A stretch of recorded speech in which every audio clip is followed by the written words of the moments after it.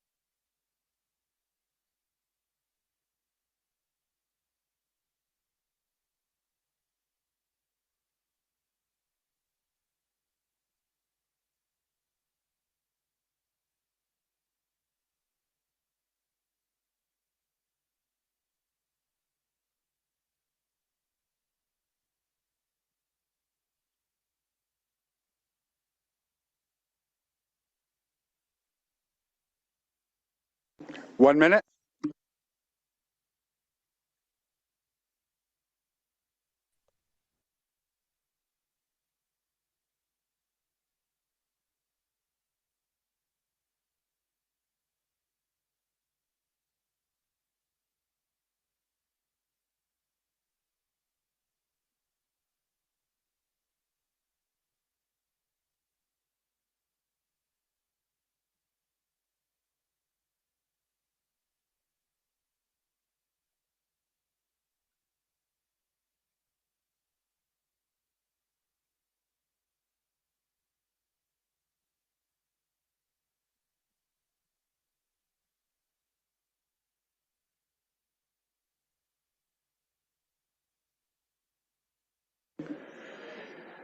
Good morning, everyone. Welcome to the 7th Joint Planning and Housing Committee and Agricultural and Rural Affairs Committee meeting of the term. We acknowledge that Ottawa is located on unceded territory of the Algonquin Anishinaabe Nation, whose culture and presence have nurtured and continue to nurture this land. Il est important de souligner que la ville d'Ottawa se trouve sur un territoire non This Ottawa is built on the unceded Anishinaabe Algonquin territory. Their culture and present have nurtured and continue to nurture this land. May I get a roll call, please? Councillor Luloff, Good morning. Councillor Dudas, Good morning. Councillor Curry. Here. Councillor Kavanaugh. Present. Councillor Johnson. Here. Councillor Tierney. Present. Councillor Truster. Here. Councillor Brockington. Here. Councillor Kitts. Here. Councillor Skulski. Here. Councillor Lowe. Here. Vice Chair Kelly. Present. Vice Chair Gower. Here. Chair Brown. Here. Chair U of Quorum. Thank you very much, Kelly.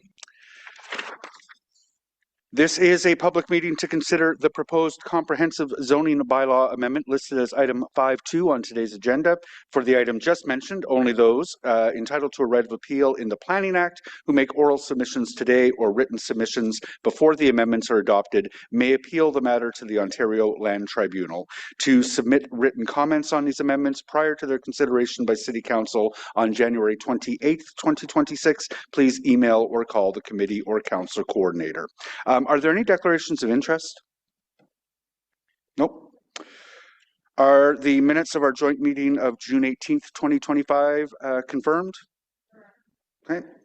We have responses to inquiries on the agenda of this meeting deemed incomplete and the new zoning bylaw inquiry. I don't see that anyone wants those lifted. Thank you. So before we launch into the two substantive items, just a quick bit of housekeeping. My intention today is to get through the official plan amendment studies item first, and then we'll launch into the new comprehensive zoning bylaw. Staff are going to make a short presentation at the outset of that item. Then there are around 30, I think, motions that councillors are bringing to the table today. We're going to ask councillors to put those motions on the table in as brief of a fashion as possible, just reading the resolutions before we move into public delegations. There are, I believe, 42 public delegations to this meeting today, so we'll look forward to hearing from you through the course of the afternoon, at which time we will move into debate and questions of staff before we finally go to a vote. My intention is to end today's meeting at 7 o'clock. We're going to try to have a 20-minute break sometime midday. If we are getting close to 7 o'clock and it looks like we might be able to polish the day off without going into tomorrow by going to 7:30 or something, the committee will make a decision about whether to push on or not. But I hope that we will finish today's meeting today. If not, we will move into tomorrow. So with that, we'll launch into the substantive items on the agenda today. The first of which is the Development Application Study Policy and OPA 47 Housing Acceleration Plan Update. Alexandra, I believe, has a short presentation for us, and then there is one public delegation from GOBA before we move into questions of staff. Mr. LeBlanc, we're in your hands. Thank you very much, Chair. So we'll get started with the presentation here today. So we can go to the next slide. So in terms of the summary of what is presented in the report here today, this is in response to Housing Acceleration Plan Action 11, which asked staff to reduce the required study and plans list and review the timing of when that information is requested. So committee will remember that in June of this year, a draft OPA 47 was shared with this committee. And as part of that official plan consistency report, there was 49 total studies and plans that could be requested as part of a planning application. The process for these to be determined for individual applications occurs during pre-consultation. So an applicant would come in, they would discuss their specific proposal with staff, and then informed by the terms of references that are published online, we would right-size the list for that particular application. Since June, we have learned that the province has indicated it would not approve OPA 47 as it stands. The list is too long. So as part of this report, we have a revised OPA 47 as well as a revised bylaw that propose some key changes. So 13 materials would no longer be required. 13 have proposed changes to thresholds, the details of which are going to be published in 2026 at various points during the year as staff continue to work with internal and external stakeholders on the final text.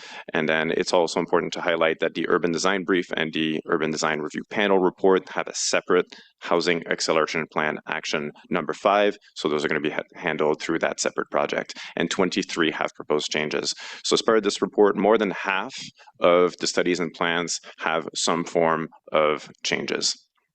With that, we can go to the next slide. The other big change that is included in this report is a shift from a completeness review to a completeness check. This process change is also as part of the Housing Acceleration Plan Action 11.5, which asks us to remove the duplicative completeness review. We're also introducing a single circulation window and dedicated issue resolution time as part of our process. So completeness as a process would no longer include a 14 calendar day subject matter expert circulation internally to identify deficiencies against the terms of references. Instead, we're shifting towards a check where development review staff would check that the requirements are present, the right size, and prepared by the appropriate professional, and that payment has occurred, and then they would collaborate on a circulation list and a comment table, which also addresses the audit from September of this year. Next slide, please. So when do our internal subject matter expert provide input? This would be after that completeness check. The application would be circulated to all stakeholders in a single review window. That means the following all get the application at the same time for their singular review: internal subject matter experts, external technical agencies, members of the public, community associations, and council via DevApps. Our internal subject matter experts are going to continue to have that 14 calendar day window to provide comments to development review for staff to assess, and in-person meetings are going to be encouraged to work through those comments. The circulation is then followed by a dedicated internal issue resolution period, ensuring that escalation can occur between development review and SMEs so that we can provide a complete set of comments and a conflict-free set of comments to our applicants. And then on the next slide, we have an image that demonstrates the significant changes to the planning process that have occurred this term of council. So at the top row, we have the Bill 109 process, which was in effect from July 1st, 2023 to June 6, 2024. You'll recall that the middle box, the phase 3 pre-consultation, was the first introduction of a robust mechanism to check against the terms of references. This part of the process was retained as part of the current process in the middle row. In Bill 185, this was approved by Council in September 2024.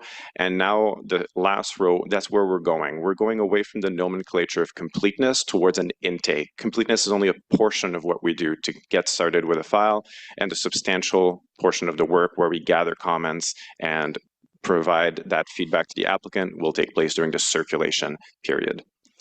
So with that, that concludes the presentation, and I'll pass it over back to the chair. Thank you very much, Mr. LeBlanc. We have one delegation to speak to this item, the Greater Ottawa Home Builders Association's Jason Burgraff. Good morning, Jason. Good. Thank you so much, Chair. Good morning, all members of the Joint Committee. Thank you for providing me the opportunity to speak to the Development Application Study Policy and the revised OPA 47. We agree with and support city staff's rationale to remove studies and plans that do not align with provincial intent and the Housing Acceleration Plan. While GOBA would argue that this rationale could and should be applied more broadly to other studies, we are nonetheless pleased that this initial review and view it as a constructive first step towards addressing systemic delays in the city's development approvals process.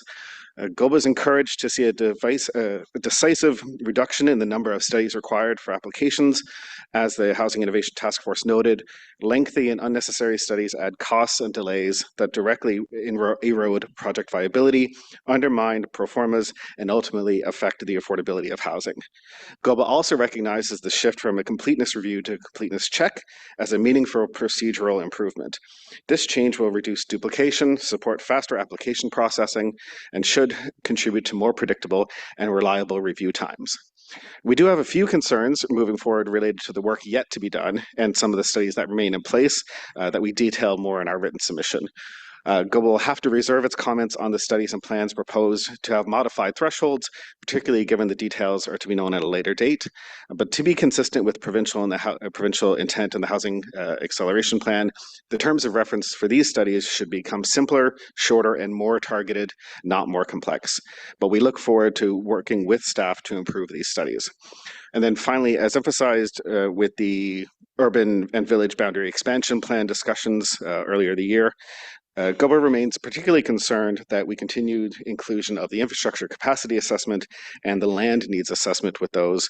We still maintain that the requirements for these assessments are inappropriate with current provincial policy, given that they're not measured against the Ministry of Finance's up-to-date population projection numbers. But overall, GOBA recognizes the progress reflected in this report and welcomes the decisive reduction in required studies, the shift to completeness check, the single review window, as mentioned, and these changes are necessary and welcome. This report represents a meaningful and necessary step forward in reducing red tape.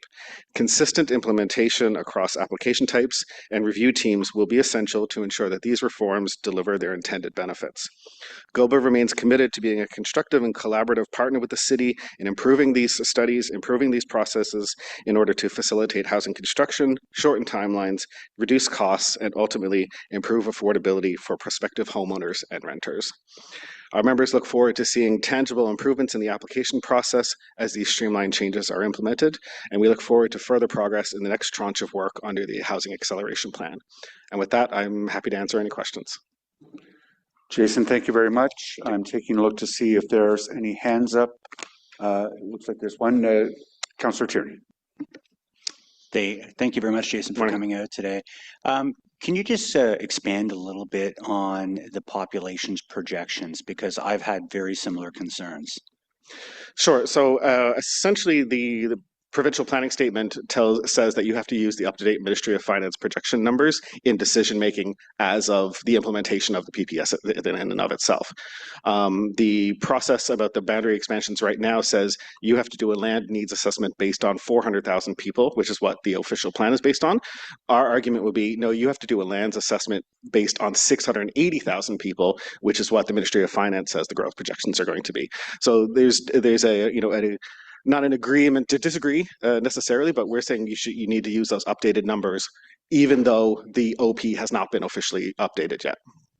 Right, and of course, you have experience with other municipalities across the province, I assume. Do you see them using the updated provincial projections versus what we're doing here? Yes, there's been a couple that have updated. Now, I will be fair to Ottawa that every municipality is in different timelines of their official plan. Not everyone does it the same year. So others have had an opportunity to update their plan, say right now, as is part of their normal cycle. But overall, we are seeing more adoption of the up-to-date pieces because the province has been really asking to push that and making sure that we're planning for not estimates of population growth that were made in like 2019. Great. Thank you very much. Thank you. Thank you very much, Councillor Tierney. Councillor Skalski. Hi, did you, so I know that there was 49 studies. Did you actually provide a list of the studies that you felt were superfluous and not necessary to city staff? Not for the response to this, but over the past 3 years, we've been working consistently with staff on the studies, the terms of references for each study, and in numerous initiatives, we've kind of gone through a number of these, trying to say what was superfluous and what was not necessary. So do you have like any particular studies that you feel at this point should be removed that are not being considered for removal? You're testing my memory now. I would have to come back, but I'm happy to send you the list as we've again constructed it over the past number of years. Perfect. I'd be curious. So Sure. Thank you. Yeah, appreciate that. Thank you very much, Councillor Skalski. Jason, I don't see any further questions for you. And I'm sorry, I missed that there are 2 motions related to this that should get out on the table now. The first from Chair Brown, a technical amendment on this master servicing study. Thank you, Chair. In the interest of time, therefore be it resolved that for future neighborhoods be removed from master servicing study in documents 1 and 2. Again, this is a technical amendment. Thank you very much. And Councillor Kitts, protecting suburban local street function near new schools. Thank you, Chair. I'll just say I've been working on this for a while, trying to find a place for it, and staff had advised that this is the best spot. You don't want me to read the whereases? Okay. Therefore, be it resolved that Council publicly affirm the city's evolving policy direction to prioritize wider local street right-of-ways and the pre-construction of on-street parking bays in front of schools in the suburban transect to avoid the unintended loss of on-street parking and roadway capacity resulting from incremental site and transit-related decisions, and be it further resolved that planning, development, and building services staff in collaboration with transportation planning be directed to embed this policy direction into terms of references for planning studies and subdivision review practices following completion of consultations with the development industry, school boards, and internal stakeholders. So just very quickly, often when a new school is being built, the roadway that has frontage on it is unintentionally decreased in width. And so staff have acknowledged that that is an issue and are working to resolve that going forward. But I think it's important for council to put the stamp of approval on that. Thanks. Thank you very much, Councillor Kitts. I don't see any other hands up. Do folks have questions of staff? Councillor Curry? Thank you. I mean, my main question is, and I said this in one of our briefings, is that every study that we ever came up with as a city, and maybe every city, it was created for a reason. If people just don't spend their free time making up studies, there was actually some reason for every single study that was asked for. So now we're saying, let's get rid of some of these studies. And fair enough, the whole development industry is saying, this is fabulous. We're saying this is going to accelerate housing, all good things. But what kind of assurances can planning staff give us that when we are saying we're not requiring these studies, that we don't need anything, we don't have to worry about anything? Through the chair, maybe I'll start and then pass it on to staff for a little more detail, but I completely appreciate that point. So in some cases, we are finding a better place for that information rather than a standalone study. In some cases, we looked at this in the context of what is the legal authority we have to ask for that information in the first place? What's the legislation? What's the policy direction that gives us the right as a municipality to ask for that?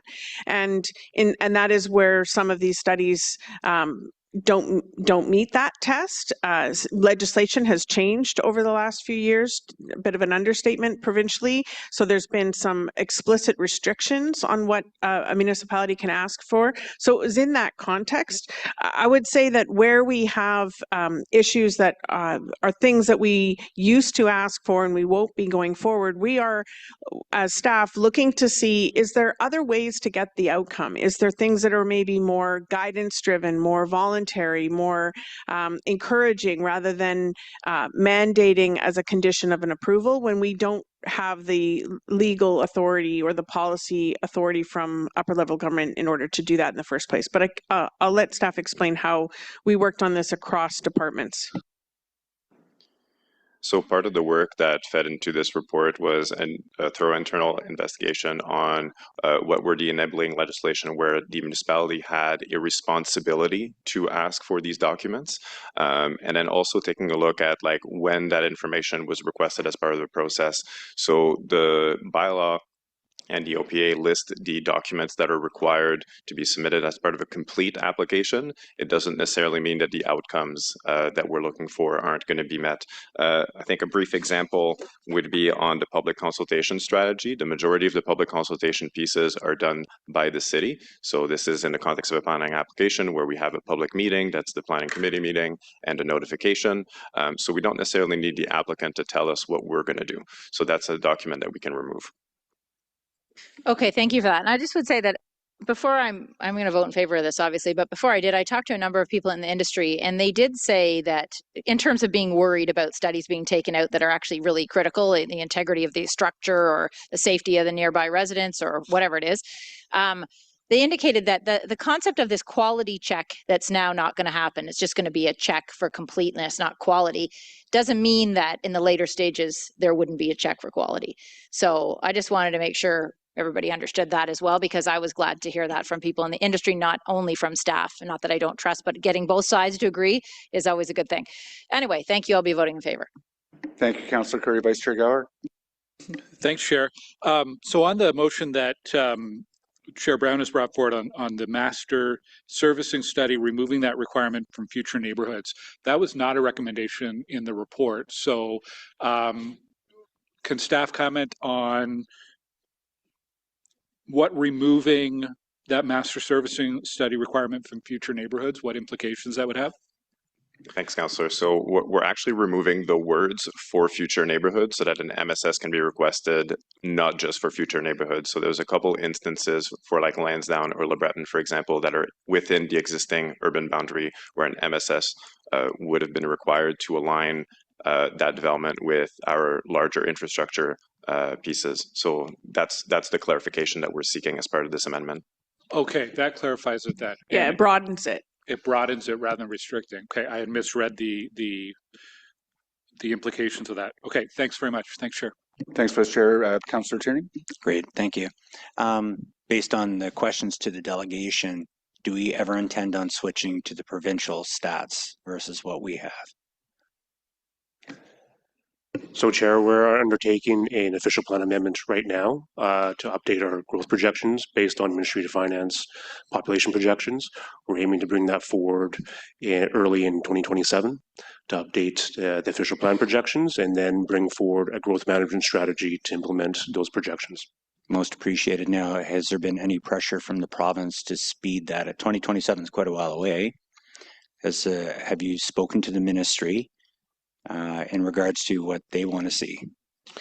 I can answer that. So through the chair, the ministry is focused particularly on those that are in the process of their official plan update, like doing what we did a few years ago, or those that have extremely old official plans. So we're kind of in that spot where we're not on their target list. They are appreciative that we are moving in this direction. And I would just say that at the February joint meeting of Planning and ARAC, you will see the first step of this, which is the population.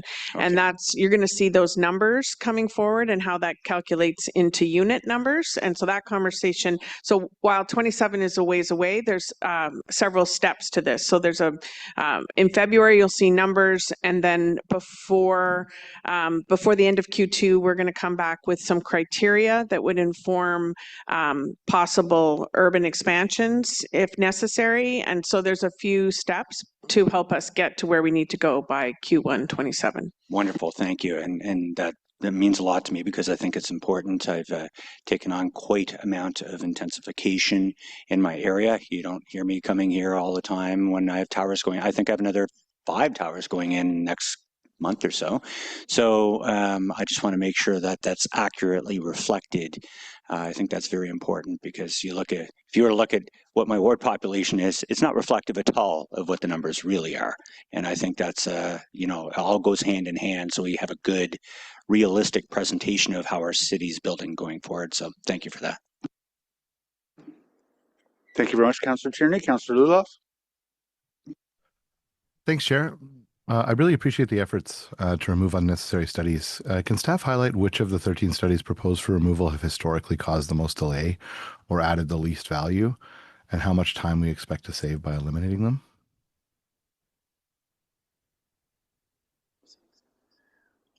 Thanks, Councillor. So on the 13 that are being removed, I think it's important to highlight a few. So on the preliminary construction management plan, that's something that is currently requested to demonstrate where the construction will take place. This is something that's already captured as part of the construction management plan that is not preliminary, that takes place a little bit further out in the process. So with that, that's a document that an applicant does not have to create and pay a consultant to do, and then we don't have to review that information earlier on in the process. So that's something that we're removing. A second one would be the mature neighborhood streetscape character analysis. So that's something that was currently required as part of our existing zoning bylaw. With the application of the new zoning bylaw and preparing for that, that's something that we're going to be removing as well. So this is a document that would have made an analysis on the existing streetscape. Again, an applicant would have had to pay for a consultant to produce that document, and then staff would have had to take the time to read it. So it's all of these types of examples where costs are being borne by an applicant to produce a document, and then in turn staff need to spend the time to review that documentation to then provide comments. So it's the accumulation of all of these pieces together that achieve the time savings in terms of providing comments within our council approved timelines. I might just add, Chair, there's a couple others that are, to be fully transparent, that will probably be noticed that are not on the list anymore. So that would be a shadow or wind studies where we feel we don't have the legislative direction to do that blanket across all projects. What we're looking at as we look at the design, urban design standards, is where are we talking about this being the most of an issue, and how do we integrate it into that conversation in a very localized way, like where you have a lot of tall towers together near an adjacent neighborhood or something. So we're removing the general requirement and looking at whether or not it makes sense in a more specific and narrow place. Another one would be community energy plans and high performance standards, which are versions of green standards, which the provincial government has been very clear through legislation and letters to the city, all cities, that they do not think that that is something we should be regulating. And so we're looking at how can we, that's the example I was thinking of when I was answering the previous question about more enabling, encouraging guidance, and how do we make this something that people want to include because the buyer will want it, as opposed to mandating it at the front of the process. That's really helpful. Are there further studies that staff could believe that could be consolidated or removed in subsequent updates once we see the impact of this first round of streamlining? Staff are always taking a continuous improvement approach to these pieces, and I think as we go forward that first tranche and we go through the 13 terms of references that we're going to be revising into the new year, that doesn't prevent us from also working on the other 23. So as legislation changes, as staff and applicants are using these documents, we're going to continue to do that continuous improvement and update them as required. Thanks. Of the 13 studies that are being simplified, can you walk us through how the new expectations will reduce the back and forth between applicants and staff? So the transportation impact assessment, for example, is due to have a significant update into the new year. So as part of that one, we are proposing to reduce the steps from the current 5 to 3. And then as part of those 3, 2 of them would be optional. We're also changing the threshold for when that study is going to be required from 60 to 100 person trips. And then also changing the requirement for when the traffic counts need to occur. Based on certain thresholds. So those are some of the text changes that are going to simplify the approach for both the creation of the document from an applicant, but also for staff's review. And the details of those are going to be obviously consulted with internal staff and industry stakeholders and then published into the new year. I would also say from a public perspective, we're right-sizing expectations. Right now, we know we're asking for studies that result in information that confirms that, you know, in a highly urbanized environment, we're not going to completely reconfigure an intersection because another tower is getting put in. And that study raises people's expectations because they feel like we're going to stop the project because this additional tower is going to add more traffic. And so if that isn't the outcome we get, then the idea is to be more transparent about what it is we're asking for, why we're asking for it, and how it will potentially change the project. And we'll be having conversations with the residential groups like the FCA and our planning advisory committee over the coming months to help explain, you know, in greater detail which of the studies that we're thinking of changing thresholds so that we can get their perspective as well. That's really helpful. How will we ensure that the simplified requirements are applied uniformly so that applicants aren't facing different interpretations on a file-by-file basis? That's a great question, Councillor. So I think there's 2 parts to that question. So the first part is really the text of the terms of the reference, where the details and the guidance are for both staff and applicants, and they're published on our website. So having a really good document where everybody has the same factual basis is really important. And then the second part of that is the corporation is providing some training over some of those changes, and then also like relying on the team approach that we've implemented since 2023 to really ensure that like there's that level of collaboration and mentorship within our staff team that work on development applications.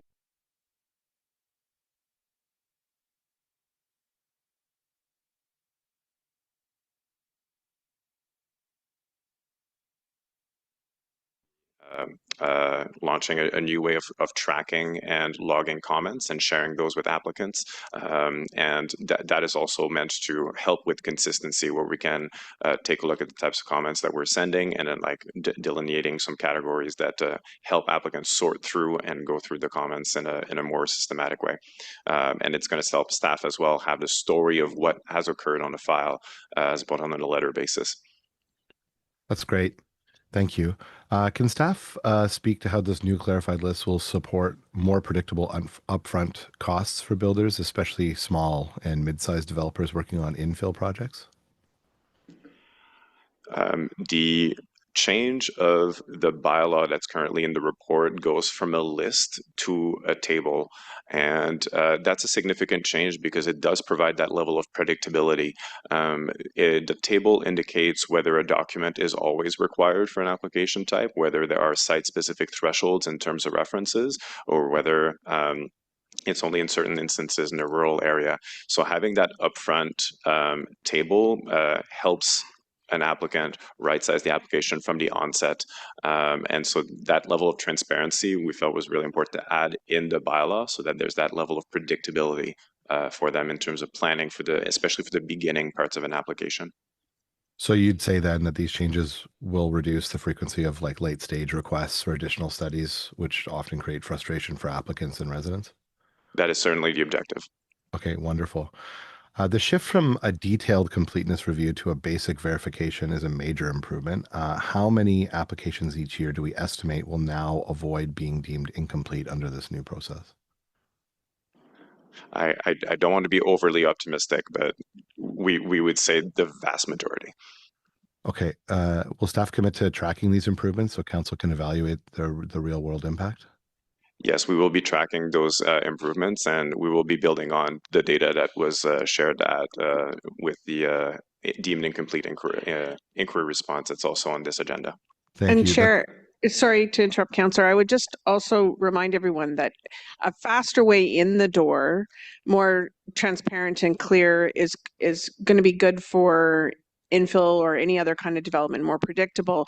But the way through the process is only as good as what we get. So the quality is going to be really important, and that I'll just remind everyone that that was one of the task force recommendations that the task force themselves committed to, which was working with their sector to improve the quality of applications that we get and those studies, and so that we get better quality coming in, and therefore we can make that review work better. So we will be working with industry and providing them a list in early 26 that would identify our common deficiencies in these studies and plans, and working with them to hopefully ensure that we get the highest quality of what comes in this streamlined process. No, that's helpful as well. And feel free to interrupt me if you've got more to add. I'm trying to be as quick as I can so we can get to my colleagues. One of the main concerns I hear from applicants is not just the volume of studies, but the slow or inconsistent staff responsiveness once the file is deemed complete. What internal accountability measures will accompany this new bylaw to ensure that delays aren't simply shifted from the front end of the process to the technical review stage? Thanks, Councillor. So there was a graphic in the presentation, and it's also part of the report that shows that there are internal targets that we are committing to in terms of moving an application forward. So for the intake, which is the new completeness portion where we intake the application, we're targeting 10 days for that, and that will be monitored. And then same thing with the circulation, remains the 45 days that we have committed to as part of Bill 185, and you can see some stats on that within the Hill inquiry. Overall, like we are meeting those targets in terms of getting back to the applicant within that set period of time after circulation, with a fulsome set of comments that is conflict-free. the new process towards a completeness check in a single review window, we're also furthering those internal improvements so that we can focus on making sure that all of our internal subject matter experts have that same amount of time, removing the duplication in various like recirculations so that we can have that one set of comments that is consistent. The addition of a specific detailed time for escalation is also something that we want to highlight as part of this new process. That's going to enable staff internally to resolve conflicts before we send it to the applicant so that we can have a conflict-free set of comments back to them. Understanding that that we received sort of this reporting through the Hill motion, will staff begin reporting more periodically on turnaround times for comments, internal circulation, and follow-up requests so that we can measure whether the service levels are improving? The objective is going to be to update the housing approvals dashboard to be able to be more reflective of those targets, and so that's where we would be doing that type of reporting in the future. Okay, that's great. You've noted that the proposed changes align with the province's objective to remove barriers to housing construction. Do we anticipate any further provincial guidance that the city should be preparing for as we modernize our processes? We suspect that there will be a bill that will be presented in the spring. This is following a commitment from the province that was shared publicly, where they intend on doing substantial changes in preparation for next year's construction season. So we are and will be preparing for that next tranche. Okay, great. I promise this is my last set here. Once the development application studies and plans bylaw is updated, how will these changes be communicated to the development industry to ensure clarity and avoid transition-related confusion? Thanks, Councillor. So part of that's going to be updating our website and also making sure that like our terms of references are reflective of that. And then we're also going to be communicating with our partners in industry at our existing tables through the task force and also through GOBA and BOMA to communicate that to their members. So those tables will be the guidance documents for applicants that are outlining exactly what's required for each application type under this new system. That's right. And so like there's an industry component, and then there's also like the staff training component that I addressed earlier in my comments. We're also going to be delivering that piece to staff on both the completeness review and completeness check change, and also the terms of reference and DASP updates that's taking place in January. Okay, wonderful. Thank you very much. Really appreciate it, Chair. Thank you, Councillor Rudolph. Councillor Brockington. Thank you, Chair. Just on the two motions that are before us from my colleagues, Councillor Brown and Kitts, can staff just comment on each of those two motions, please? On the MSS, staff is supportive, so that's the Brown motion. And the objective of that change is to remove the for future neighborhoods qualifier to that word, so that it can apply in other instances that are already within the urban area. The two examples that I can share are Lansdowne and Loreton, for example.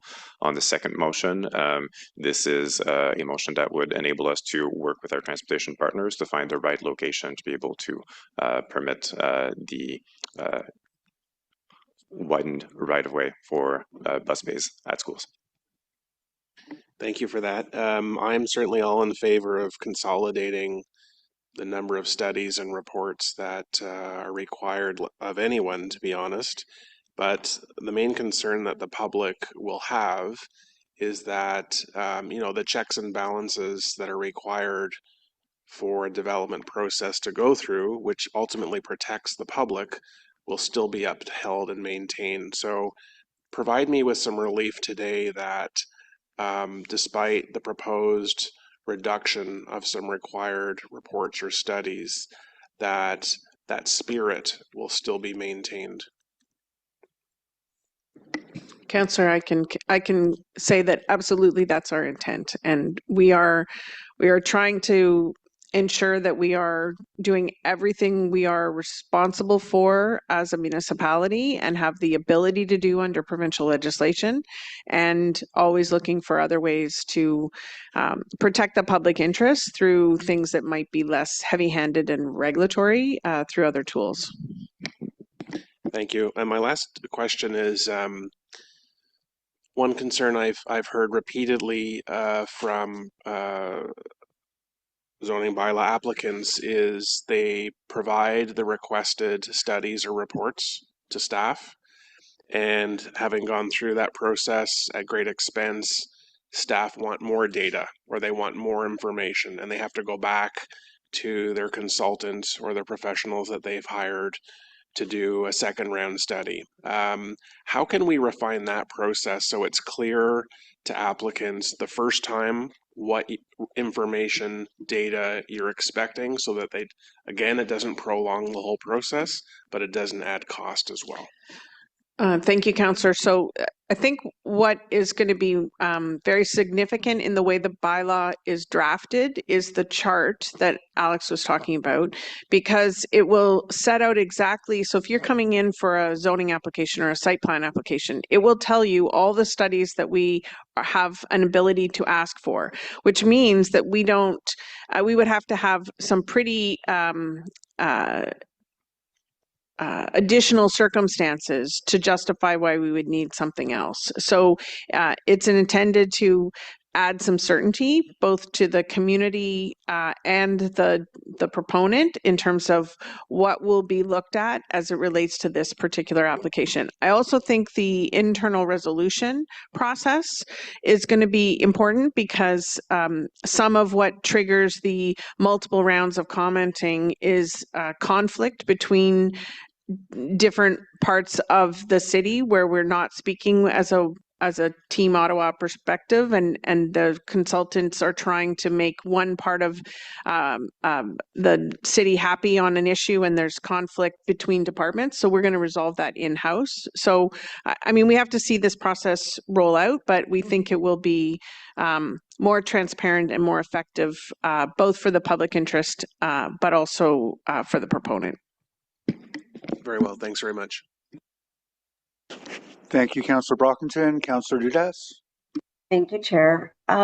So please correct me if I'm wrong. My understanding is we're going to put forward, you've put forward this first batch of 13. You're looking at a secondary tranche of approvals to streamline, but we're expecting the province to bring another bill in the spring, potentially, that might seem more changes, that might mean that you have to address more streamlining. Is that the case? Is that what I'm hearing from you? That is correct.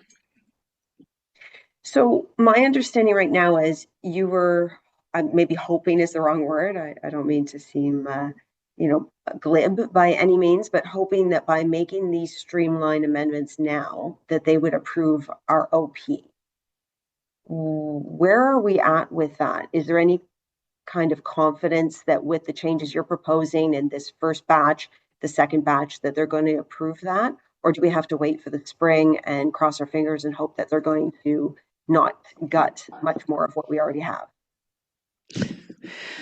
Through the chair, maybe I'll try that one. So we have been in conversation with both the mayor or the minister's office, as well as senior staff and the local regional staff that are reviewing our official plan work.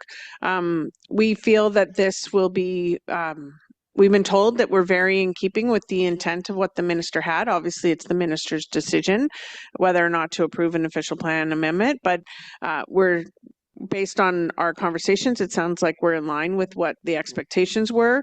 And we are also trying to reflect the intent of the legislation that has both been passed and communicated to be coming in the spring. So we're cautiously optimistic that this is in the right place. I mean, I think right now, after the comprehensive set of changes related to the acceleration plan that Council passed in October, Ottawa is definitely in a leader role in terms of trying to make housing happen in a way that is consistent with the structures that we're being given provincially. So I don't feel like we're in opposition with the province at all. Okay, I appreciate that. I think, in some respects, it feels like over the last couple of years, and even now, municipalities are tap dancing on quicksand because everything's changing constantly. And to know that there's more changes afoot, that makes it even more difficult to anticipate. I am deeply in favor of streamlining processes, especially if they're outdated and unnecessary. but I am concerned about completely eroding our ability as a city council and our community's ability to have any say over any developments. But I recognize that we're creatures of the province. So what I would ask then, and this is, Chair, this is not a formal direction because I know staff are going to do it anyways, but as these things come to pass, whether it's in the spring or in the future, if staff can give not only council updates, but messaging and comms for the community to truly understand what is in the realm of the possible for us as council and what the province truly dictates in terms of planning, zoning, and related applications.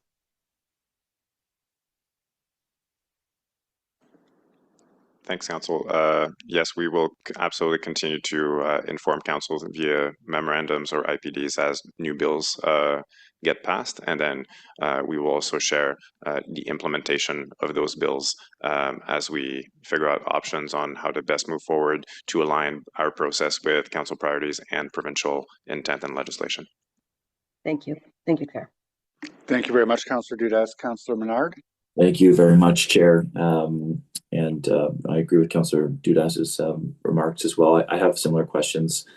I am wondering on the population figures piece, are we trending with the population figures the city has estimated, or are we trending with the population figures that the province has estimated? The OP obviously has been approved since 2001 or 2021. So where are we at on our actual population figures trending? Are they closer to 400,000? Are they closer to 680,000? So, Chair, the population is over a 25-year plus sort of period. So for the first part of 2020 to 2023, we were trending very close with Statistics Canada estimates. However, Ministry of Finance population projections are looking at higher immigration rates into the future, which means we compare what the Ministry of Finance projects to 2046 for Ottawa versus what the official plan has for 2046. Ministry of Finance population growth is higher, primarily due to the immigration growth component. Okay, so we're in line with what StatsCan has been saying or has been publishing in relation to our initial estimate of 400,000 over the timeline. It sounds like you're saying, but has StatsCan or any other organization confirmed what the Ministry of Finance is saying the population will grow by? Or is this estimate that the ministry is putting in, is it confirmed in any way by other sources that that's going to occur? So, Chair, Statistics Canada does provide population projections at the national, provincial areas, and then Ministry of Finance further aggregates that or disaggregates that to census divisions or municipalities. Ministry of Finance uses the assumptions generally with what StatsCan uses in their projections at the national and provincial projections. Okay, and could the implication of the higher population growth figures lead to more urban boundary expansion in the city? Chair, that is a possibility. So staff would bring forth a growth management strategy to put forth our framework for how we would accommodate that growth into the future. Okay, well, that's a concern because that's an extremely costly thing that would happen to our city. I just want to come back to it. Without the future projections, our existing 3 to 4 years in now from the approval, are we in line with our original estimates of population growth from the official plan? So, Chair, for the past few years, we've been very close to those projections. However, most of that growth occurs into the future, so it is unclear whether that growth would occur as projected in the official plan, or we would see the higher growth rates projected by StatsCan and the province. Okay. So potentially a very expensive change if the population figures go up that aren't really trending with where StatsCan's been, and our original staff projections were likely correct. Well, so far anyway. On the shadow and the wind piece, will residents still be able to see If anything's going to be affected on their like sunlight, for example, if that's going to be taken away at all times of day, certain times of day. Well, I see in the report we say the shadow and wind will still be further considered as part of the upcoming urban design terms of reference and guidelines reviewed directed by the Housing Action Plan Action 5, targeted for Q1 2026. So that is a good thing. But will residents be able to see this publicly? So if there's going to be a building going up next to you and your sunlight's going to be taken away for a majority of the day, even though that may not impact the approval of the building, people still want to see if that's going to be the case or not. Thanks, Councillor. So I understand that the new zoning bylaw is going to address some of those pieces through the requirements for various setbacks and stepbacks. So that might be the best way for folks to be able to examine the lens of shadows in the future. No, I can appreciate that, but just on the practical question of like, if there is a building going up nearby residential homes or other buildings, for example, will they still be able to see how the shadow will impact at times of day, or is like as part of the new urban design terms of reference, for example, or not? So through the chair, the urban design work is likely coming back to council in early in 26. So we'll have more complete answers to those questions. We're also looking at how we use our own mapping and 3D mapping tools in public consultation and how we can help people understand the impact of a particular building. What we're saying here is that it's not a requirement to ask, it would not be a requirement to ask the proponent to do a study because it isn't impacting the final decision, and it's money and time that they spend. But we understand that people want to know what's it going to look like when the development is in place. So we are looking at that both through the urban design and our public consultation. So we take your feedback and it's under consideration as well. Yeah, no, that's appreciated. I think we're on the same page there around, I don't know that it affects outcomes, but it's just a useful tool for the public to understand what is happening, to their home. So thank you. With regard to the noise study, I understand that's on a list of studies and plans recommended to have modified thresholds, and that's to come later. I guess the details to be published in the new year. So those 13 studies that are going to be published into the new year. What is projected to change with the noise study? Just because I know that there's been a lot of concerns about noise when buildings go up, and the things like HVAC systems are exceptionally loud for neighborhoods that can be mitigated and should be mitigated right from the get-go. So what is actually being projected to change for noise?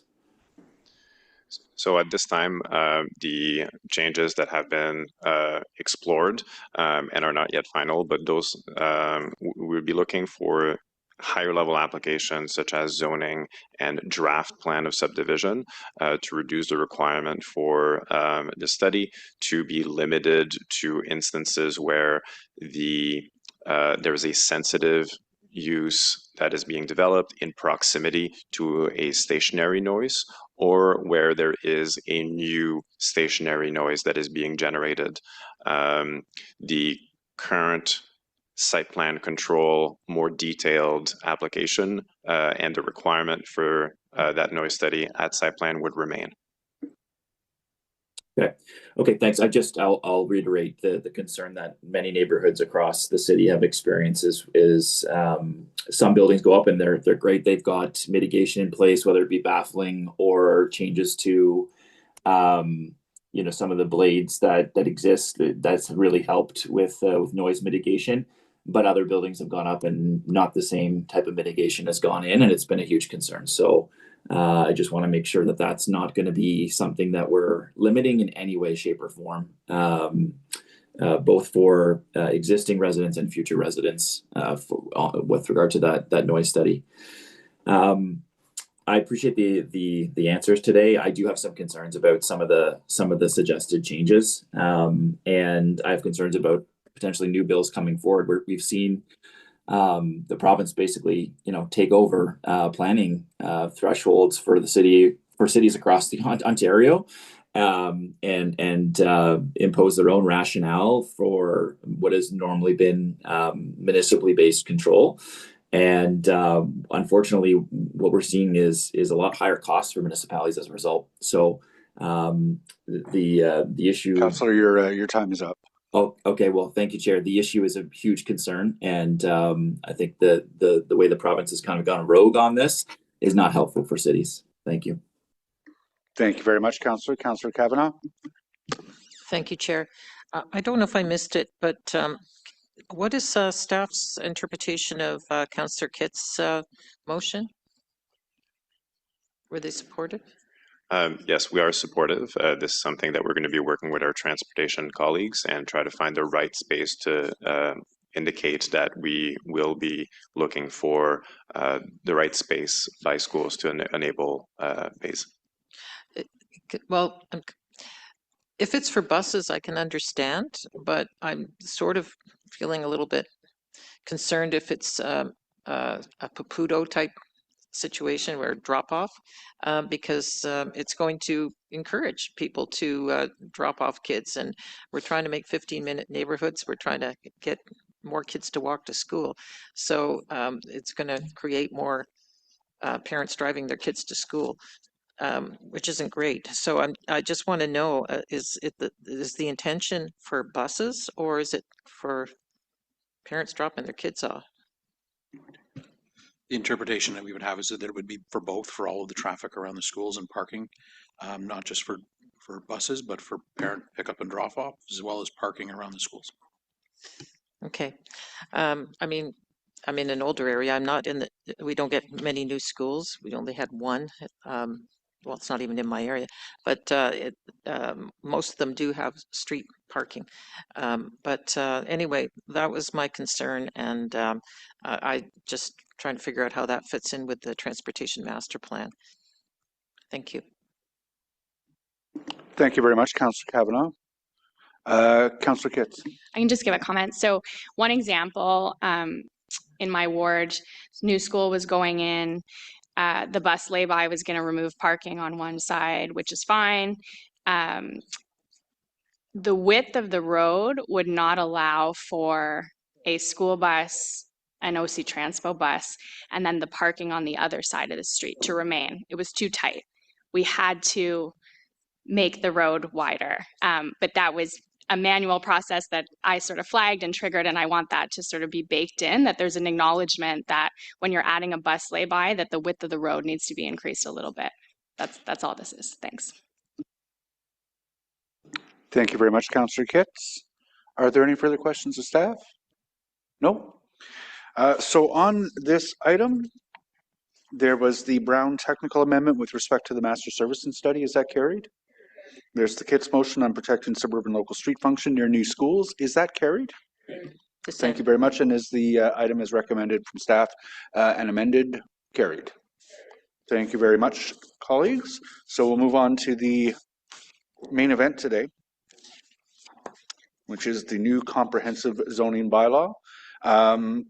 We'll move first to a presentation from staff, move into motions. If there are motions that you'd like to get on the table, please make sure that motions has that, although of course you're free to make a motion at any time.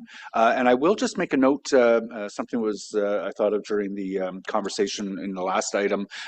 Councillor Gower is ready to move motions as a neutral vice chair to, if non-members have motions that need to get put on the floor. So let's move into the discussion from staff. Thank you.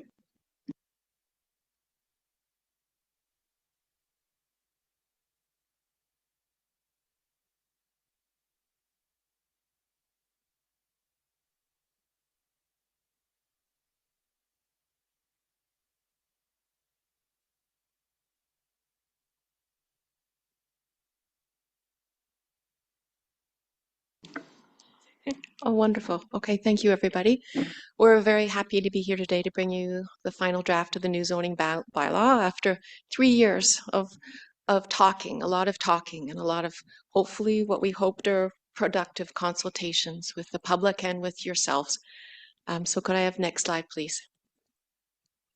So we'll just take a moment for our land recognition, honoring the Anishinaabe Algonquin Nation and First Nations, Inuit and Métis people in Ottawa, and that Ottawa is built on unceded territory. Next slide, please. So we'll just run through the project timelines to remind you how long this has been going on. But the new zoning bylaw is coming out of the approval of the new official plan, and that finally happened formally in 2022. We had pre-release consultations in 2023. First draft was released in May of 24. Second draft, March of 2025. And just this fall, the final draft was released on September the 8th. We had our 28-day consultation period and received lots of comments, and we continue to receive comments. Here we are today at Joint Committee, and then the report will rise to Council on January 28th. Enactment formally will happen after that, and I'll go into that administrative process for your information a little later in the presentation. Next slide, please. So as you know, and I'm sure I'm going to run through these slides as fast as I can. Our new official plan was approved on November 4th, 2022. Under the Planning Act, municipalities have 3 years to implement official plan policies in zoning. So the report recommends approval of the new bylaw following 2 years of public consultations on the official plan and 3 more years of consultations on the draft zoning bylaw. Next slide. So the role of the zoning bylaw is to implement policies in the official plan related to land use. The draft zoning bylaw is foundational to the city's strategy to address housing opportunities and affordability as well. So Ottawa has experienced strong growth and will continue to see strong growth to 2051. And we were hearing about the ministry's numbers just moments ago. Our population is expected to grow by over 310,000 for each of the next 15-year periods up to 2051. The new official plan provides a strong framework for managing growth across the city and in all areas of the city. And the draft zoning bylaw implements the official plan policies and will ensure the city is prepared for this coming growth. Next slide, please. So key messages for the draft zoning bylaw. It's a modernized zoning bylaw, and it aims to eliminate barriers and offer flexibility to facilitate increased housing construction, among many other things.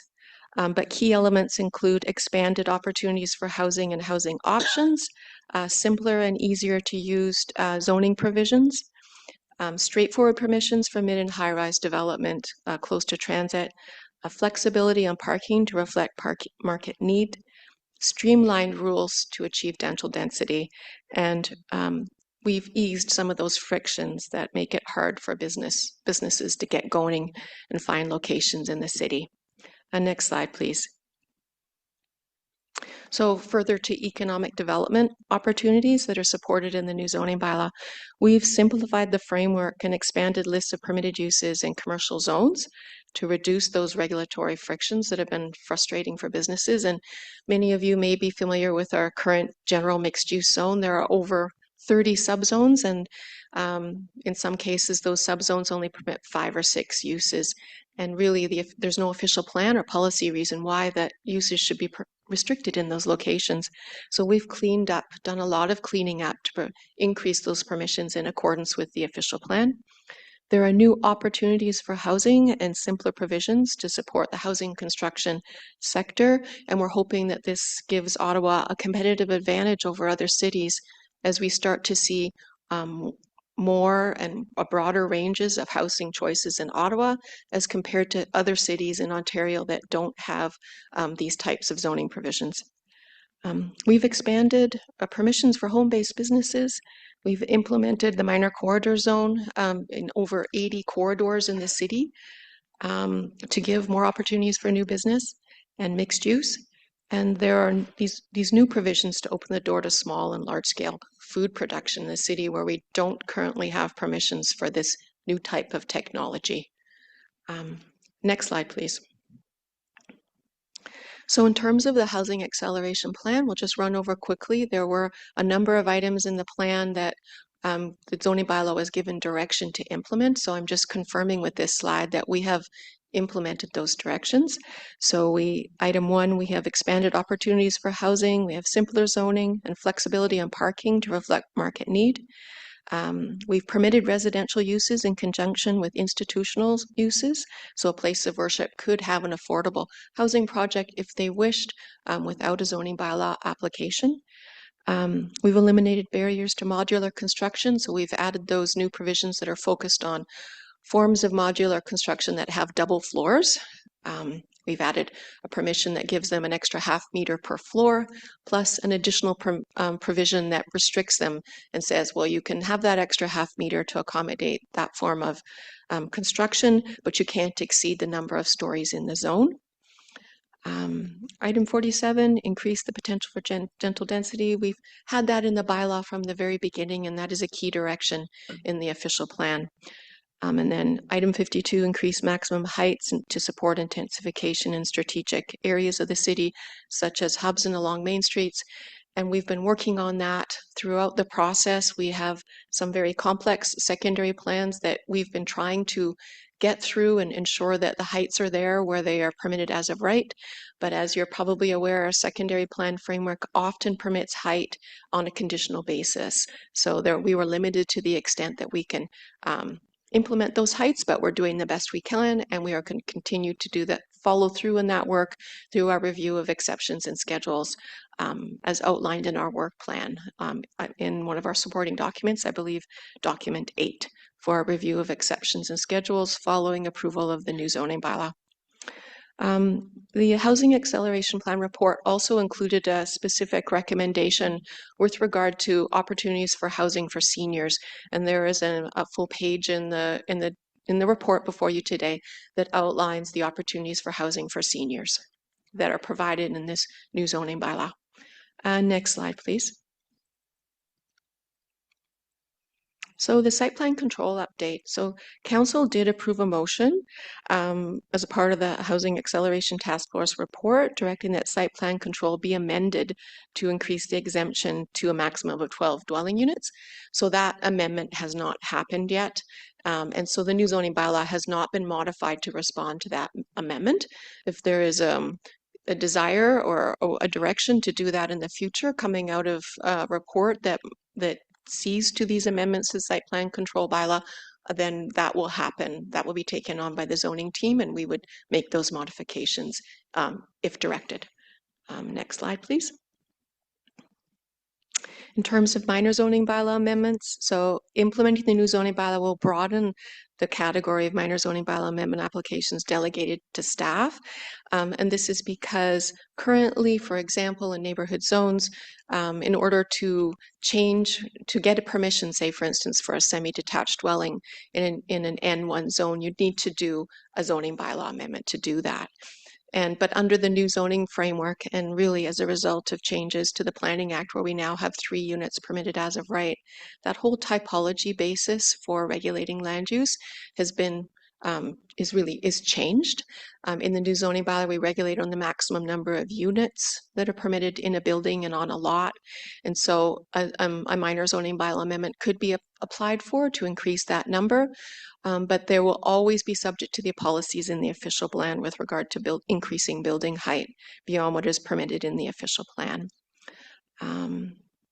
And a recommendation was approved as a part of the Housing Acceleration Plan to undertake the delegated authority bylaw for minor rezoning and terms of reference for Committee of Adjustment and report back to Council by Q4 of 26.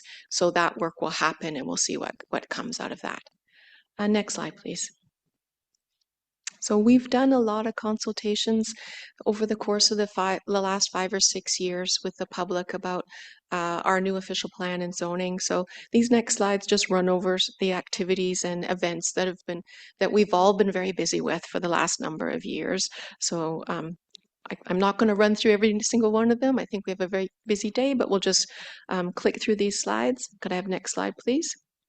This is the consultation on the official plan. And then public consultations on the new zoning bylaw. We did it in 3 drafts because we really felt that we needed 3 opportunities to go back and forth.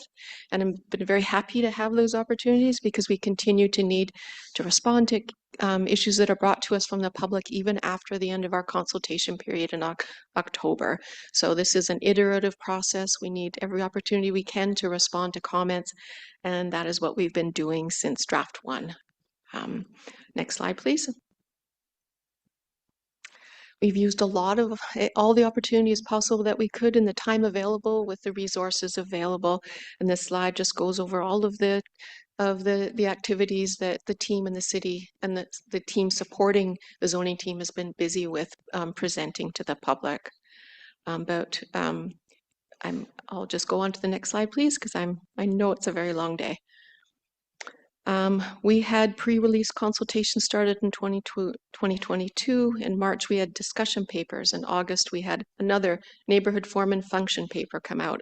In September of 23, we started our open houses on our just discussions about what zoning is and trying to help people understand what happened with the official plan and the types of things the zoning would have to achieve. Finally, we released draft 1. We had public open houses to provide information to the public. And we've been communicating with council and planning committee with IPDs, information's previously distributed throughout the process. Next slide, please. This brings us through to draft 2, where we repeated all of these processes in draft 3 with open houses and receiving comments and commenting back as quickly as we could with detailed responses. Next slide, please. All right, so as a result of these consultations, we have made many changes to the draft, including hundreds of changes to the zoning map. For the N1 to N3 neighborhood zones, we introduced a maximum number of units per building to give residents more certainty about what the zoning means. For the N3 zone, we reduced the number of units from 12 to 10 units. For the N4 neighborhood zone, we applied a maximum building height of H11 for current low-rise apartment zones where there's a maximum height currently of 11 meters or 3 stories in response to comments from the public. We worked a lot on our height transition provisions, and they evolved over the course of the 3 drafts to what you see before you today. The communal parking lot provisions were of interest to community associations, the FCA, and the development industry. We were asked to consult on easing up on those provisions and to work with FCA and the development industry on those provisions for the final draft, and we did that, and they are in the final draft now. For vertically attached dwelling units, just in this final draft, we've introduced new provisions to fill a gap to give more certainty about these increments of 3 dwelling units that are permitted under the Planning Act to maintain the intent of our N1 to N3 zones that do have limits and caps on the numbers of units in a building and on a lot. And that was a technical issue that we felt we needed to ensure so that we wouldn't have surprises when the new zoning bylaw comes into effect. We certainly want to try and maintain the intent of the zones as described to the public through our consultations, and this was a needed change to do that. In terms of the higher density zones that were applied in the zoning map to implement the policies for the evolving neighborhood overlay in the official plan, we responded to many comments from the public, community associations, and councillors and revised those boundaries where those higher density zones are in proximity to main streets and around transit station areas. And once again, in terms of the zoning map, really literally hundreds of site-specific modifications citywide to correct errors and to respond to comments from the public. Next slide, please. So the report includes staff recommended changes. These are comments, or these are the changes that are needed to respond to the comments that were received during our consultation period after the final draft of the bylaw was released. So documents 2, 3, and 4 include these staff recommended changes. I really want to highlight these to you. You still have, if you haven't had a chance to really dig in there, there's still time before January 28th to get in there and review these in detail. So document 2 includes changes to correct errors in the text of the draft zoning bylaw, and these are corrections generally minor to wording, clarifications to definitions, minor revisions to purpose statements, and wording changes to clarify provisions. But these changes do not alter intent. Next slide, please. In document 3, we have changes to correct errors on a variety of changes to the zoning map, and these encompass several buckets of types of changes. So the first one is to correct errors and include changes to implement OLT decisions, or reinstating missing H11 suffixes or other H suffixes, zone conversions that were done in error or inadvertently, and other types of corrections to exceptions and exception numbers and schedule numbers on the zoning map. Next slide, please. Also, changes for the zoning map, there were changes of intent. These include changes to zone codes relating to policy implementation or for recognizing existing uses that are not recognized in the current zoning bylaw, but are in conformity with the official plan. Next slide, please. Document 3 includes further changes to the draft zoning map, so minor technical changes, including small zone bound changes to the environmental protection zone, to align them with the boundaries of the environmental designations in the official plan, and correcting zone polygons in the right-of-way, merging polygons that have the same zone codes, and removing exceptions that are proposed to be deleted. Next slide, please. In document 4, we include staff recommended changes where there is a change of intent. We wanted to be really clear about this so you can have a good look at them.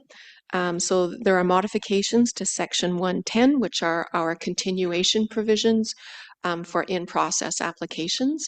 And in this section, we also introduced, or modified rather, to make more clear, to clarify intent, guidelines or guidance for interpreting exceptions and provisions that have been carried forward into the new zoning bylaw.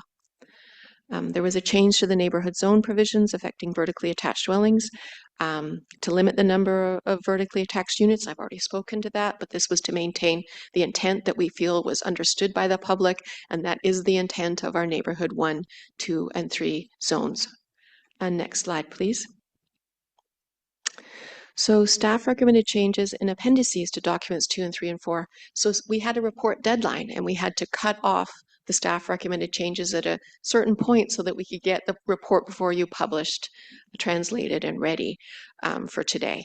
So since that date, which was about mid-November, we've continued to receive comments from yourselves and from the members of the public. It was necessary. We want to respond to these comments. And so we have changes once again organized into these categories that we have a motion that we've asked to be brought to this committee and will be introduced, and it includes further changes to address all of these comments that we're receiving from the public in these same categories that I've just explained to you in the previous slides. Next slide, please. So document 2, correct errors. These are mostly technical corrections once again in this appendix to document 2. Document 3, changes to the zoning map. There are corrections to zone boundaries and zone codes, once again, to align with designations and sub-designations in the official plan, and we're replacing missing zone code suffixes as well in some cases. Next slide. Appendix to document 4, these are modifications where there is a change of intent. So the highlights here are where I want to bring to your attention clarification in section 404. It's actually not really a huge deal, but if you have an interest in watercourse setbacks, we added some clarifications that could be seen to be basic to change intent, but really it's a change of wording. It clarifies and directs properly how to apply these setbacks. And then there's an expanded size for on-farm diversified uses from 150 to 300 square meters, and the number of heavy vehicles permitted from 3 to 5 in association with an on-farm diversified use where there's an agricultural use on the land. Next slide, please.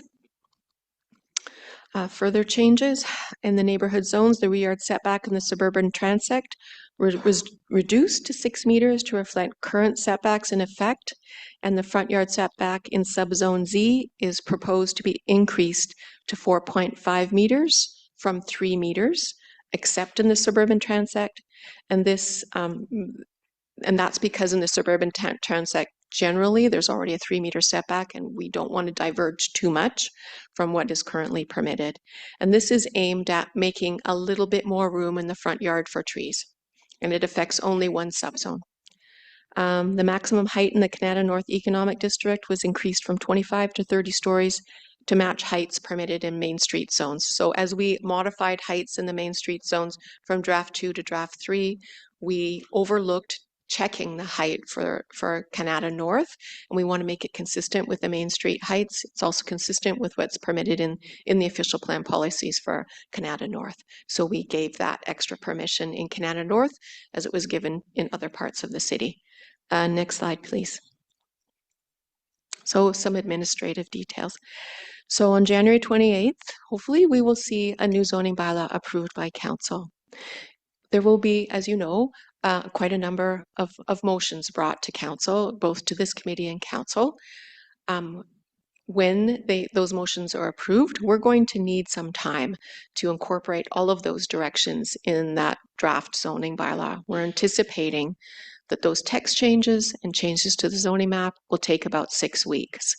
So we're estimating that that final version of the bylaw will be brought for that formal step of enactment. There wouldn't be any further debate on it or anything. We would just be taking everything that's approved on January 28th by council, folding it into that final version and bringing it for that third reading, that it would be listed in a council agenda for third reading. And that would be the formal date of enactment of our new zoning bylaw.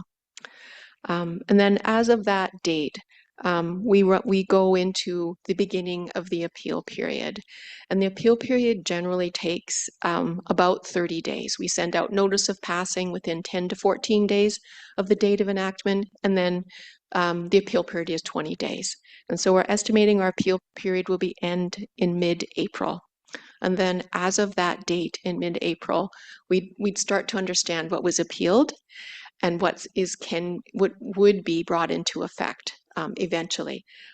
There's an extra step here. So there's a requirement that the Ontario Land Tribunal declare the unappealed sections of the zoning bylaw to be in effect.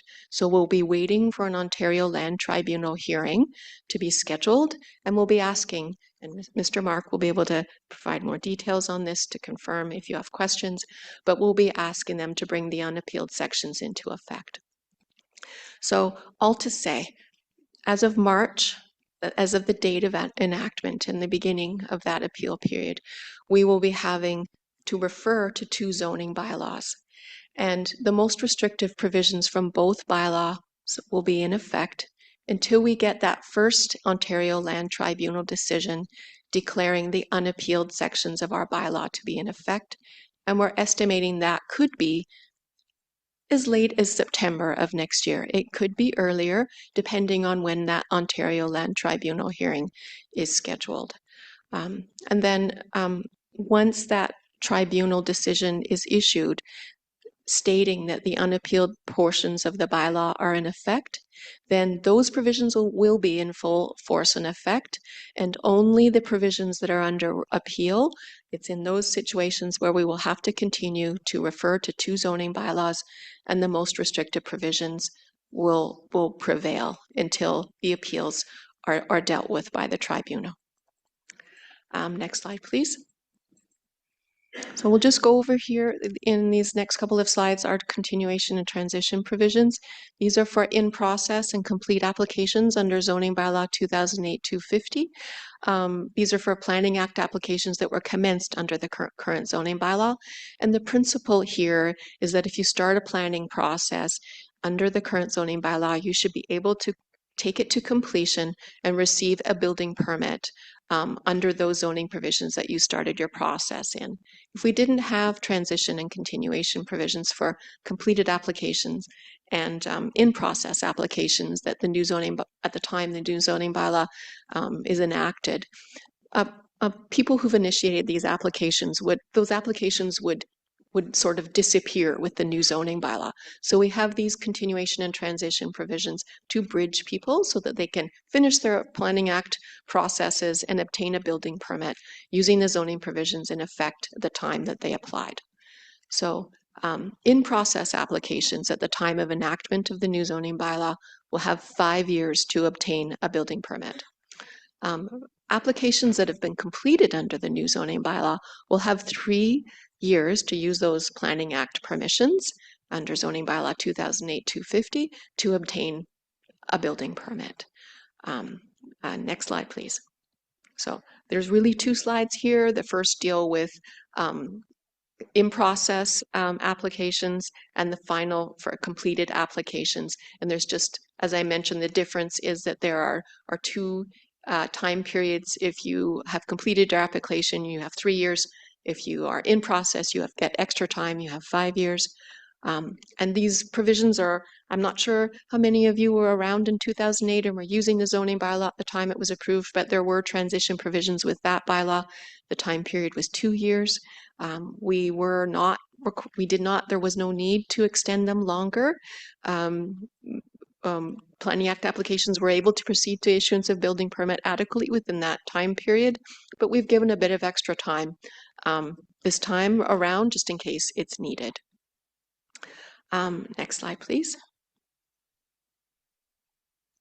So appeals, I've spoken a bit about appeals. I think everything that I've spoken to is already covered in the slides. We'll move to the next slide. So now we'll move to the work plan for review of exception schedules and other zone code suffixes. So as you may know, exceptions and schedules were carried forward and they include references to provisions, section numbers, and terminology in the current zoning bylaw. So we need to undertake work to align all those exceptions and schedules once we have a firm ground to stand on, once council's made all of its changes through all of the motions that are likely to happen today and at council. All of those motions could change section numbers, they could change zone codes. We can't really confirm or align the terminology and exceptions until we have that firmed up zoning bylaw.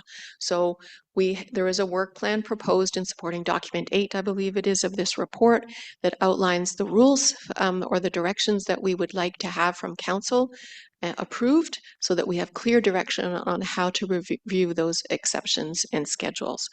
So what we're proposing is really 2 separate paths for reviewing exceptions and schedules. We need a separate path for secondary plan areas because of the complexity of the policies that apply in those areas, but we have a clearer path for reviewing exceptions and schedules that is being proposed for areas outside of secondary plan areas.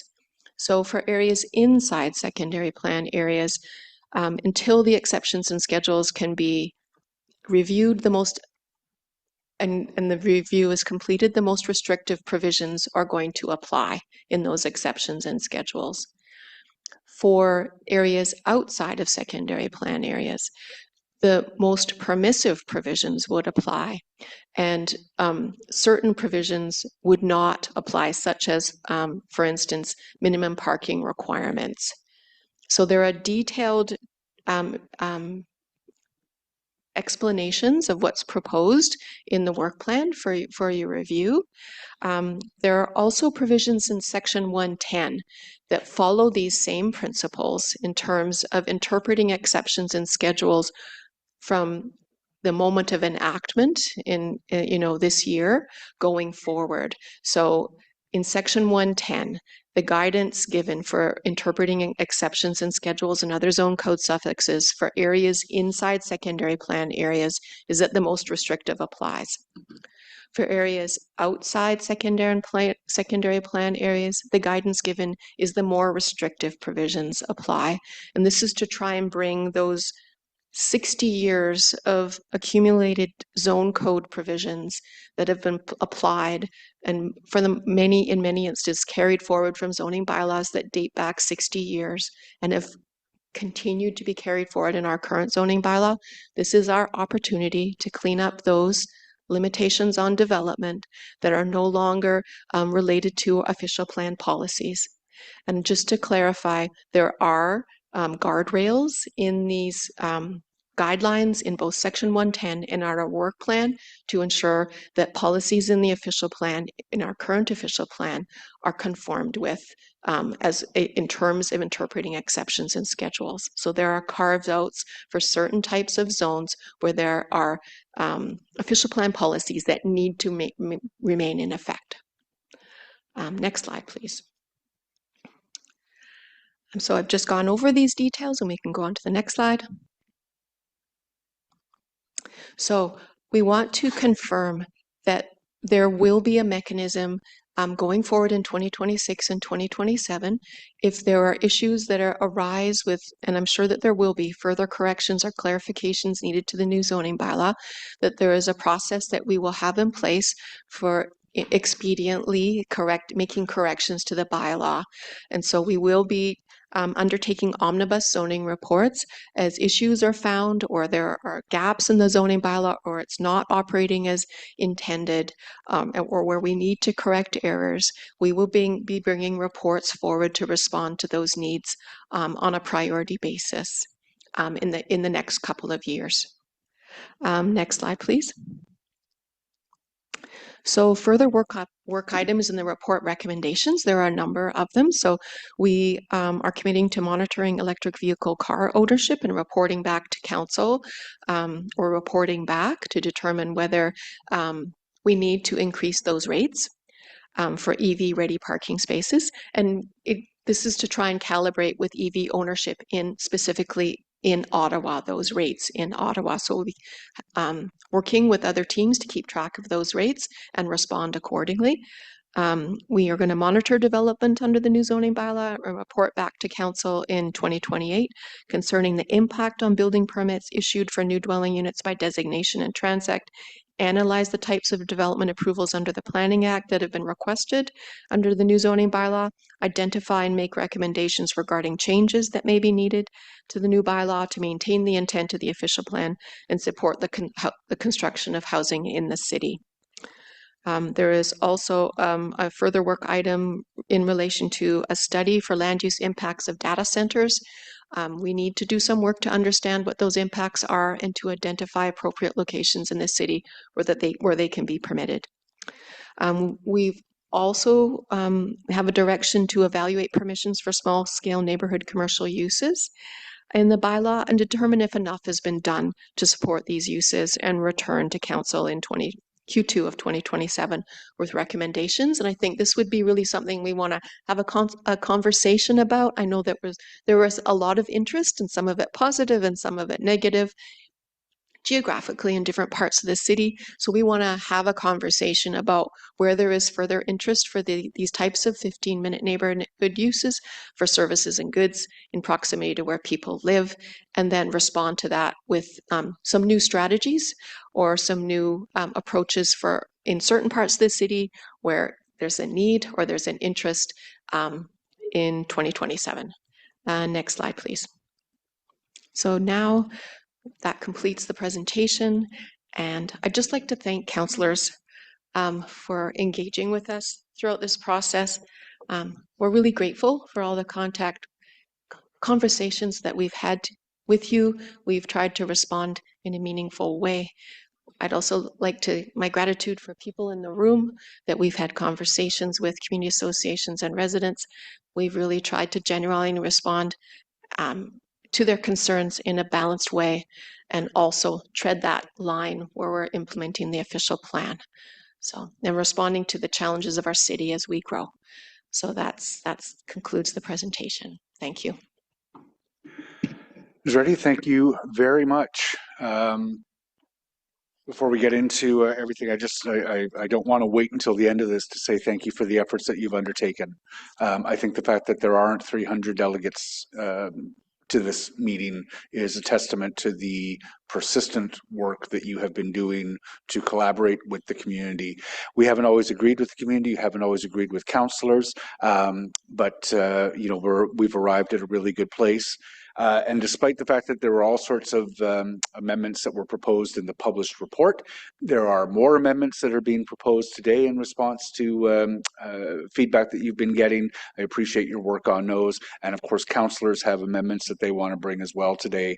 But we're really at a very granular level, and that's a testament to your commitment to transparency and to an ongoing collaboration with all of the stakeholders. So my thanks go to you for that. So there are a lot of amendments on the table today. I know councillors have seen a roadmap motion. I'm going to ask councillors to introduce the motions, and please, I don't think we need all the whereas clauses. Let's get through this as quickly as possible, I think. So there is, first off, amendments related to that have been staff initiated. So these are amendments that staff feels still need to come to the table. Councillor Gower, or Vice Chair Gower. Therefore, be it resolved that Joint Committee approve appendices to supporting documents 2, 3, and 4, respectively, as modifications to those documents, and be it further resolved that supporting documents 2, 3, and 4 to report ACS 2025 PDB PS 0020 be revised to incorporate the respective appendices, and be it further resolved that pursuant to subsection 3417 of the Planning Act, no further notice be given. And those appendices are in the council shared drive. They're 69 pages worth, so I will not read them in right now. Thank you, Vice Chair. And then staff have also asked that an amendment be brought today with respect to OPA 46.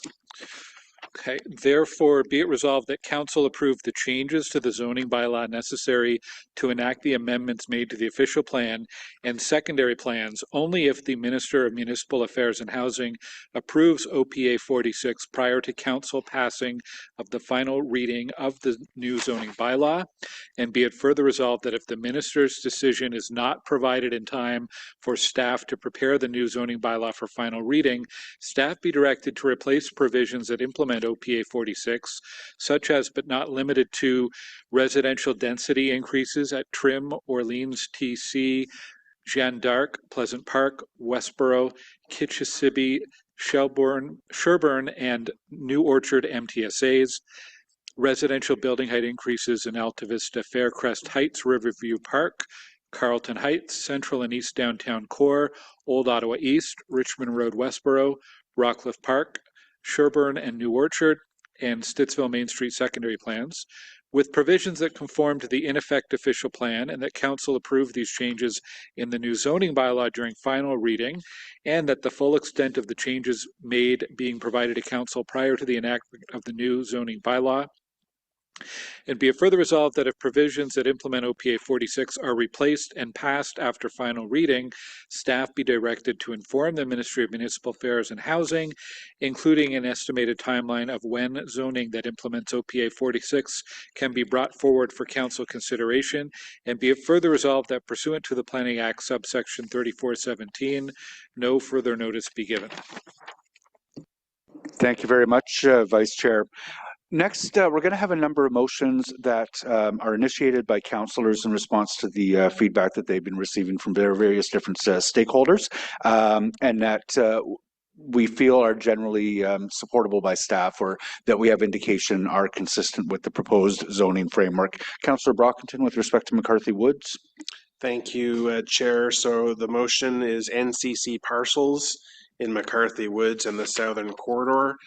And keeping in spirit, I'll just read the therefore clauses. Therefore, be it resolved that the zoning for the land's designated neighborhood in the official plan along the Walkley Rail Corridor for the Southern Corridor and McCarthy Woods in the new zoning bylaw revert to the zoning in line with what was shown that was proposed in the first draft of the new zoning bylaw, except for the following changes.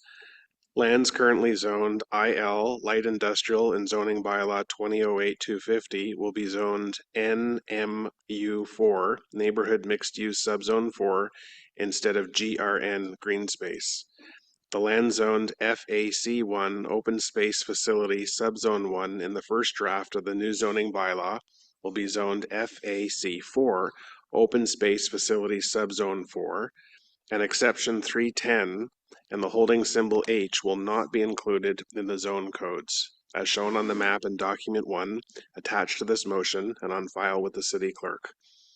Also, be it further resolved that the zoning for the lands designated neighborhood in the official plan for the southern corridor revert to the INZ 416H zone, as was shown in the first draft of the new zoning bylaw, as shown in document 2, until such time that the baseline Maribel secondary plan has been completed and the zoning as amendment to implement the secondary plan.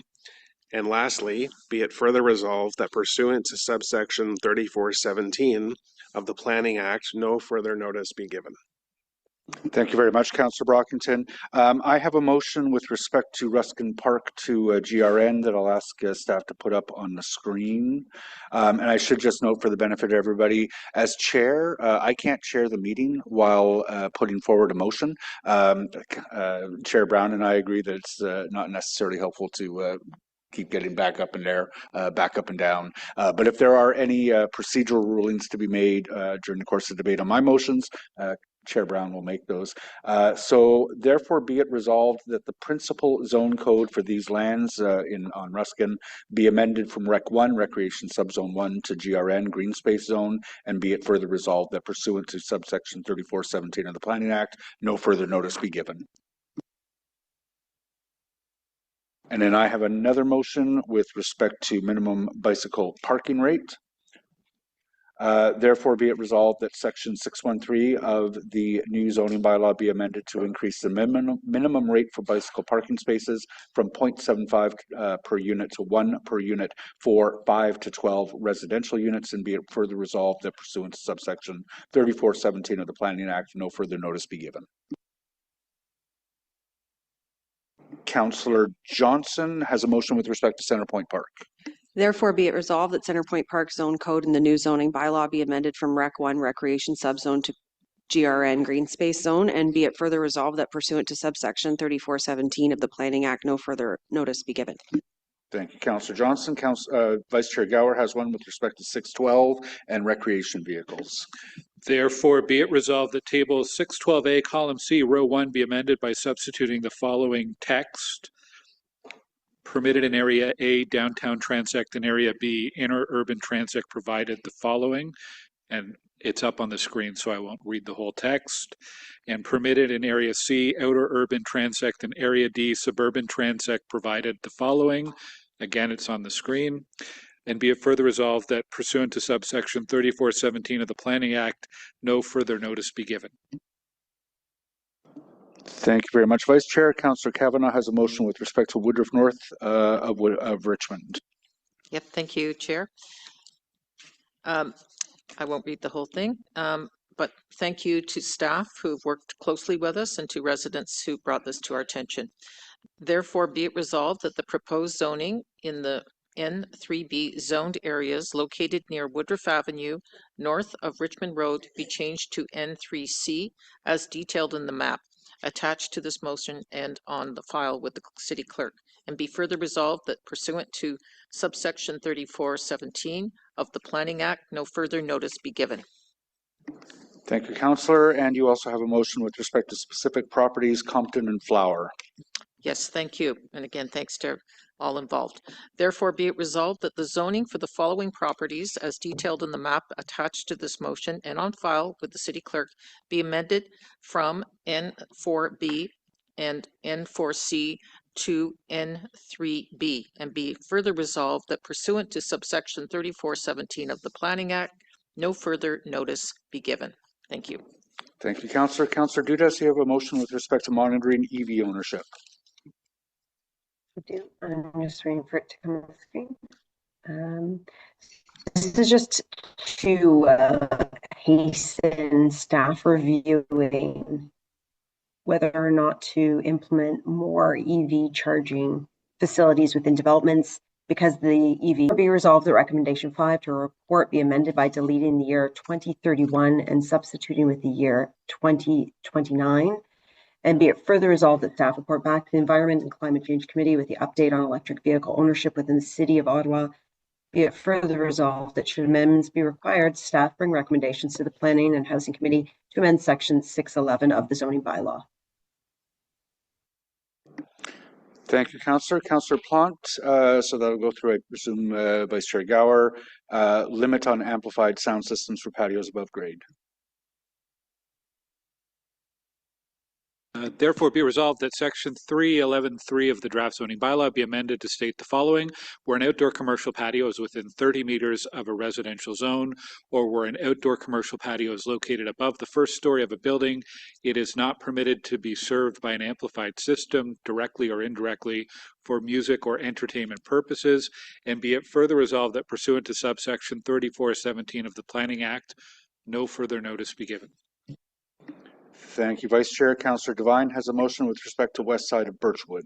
Thank you, Chair. And I may have another motion that I'll bring later that I'm just talking about with staff now. But for this one here, therefore be it resolved that properties on the west side of Birchwood Drive and the south side of Capilano Drive, as shown on the map attached to this motion and on file with the City Clerk, be changed from N2E to N3D, and be it further resolved that pursuant to subsection 3417 of the Planning Act, no further notice be given. Thank you. Councillor Menard has a motion on 50% amenity area. I'll read that in on behalf of Councillor Menard. Therefore, be it resolved that Section 208 of the draft zoning bylaw be amended to require that at least 50% of the minimum required amenity area be provided as communal amenity area. And be it further resolved that pursuant to subsection 3417 of the Planning Act, no further notice be given. Thank you. Councillor Kitts has a motion with respect to aligning suburban height permissions with fully funded transit infrastructure. Thank you, Chair. Therefore, be it resolved that Joint Committee recommend that Council amend the report on page 17 to update the last bullet with replacement wording as underlined below. In the suburban transect, limit the height of high-rise buildings to 18 stories when they are located farther than 600 meters from an existing or planned transit station shown on Schedule A4 of the new zoning bylaw.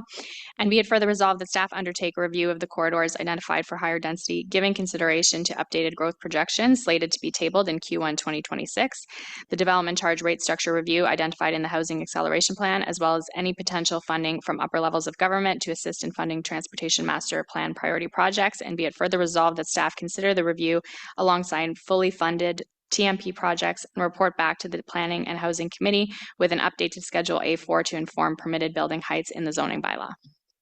Councillor Kitts, you also have a motion with respect to height suffixes and caps on the south side of Innis. Page to Chair. Thank you. Therefore, be it resolved that all existing height suffixes and site-specific height caps applying to lands with frontage on direct primary vehicular access to or a corner or through lot relationship with Innis Road between Paget Road and Trim Road remain in force following council adoption of the new zoning bylaw unless explicitly amended through a future planning application and council approval. And be it further resolved that pursuant to subsection 3417 of the Planning Act, no further notice be given. Thank you. Vice Chair Kelly, you have a motion with respect to separation distance from mineral extraction. Thank you, Chair. Whereas the City of Ottawa is in the process of adopting a new comprehensive zoning bylaw intended to implement the 2022 official plan, and whereas mineral aggregate resources... Sorry, are we able to just get to the be it resolved? Yeah, therefore be Thank resolved you. that the City Council directs staff to amend the new comprehensive zoning bylaw to introduce reciprocal separation distances for mineral aggregate extraction activities, such that no new or expanded mineral aggregate operation may be permitted within the prescribed separation distance of an existing dwelling, sensitive land use, or land zone for future residential development. Be it further resolved that the reciprocal separation distances apply equally in both directions as to provide balanced protection for both mineral aggregate resource and surrounding residents and landowners. Be it further resolved that staff be directed to report back to council prior to the enactment of the new comprehensive zoning bylaw or as part of the earliest available amending report on appropriate reciprocal separation distances consistent with the Provincial Planning Statement 2024, relevant Ontario case law, and rural land use planning considerations. Be it further resolved that pursuant to subsection 3417 the Planning Act, no further notice be given. Thank you very much, Vice Chair. Our next group of motions are ones where we don't have that explicit indication from staff that it is compliant with the with the official plan. Councillor Tierney, with respect to Rothwell Heights. Great. I'll just stick with it. Therefore, be resolves. Obviously, my ward's received a lot of intensification. I'm looking now. We have 2 30-story towers, 2 22-story towers, 5 30-story towers to 30-story towers all along the transit spine. So we're definitely drinking from the fire hose on applications live right now. So in this component of the area, therefore be resolved that the N2F zone proposed for Rothwell Heights be amended to N1F zone as the final draft within the zoning bylaw. Be it further resolved that the areas identified by the accompanying documents to attached in this motion on file with the city clerk received upzoning of one increment in the primary zoning to the offset the housing potential loss in Rothwell Heights along the spine that I was mentioning. Be it further resolved that Heritage staff be directed to undertake the primary review to determine the heritage potential of Rothwell Heights and report back to the Building Heritage Committee by memo Q1 2027, and therefore be it resolved that the zoning staff direct and consider the amendments to the zoning bylaw pending the outcome of the heritage review. Be it further resolved that pursuant to section 3417 of the Planning Act, no further notice be given. Thank you, Mr. Chair. Thank you, Councillor Plant. You have a motion with respect to large units and low-rise end zones within Ward 12.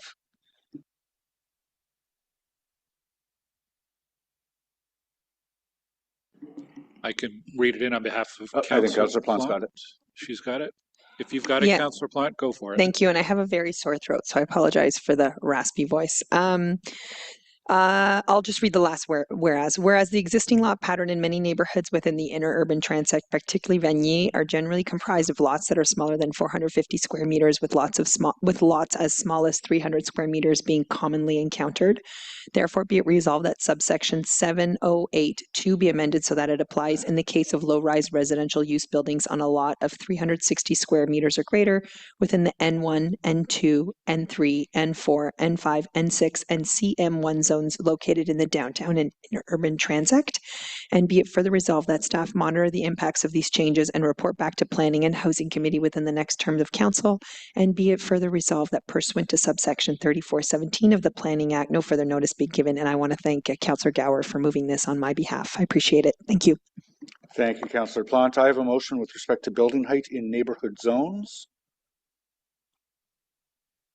Therefore, be it resolved that Section 801 of the new zoning bylaw be amended to add the following new clause 7E. Despite Table 801A, where a principal building contains only one dwelling unit, the maximum building height is 8.5 meters. And be it further resolved that pursuant to subsection 3417 of the Planning Act, no further notice is given. I also have a motion with respect to minimum rear yard soil volume. Therefore, be it resolved that the soft landscaping provisions in section 802.12 pertaining to the neighborhood zones be amended to include a requirement to provide a minimum soil volume of 30 cubic meters within the required landscaped area within the rear yard, and be it further resolved that pursuant to subsection 3417 of the Planning Act, no further notice be given. Sorry, the grade one, I don't think I'm putting forward. Yeah. There is a motion from myself on 341 Berkeley. Therefore, be it resolved that the zoning designation of 341 Berkeley be amended from N4B height 11 to GRN. There's also a motion from Councillor Menard with respect to the angular plane in mainstream zones. Main Street zone, sorry. Thank you, Chair. Did you want me to read that in? Please, thank you. Okay, just that therefore be it resolved. That section 90410B 3 being the built form transition provision in the MS1 Main Street zone be amended such that the angular plane originates at a distance of 7.5 meters from the rear lot line at a height of 15 meters, consistent with the approach used in the current TM zone. And be it further resolved that pursuant to subsection 3417 of the Planning Act, no further notice be given. Thank you. Thank you. And Councillor Menard, you also have a motion consolidating zoning along the eastern edge of the Rideau River. Yes, thank you, Chair. Therefore, be it resolved that staff be directed to provide options to consolidate the multiple zone designations along the eastern edge of the Rideau River into a single zone code designation within the new zoning bylaw that is consistent with the river's function as a natural and recreational corridor by January 28th, 2026. And be it further resolved that pursuant subsection 3417 of the Planning Act, no further notice be given. Thank you very much, Councillor Menard. So those are motions to amend the CZBL. There are a number of other motions as well that don't necessarily amend the comprehensive zoning bylaw, but which are still within the scope of this discussion. Councillor Plante, you have one on nightclubs in the Byward Market.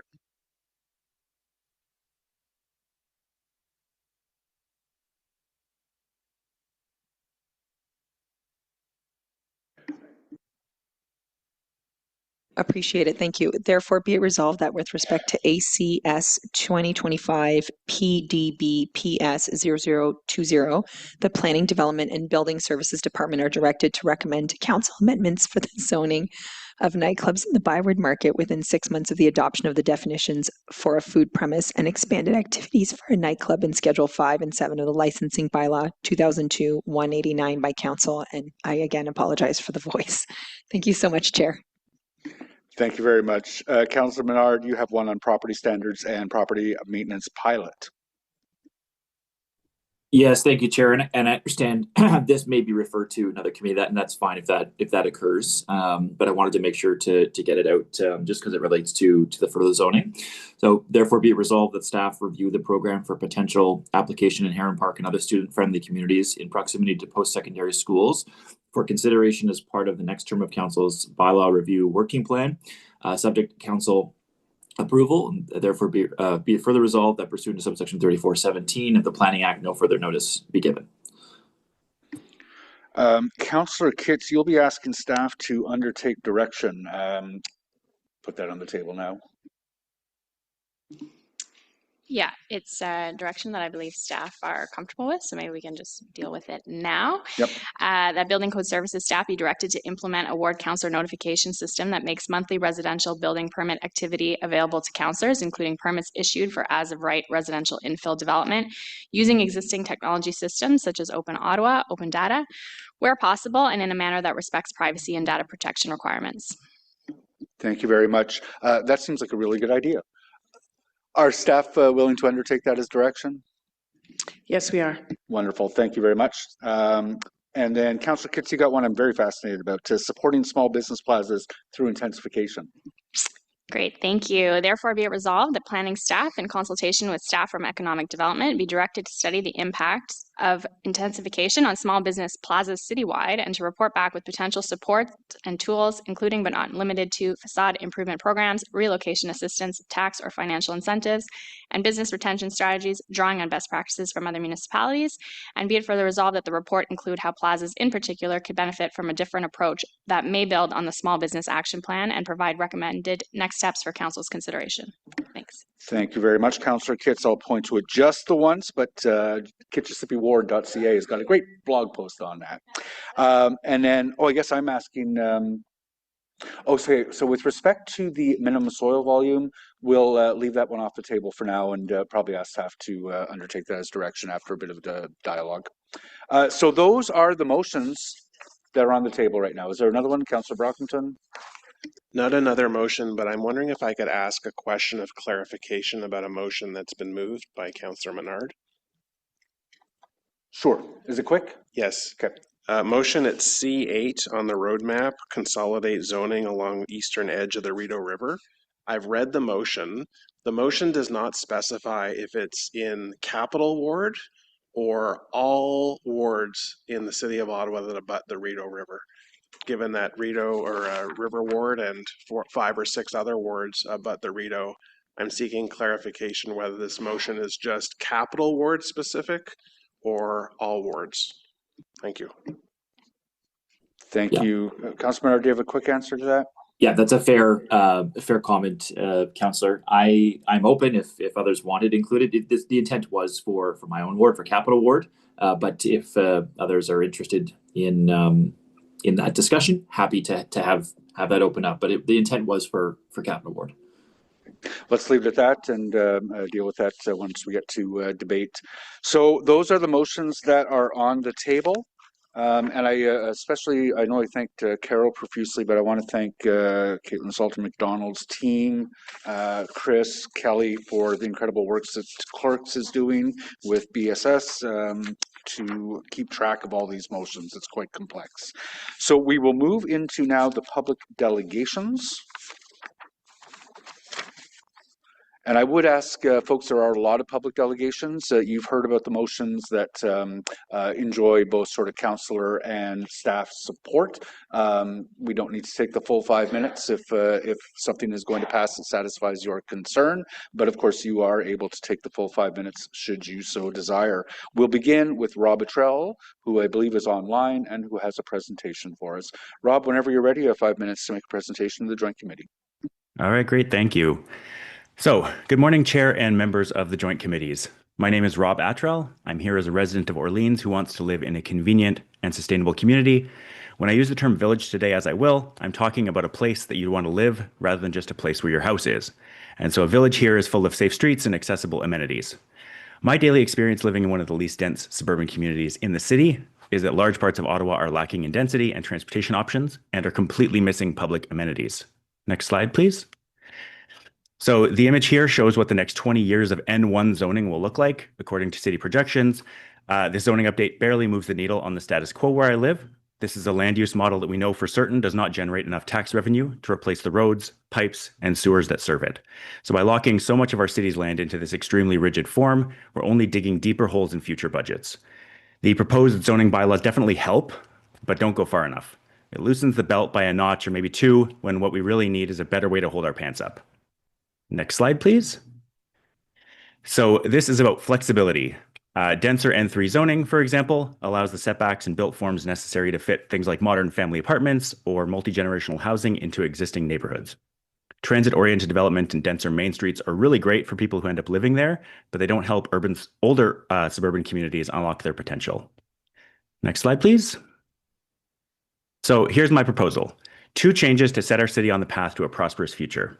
First, eliminate the restrictive N1 and N2 zones entirely. This is just a suggestion. Establish a universal baseline that's closer to N3 with up to 10 units per lot across the city. So give every street more flexibility to evolve. And second, to integrate permissions for low-impact neighborhood-serving commercial uses, also called the -C suffix, directly into all residential zones rather than just N5 and N6. Enable the village. So density provides the customers, and mixed use provides the revenue. You can't have one without the other if you want a village. Next slide, please. So let's look at why this matters on the ground. So here's a street zoned N1. This is a totally average suburban street right near my house, and functionally it's just an island. It's a 15 or 20 minute walk to the nearest business. It's a 25-minute walk at least if you're going pretty fast to a grocery store. So because zoning rules block mixed use commercial activity here, almost every errand for almost any household necessitates a car trip. Next slide, please. Next, we'll look at a denser, modern suburban street that's a little bit further east, so more people and families live here. But if you look at the map from above, it's still an island. It's a 20-minute walk to any amenity. This is the failure of exclusionary zoning. So density, again, without mixed use, does not create a village. It's just a recipe for car dependency. Next slide, please. Finally, we make our way to a medium-density apartment complex near the eastern edge of the city. So housing here is very dense, large parking lots aside, but it's still a 25-plus minute walk to get anywhere but a couple businesses. Exclusionary zoning with high-density housing only leads to even more driving. Next slide, please. We talk endlessly about traffic management and congestion, but the root cause of a lot of suburban traffic is that we have nowhere to work or play near our homes. And of course, only one safe and reliable transportation option. The most effective traffic reduction strategy is not a wider road, it's a corner store. If someone can walk 5 minutes to get a coffee or fill a prescription, that's a car trip that never happens. Next slide, please. So this is my vision, a modest 3-story building full of neighborhood character with a shop or 2 on the ground floor. Right now, in most of the suburbs, this building's illegal and would face a mob with pitchforks. Zoning compliance is the #1 barrier to building the villages where people actually want to live. I think we need to unlock this form. So let the baker open a cozy cafe on the corner, let the chef open a small restaurant, let the suburbs pay for themselves. Next slide, please. So in conclusion, we're sliding down a budgetary cliff. We can continue with the exclusionary zoning of the past and accept the eventual higher taxes and crumbling infrastructure that come with it, or we can make these 2 simple changes to what can be done by right. So #1 is a citywide N3 zoning baseline or thereabouts, and #2 is a low-impact mixed-use commercial freedom. So let's start building villages. Thank you. Thank you very much, Rob. I'm not seeing any questions for you, so thank you for coming out and delegating today. Next, we have Erica Shardlow, followed by Jennifer Stoyle. So Erica, floor is yours. You have 5 minutes. Wonderful. Thank you so much. Good morning, everyone. I do have a presentation as well, which I see is up. Perfect. So I'm the Trees and Green Space Coordinator at Cafes. I have been working on this trees and zoning project for about 2 years now, alongside a team of really great volunteers at Cafes. We have engaged on all drafts to date. So today is very exciting. It's a big moment, I know, and I really appreciate your time. Next slide, please. So Cafe supports a compact, green, and livable city as the alternative to sprawl. We commend the zoning team for the extensive work that they have delivered in this regard. As density increases, as we know, we need to leave room for trees. It's not a nice to have, it is essential. A livable city requires clean air, shade, and a reduction in heat. Our mature 100-year-old trees are being lost, and we fear that they are not getting replaced at the same rate because the young trees are facing really harsh urban conditions and small spaces that the old trees didn't necessarily have 100 years ago. So we're talking about the big canopy trees. Next slide, please. This is just a quick outline of our recommendations. As a combination, they aim to create a baseline of conditions where our canopy is viable. Next slide.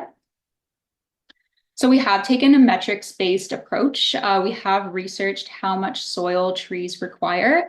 Our first recommendation is replacing the surface area or square meter requirements in neighborhood rear yards and above underground structures back to the 30 cubic meters with 1 meter planting depth.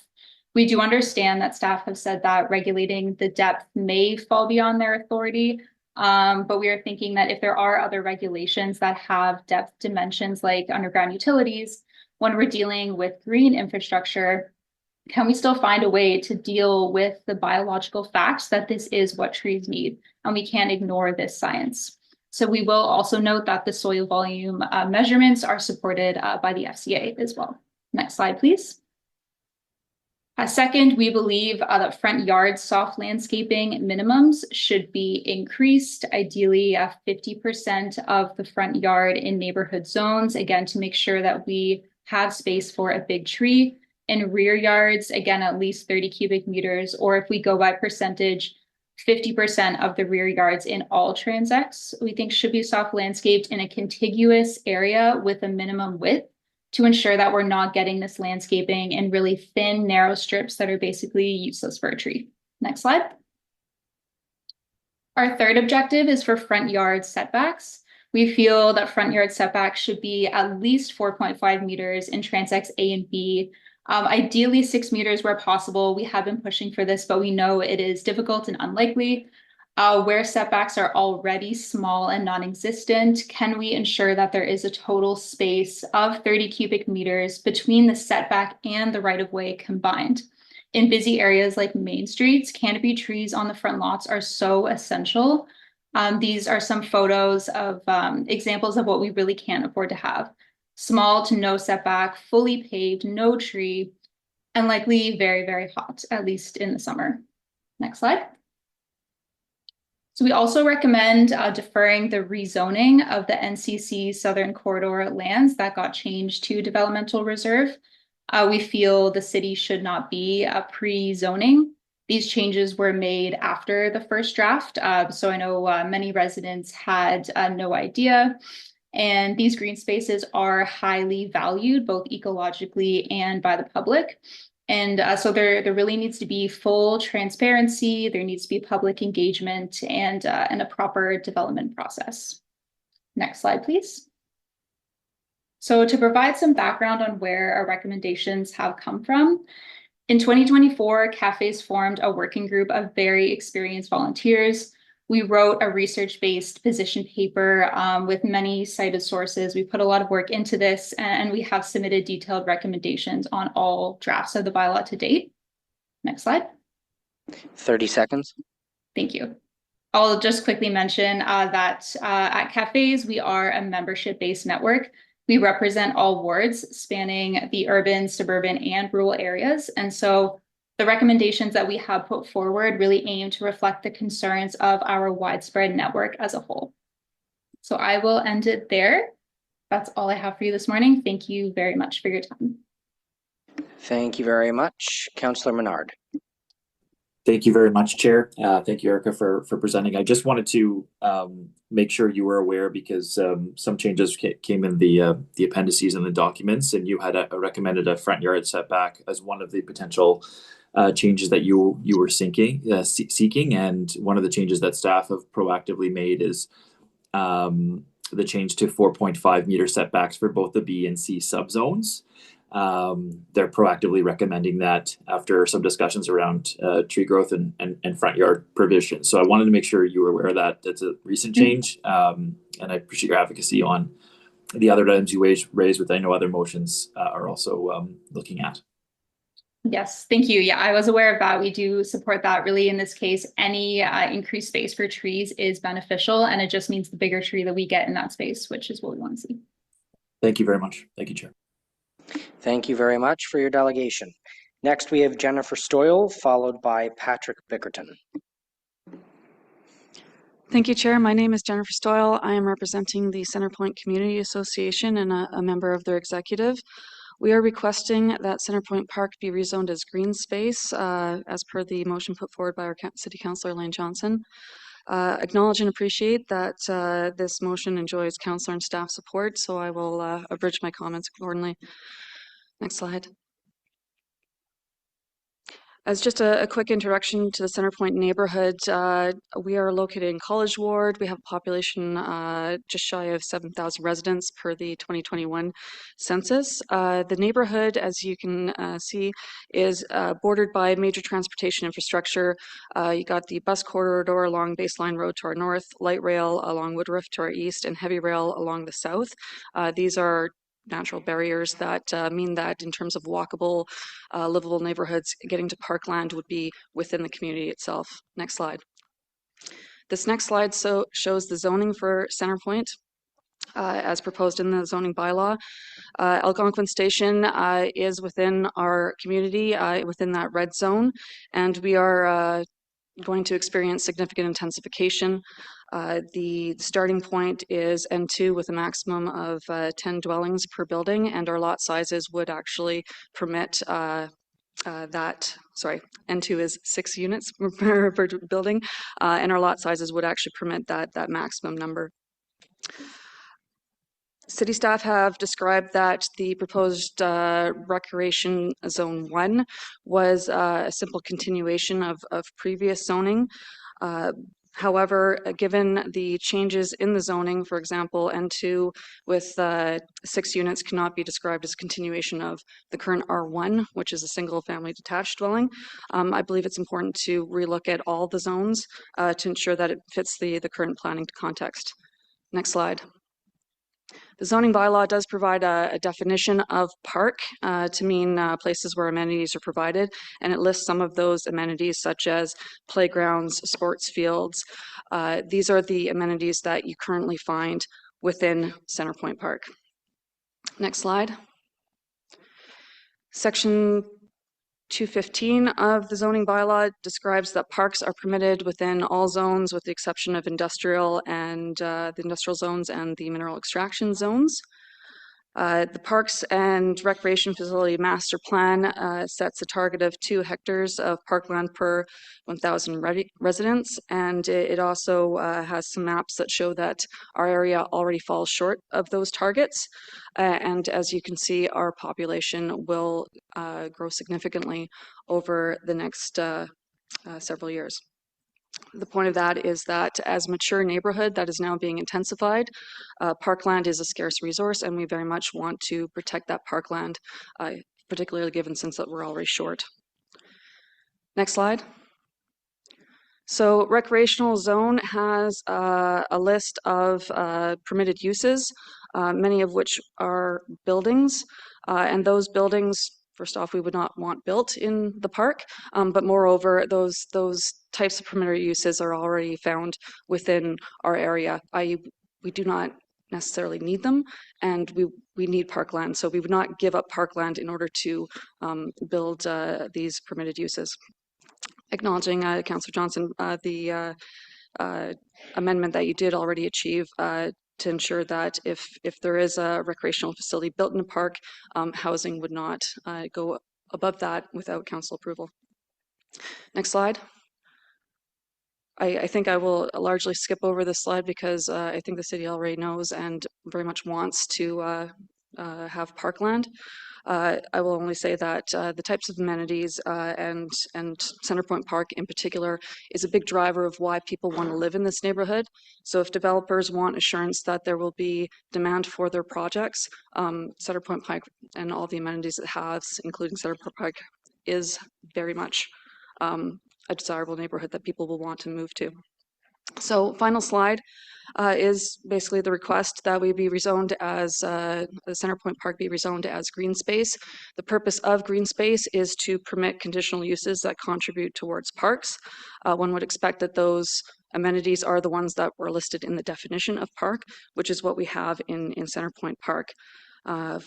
There's examples of other parks out there like Tallwood or Alphabet Parks that have playgrounds in green spaces. That is what green space is meant for. So if the city was sincere that Centrepoint Park is going to remain parkland, and if it's sincere that it wants to try to preserve parkland and hit those provision targets, we very respectfully ask that Centrepoint Park be zoned as green space to ensure that that remains what it is. Thank you. Thank you very much. I see a hand up from Councillor Brockington. Thank you, Chair, and thank you for your delegation this morning. I'm going to assume you've had some correspondence or conversation with city staff during this process. Did you ask their rationale for the proposal for this area to be rezoned as REC, recreation?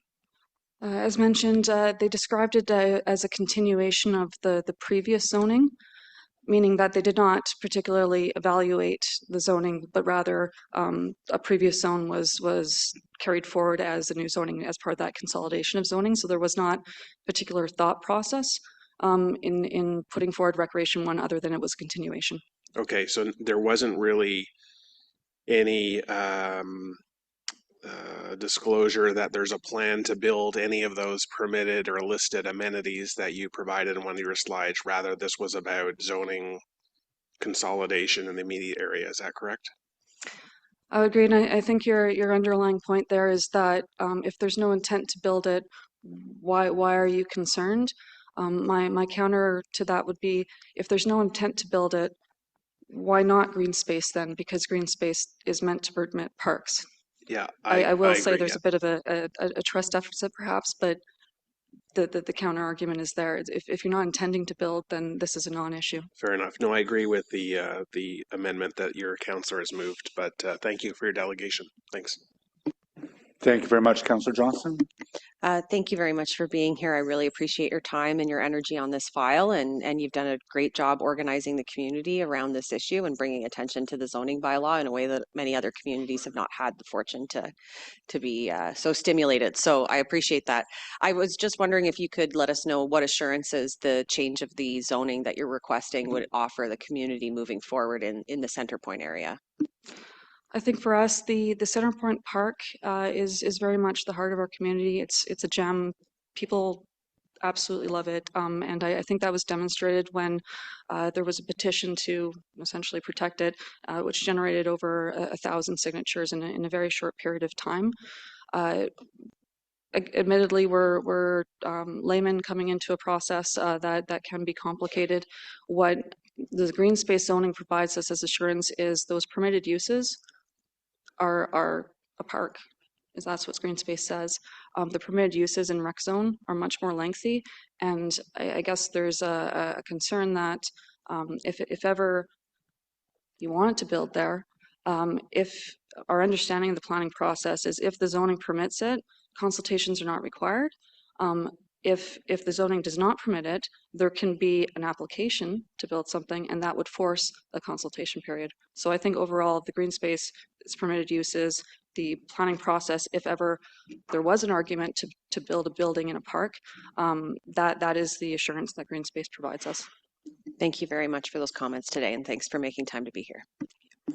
Thank you, Councillor Johnson. I don't see any further hands up. Thank you very much for your delegation today. We'll move on to Patrick Bickerton, who I understand is online.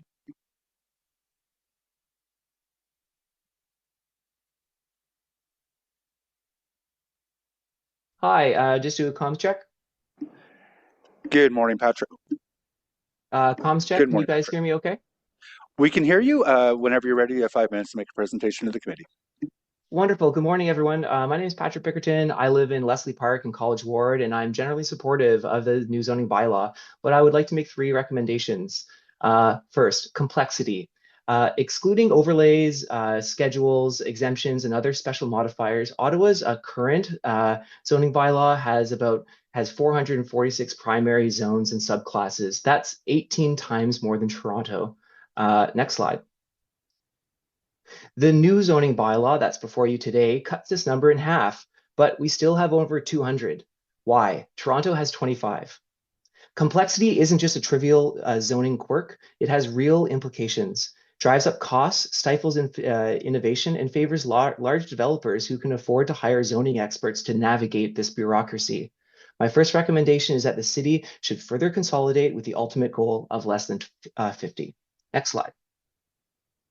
15-minute neighborhoods. In my neighborhood, I can't count the number of times I've talked to neighbors who've said, wouldn't it be nice to have a little coffee shop or a corner store over there? And surprisingly, I hear this from people who have been openly opposed to larger tower developments.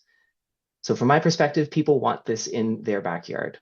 The new zoning bylaw will upzone approximately 4,000 residential-only parcels to minor corridor, permitting small businesses closer to where people live. That's not nothing, and I applaud this change. Next slide. The city has also introduced an interesting concept of neighborhood commercial permission, denoted by the small c suffix, which permits nearly identical uses as minor corridor, but at a smaller scale for ground floor and basement only businesses in existing homes. Unfortunately, there are only 225 parcels zoned with this permission, and most, if not all, are grandfathering existing businesses. Next slide. The application of small c commercial is still a work in progress, but there are many areas where it should be expanded. For example, under the new zoning bylaw, it would remain illegal to open a corner store in these buildings because they are zoned N4, which is ironic because they clearly used to be corner stores.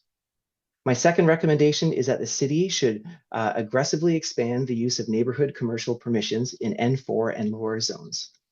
Next slide. Revenues and cost of servicing. In the decades following World War II, Ottawa experienced rapid expansion of low-density, car-centric infrastructure. People and businesses are more spread out, so we need to build more stuff to connect them. Low density means that there are less people to pay for the inevitable maintenance and renewal of these assets. This is the cost of low-density sprawl. Given the choice to maintain these assets through debt, tax increases, or increased density, I think that most residents would accept the pragmatic decision, perhaps reluctantly, to increase density because it protects existing homeowners from proportional property tax increases. Next slide, it's in my backups. Yeah, one more. Ultimately, we need a tax base that sustains its built environment. In my neighborhood in Leslie Park, we can see that the gentle density of townhomes generates twice as much municipal taxes as a similarly sized area of single-family homes. Next slide. We can also see this at a ward level, where College Square, with its big box stores, with much of its space dedicated to unproductive vehicle parking, doesn't even come close to the productivity of these walk-up offices on Centerpoint Drive, or this mixed-use condo at Greenbank and Sandcastle. Last slide. My final recommendation is that following the approval of the new zoning bylaw, the city should commission an analysis of the fiscal sustainability of the various development patterns across the city by looking both at the revenue generation and the servicing costs to inform future planning efforts. Thank you. Thank you very much, Mr. Brickerton. Councillor Johnson. Thank you, Chair, and thanks for being here, Patrick. We've front-ended the delegations with College Ward, so love to see that. Lots of keeners. The small C commercial is actually something, you know, when you're saying everyone wants a coffee shop, for me, it's actually been one of the better talking points with residents, you know, about why they can look forward to some of those zoning changes and greater density. Can you tell us from your perspective, you know, what some of these changes might unlock for those residents that are anxious about change in some of our older neighborhoods? Yeah, and thank you for the question. I think a lot of the many neighborhoods, especially in the outer urban transects, have sort of been locked in to a particular zoning form for the past like 30 years, and probably haven't seen this gradual change. So what's proposed in the new zoning bylaw might be a bit of a sudden jolt, but I think we should be encouraging it. You know, especially with a small C commercial that's sort of sprinkled around a neighborhood. I would love to be able to walk to places like that, and specifically about walking. I think the research is pretty clear that, you know, to encourage someone to decide not to drive but actually choose to walk, there's sort of like three main things that need to happen. You know, that walk needs to be safe, it needs to be close, and it's kind of has to be interesting. And to that point, like if we're sprinkling little neighborhood businesses, like small scale, on smaller streets, I think we tick all those boxes, right? There's less car traffic. It's close by, so you're not being forced to walk along a collector or an arterial, and it's interesting because it's in your community and you might bump into a neighbor, right? So I think these things we should be embracing. Obviously, any sort of commercial businesses will probably see like, you know, some amount of vehicle traffic, and I think that should be accepted. But you know, concerns about vehicle traffic, it might be overstated. You know, a lot of communities already invite, you know, recreational sports games to be playing in their community, and those are great community building initiatives. And for a small coffee shop that might see, you know, a couple cars come in for coffee, I think is fine, because I think most people will be accessing these amenities through either walking or cycling. Thank you. Thank you very much, Councillor Devine. Thank you, Chair. Just a quick comment, Patrick. And I appreciate the work that you and several of your colleagues continue to do in letting council know about your concerns about the costs of certain kinds of land use. And I very much appreciate you putting, you know, numbers to those costs here in that presentation. When you talk about your final recommendation there about commissioning an analysis of the fiscal sustainability of development patterns by looking at revenue generation and servicing costs to inform future planning efforts. So you and I have spoken about that. That is certainly a conversation that I've been having with staff. You mentioned it, I'm appreciative of what this zoning bylaw here does to encourage the kind of density that you are advocating for to diminish those long-term costs. And what I just want to offer to you is that I am talking to city staff about commissioning that kind of study. And that kind of study will be certainly more influential when we continue talking about master plans, but certainly when we talk about our long-range financial plans. So I just want to let you know that that conversation will be happening with staff, just perhaps not addressing it with this staff here today. But thank you, Patrick. Thank you, Councillor. Thank you very much, Councillor Devine. Those are the questions that I see for you today, Mr. Brickerton. Thank you for your presentation. Thank you. Next up, we have Ivan Mai, and then Alicia Fay will be follow up. Ivan, I think you're in the room. Kelly?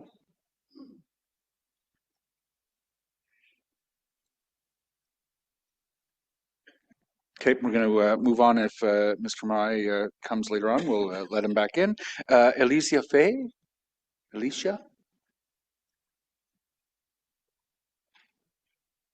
No? Okay, we move on. Don Fugler? who will be followed by Paul Goodkey.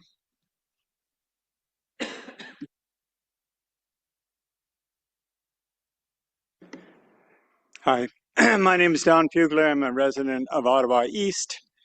I was going to make a presentation on tree canopy versus setbacks, but that's redundant because cafes did a great job. I don't have to repeat it. And staff has agreed to 4.5 meter setbacks. I would like to make one point though. We're in a curious situation where we set, limits, setbacks at 4.5 meters, and yet by Bill, 17, you have an as of right you have regulation that says you can reduce the setback by 10% as of right. So then the 4.5 meter setback is now 4 meters. So if we agree that we want 4.5 meter setback for the growth of large canopy trees, in effect, we should be setting that setback at 5, which will then be derated to 4.5 as of right. And that's the only point I would like to make. Thank you very much for that presentation. Councilman Menard has a question for you. Thanks, Chair. I'll be quick. Don, I just wanted to thank you for your work on this. You highlighted this early on, and I know staff proactively made a change as a result of some of those efforts. So I appreciate your work. And with regard to your question on the 5 meters, 4.5, I will follow up with staff prior to council on that piece. So thank you very much. Thank you. Thank you very much, both. I don't see any further questions for you. Thanks for your intervention today. We'll move on to Paul Goodkey, who will be followed by Paul Black.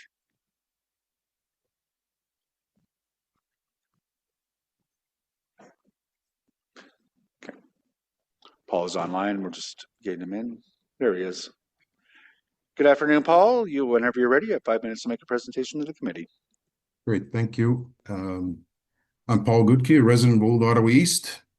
I've been involved and engaged for several years on the zoning bylaw. I've attended all the new zoning bylaw open houses this past September. And on October 3rd, I submitted detailed comments, questions, recommendations. I received staff's response on Monday afternoon, this past Monday afternoon. I've been sick. As you can tell, maybe my voice isn't that great. I hope meaningful consultations can continue here between now and council meeting. Today, I'll be speaking regarding my recommended corrections to the new zoning bylaw mapping for the interior properties south of Clegg Street in Old Ottawa East. I was wondering, can you put up the attachment 1? This is another presentation. I don't have time to present this, but I've submitted it, and I would ask councillors to look at it. It goes into quite a bit of detail about being able to build 3 full stories under an 8.5 meter height limit, which will probably increase to 9.5 meters very soon when the province ups the as of right heights 10%. So the broad issue is whether the zoning bylaw correctly implements the official plan policies and the Old Ottawa East secondary plan policies south of Clegg.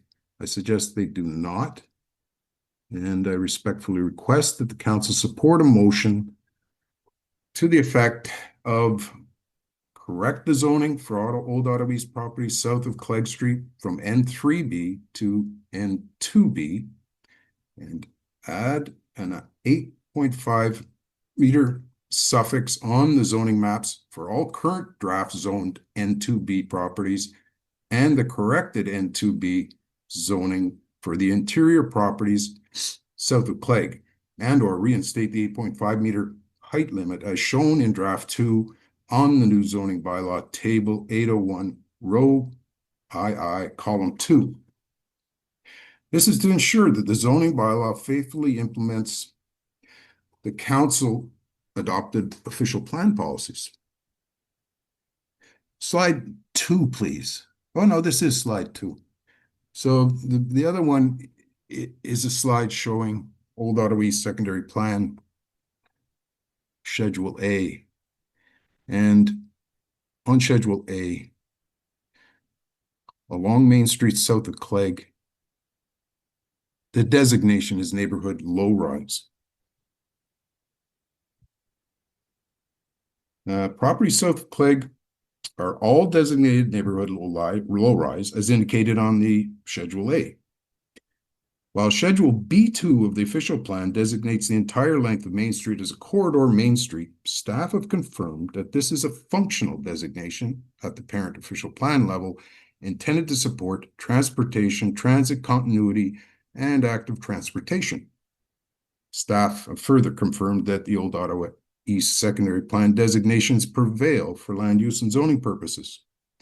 The application of the evolving neighborhood overlay and the proposed N3B zoning, which you probably can't see on that small map, but that's the one that should be up.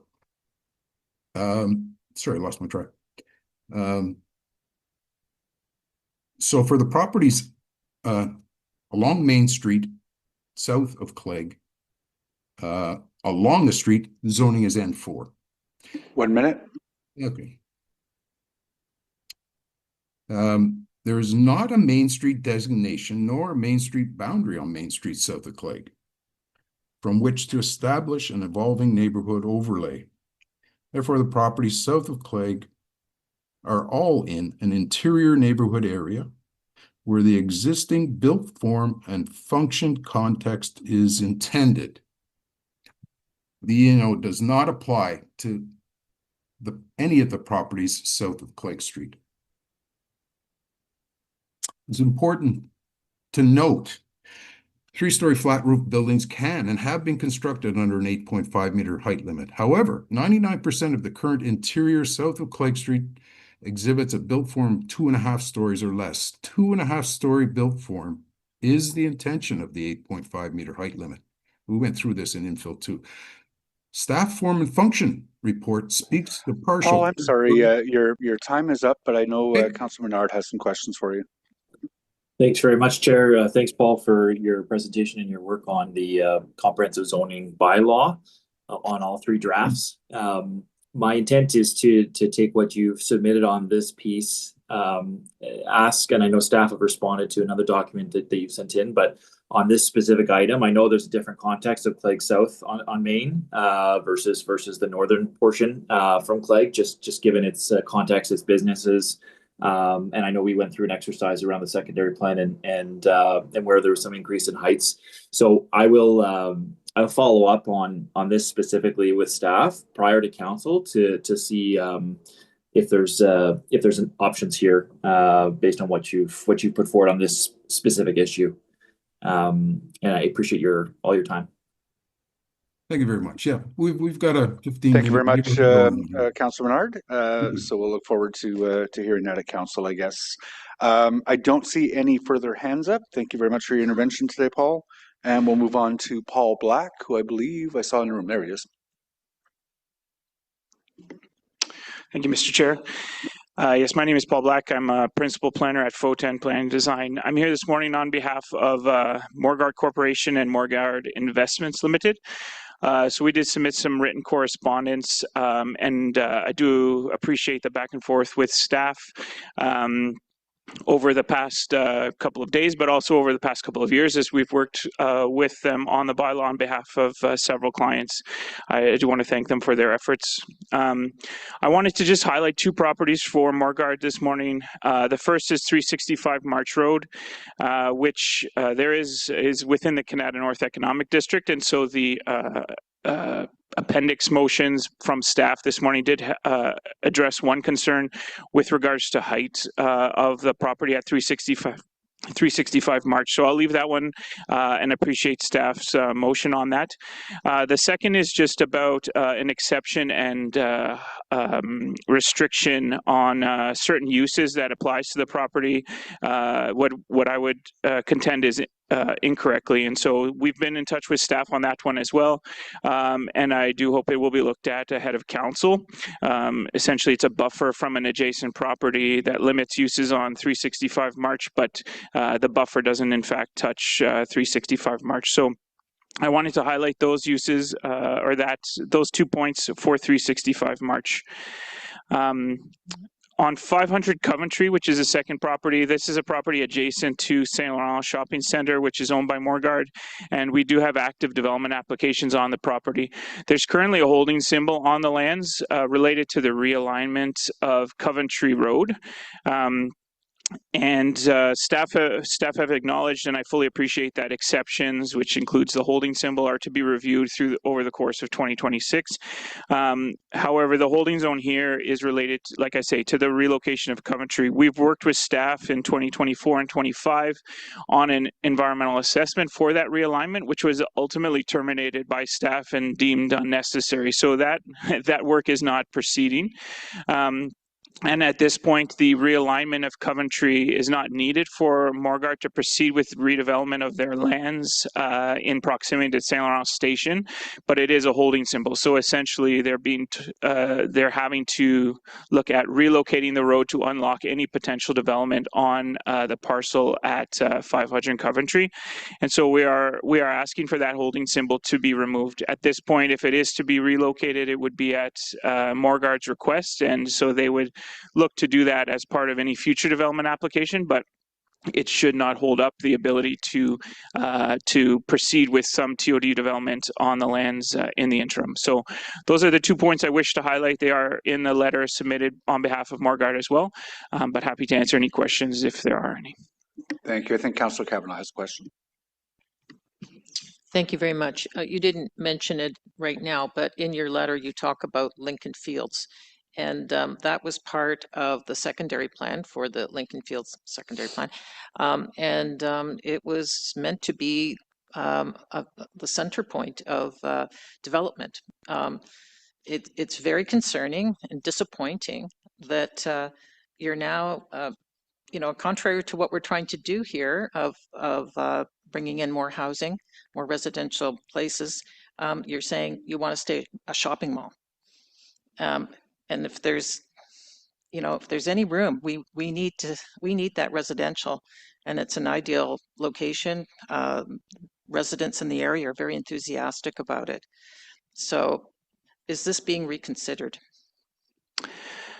Through you, Mr. Chair. So this morning I'm actually here on behalf of Morguard, who doesn't own Lincoln Fields, but I did, to be fair, submit letters on behalf of several clients. And so that is a letter that was submitted on behalf of RioCan. And that is something that they're looking at to ensure that those lands don't stay as they are today for the long term. So they're trying to respond to market conditions, achieve some of the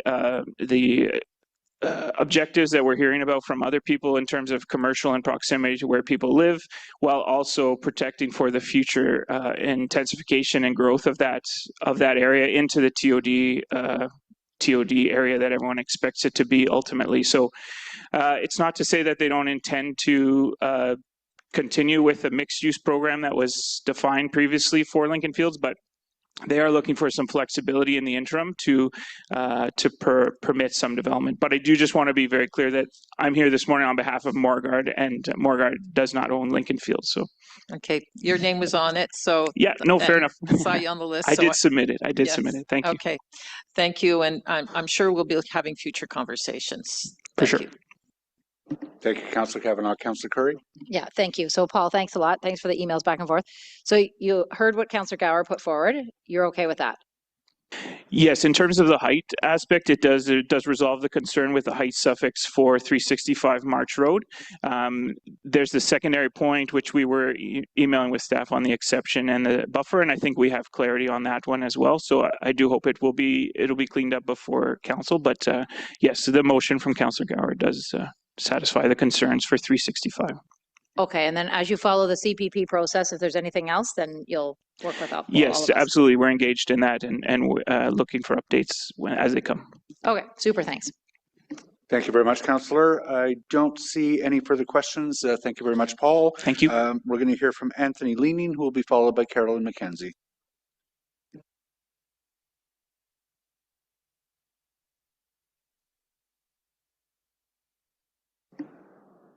Good afternoon, Anthony, and welcome. We're ready whenever you are. We'll just get you to turn the mic on. Sorry.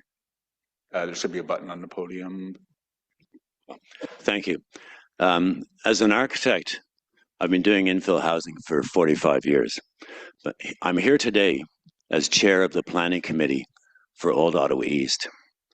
The first slide, do you have my, yes, thank you. The OP has statements of intent that new development in low-rise existing neighborhoods be no more than 3 stories and respect the context of those neighborhoods. Next slide, please. This is reinforced by state policies in the Old Ottawa East Community Design Plan to reduce the impact on and maintain the character of existing neighborhoods using setbacks and building heights. Next, please. Clearly, the intent of the new bylaw is to permit development up to and including 3 stories. This is being reinforced in communication with the city. However, the 11-meter height limit in the bylaw will allow 4 stories. The big change for low-rise neighborhoods is the addition of apartments as a permitted use. We support this as it will add diversity of dwelling unit size and tenure and permit people to downsize and age in place in the communities that they've lived in. However, we don't believe that 4-story apartment buildings are intended or needed to significantly increase density and choice.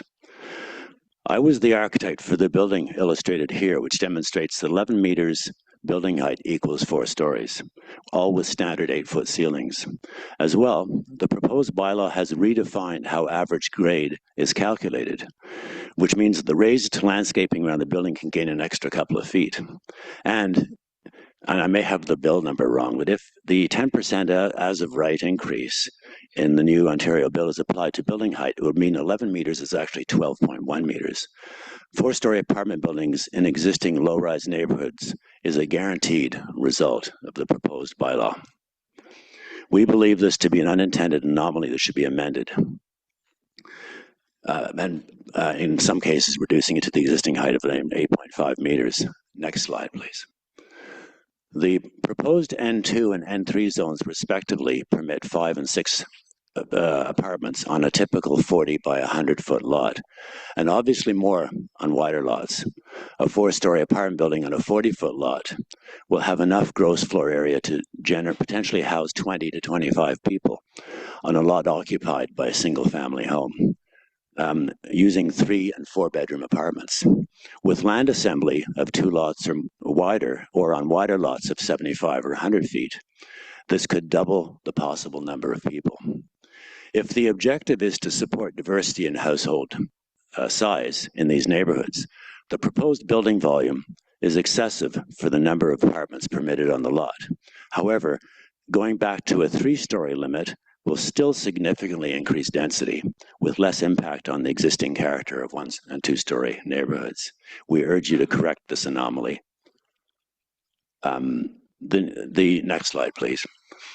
The new bylaw will also reduce front yard setbacks in Old Ottawa East from 6 meters and 4.5 meters to 3 meters. And I recognize this is being addressed, but I'll support the other motions.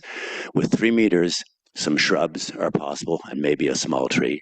4.5 meters, a small or medium-sized tree is possible, as well as parking or a loading space for groceries, a stroller, or a wheelchair. With 6 meters, a large tree is possible. Ottawa has a significant urban forest. Our city policy is to increase this to 40%.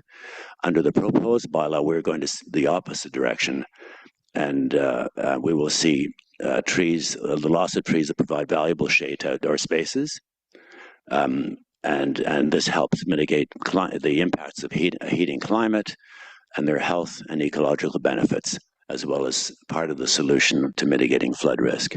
Retaining the existing front yard setbacks will have no impact on proposed density calculations and very slight impact on gross floor area, and will meet official policy objectives for neighborhood compatibility. If an objective is to provide diversity of dwelling unit size, the proposed building volumes are excessive for the number of apartments permitted on the lot. We urge you to amend this anomaly.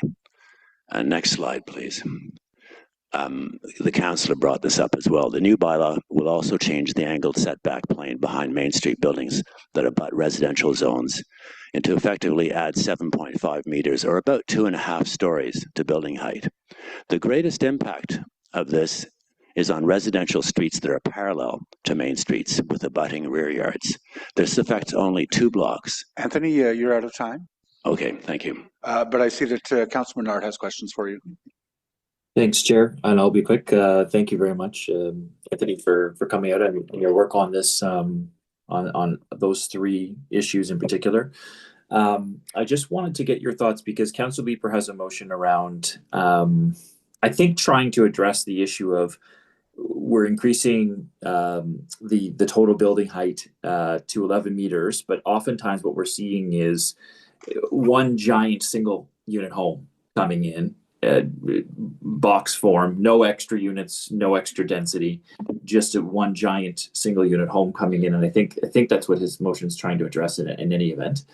That be consolidated into a smaller amount of height, whereas multi-unit residential with the up to 11 meters, it could be more accommodated. Just on that motion, I know it's a little different than what you were saying on your first point, but on that motion in particular, and your own experience with seeing these large, kind of massive single unit dwellings going in on a lot, utilizing the full height parameters without any extra density. What are your views on that?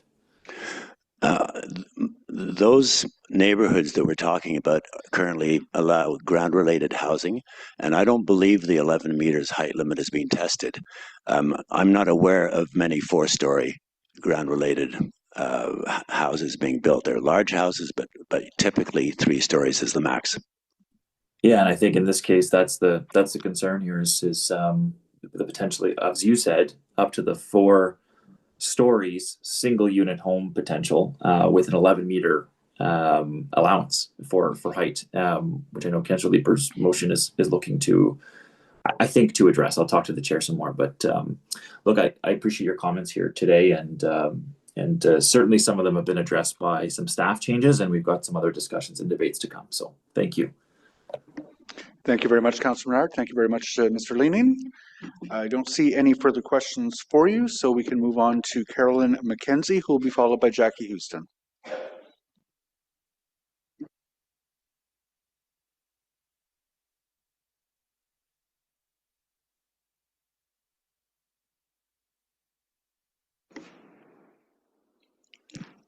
Good morning. Can you hear me? Yeah. Good morning, and thank you to the chair and to this committee for the opportunity to delegate this morning. My name is Carolyn McKenzie, and I'm here this morning actually representing the FCA. Recently, the FCA wrote to staff raising 5 issues. I'm going to just speak very briefly to 2 of those. The first regarding these 11-meter heights that Anthony was just discussing in the N1 and N2 zones, and the second related to concerns about how the city will manage anticipated uneven growth in the future. So first, regarding building heights, those 11 meters or the 3 stories or possibly 4 stories, the city proposes increasing the maximum height in the N1 and N2 zones to 11 meters citywide. It should be noted that existing height suffixes, as I understand it, in heritage conservation districts or secondary plans have generally been retained. In other words, important exceptions have been maintained, which is a good thing. The FCA believes that permitting 11 meters or 3.5 stories, or again, possibly 4 stories, single-family luxury homes do not add density in terms of additional housing units, but can significantly impact street character and the livability of residential areas, particularly in areas where the dominant built form currently is single-story homes. I want to acknowledge that allowing 11 meters in this context is obviously contentious, and a number of communities within the FCA believe that this does not constitute gentle intensification. But that being said, I think the city's objective in allowing additional height contingent on promoting family-size housing within multi-unit dwellings seems reasonable as an approach, and I believe that's the intent of Councillor Leeper's motion. That being to tie height permissions to performance, in other words, the number of units, rather than simply granting additional height as a blanket right. As a result, the FCA supports the LEAPR motion in its intent to provide this conditional granting of additional height as a right, but only if a development is to create more than a single housing unit. Again, I want to acknowledge, I think it's important that not all communities share this view. We're a large umbrella organization representing many communities. At the same time, support for this, I'll say standardization of height across N1 and N2 zones with the condition of as proposed by the Councillor Leaper's motion, is connected to the idea that we need meaningful provisions in the zoning bylaw to ensure that there is room for trees to grow on these same properties. Cafes has already addressed this issue very comprehensively, so I'm not going to repeat what was said earlier, but ensuring room for trees is both a critical mitigation measure for the additional massing, as well as for the health and environmental benefits that trees so clearly provide all of us. Secondly, the FCA has argued that the city's modeling assumptions, that includes a uniform assumption of 1% annual redevelopment rate, is flawed from our perspective, in the sense that it ignores the large variations where development hotspots are created. Councillor Leaper, your ward is one of those hotspots quite clearly. I've heard others, councillors around the table, talk about intensification pressure that they're feeling and the impacts on their communities as amenities and infrastructure don't keep up. This will happen. It is happening now, and neighborhoods suffer where local infrastructure and amenities are unable to keep up according to as their official plan had promised. So the staff report includes a proposed direction to staff to essentially track and report out regarding building permit activity by transect. That follows a little bit along the lines, I believe, Councillor Kitts, what you had proposed in your direction to staff about providing you with that important information, and that's a good thing. And that's a commitment to building permit activity by transect, and a commitment to monitoring for the development of these hotspots that I've mentioned. And the idea also that changes could be made potentially to this new zoning bylaw as a result is at least something tangible to address this concern about what do we do, how do we course correct, what information does council have to do this. But reporting by transect is too broad in our view to be meaningful. It should at least be reported on a ward basis. Again, Councillor Kitts, I think you've asked for something similar here, and that's a good thing. But in our view, ideally on a neighborhood basis. To that end, we ask that the direction be modified to reflect ward and not transect reporting, but also that the direction to staff be added to request that they come back with a recommendation regarding how best to report in future on a neighborhood basis, because I don't believe there's reporting provided at that level at this point. Or that data is tracked in any way at this point. Carolyn, you are out of time. Okay, I'll just finish. Given the central role of 15-minute neighborhoods in the official plan and the development of the city. Thank you very much. Thank you very much, Carolyn. I see a question from Councillor Plante. Hi, Carolyn. Nice to see you. Sorry again about my voice. I was just wondering, is this, I know you're saying you're representing the FC, is that? The Federation, FCA, the Federation of Citizens Associations, yeah. Okay, so this, I assume this includes the glebe, the area, like the, yes. Or, yeah, okay. Yeah. Sorry, I just wanted to make that clear because I didn't get that part. Okay. Yes. And so, is there anything though that, and I know you probably ran out of time, was there anything that you also wanted to add? I wanted to kind of give you that floor further to what your comments were saying, because I feel like you were on a roll and I just wanted to kind of give you the floor in case you had anything you wanted to add. Well, thank you for that. Always nice to be asked a question so you can you can elaborate. I don't want to take up, I don't want to belabor the points that have been raised, and some of the points that I was planning have been covered elsewhere. I think it's a very, very interesting and extremely useful discussion and images that were just brought forward in the previous delegation by Anthony Leaning, and talking about those 11 meters and what that means. You know, full disclosure, in the glebe, I happen to live in a house that I believe is of that 11 meters. Is is it terrible? And it's an older home, it's 100 years old. So is it like this terrible thing on our street in our neighborhood? No, because it's also, it's in keeping with other houses that are there, but also because of the street trees that we are lucky and fortunate enough to have in our neighborhood. It makes a huge difference. We actually lost the 2 big canopy trees in the last year or two after following the dress show. And suddenly our house did look like imposing on the street because we didn't have those trees. It does make a big difference. A lot of, I'll say, bad architecture as well can be buffered by trees, and not to mention the environmental benefits and health benefits. And as our city continues to heat up, encouraging people to walk, all of those important things. So yes, I guess that's what I would add there. But I think gentle intensification is something we need to think about. So I think probably a closer look at that 11 meters is definitely warranted. And particularly in event, and it was also raised as a singular point, this issue of the 10% add-on that the province seems to be providing. It will be taken. I mean, why would a developer not take that? But it will be taken. So that seems to be something we'll need to take into account as well. Thank you. Thank you so much. Thank you. Thank you very much, Councillor Plant. Councillor Kitts. Thank you, Chair. I just wanted to clarify the direction about the notification Sure. system. Yeah, I may not have had that right. It was a quick one that I did. No problem. So, I mean, staff will sort of take that away to develop, but the intention is that ward councillors are notified citywide. So it's not a transect thing, which is, I think, what you were asking for. I'm sorry, I didn't quite hear that. It's not by transect. It would be that there'd be a system by ward. Yes, okay. Which is, and I'm happy to hear that clarification to your staff direction, because I think it is more useful than providing, I mean, you get the stats, and I think in the staff direction, it was for, again, by transect, which is.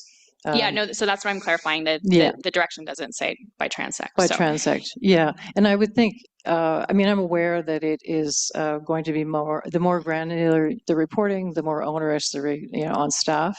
So that's why I'm asking or proposing that staff be asked to go away and come back with some practical suggestion for how that information could be made that much more useful to you and all on your council colleagues at the neighborhood level. Because in my mind, that's where, I mean, we're talking about developing and promoting 15-minute neighborhoods.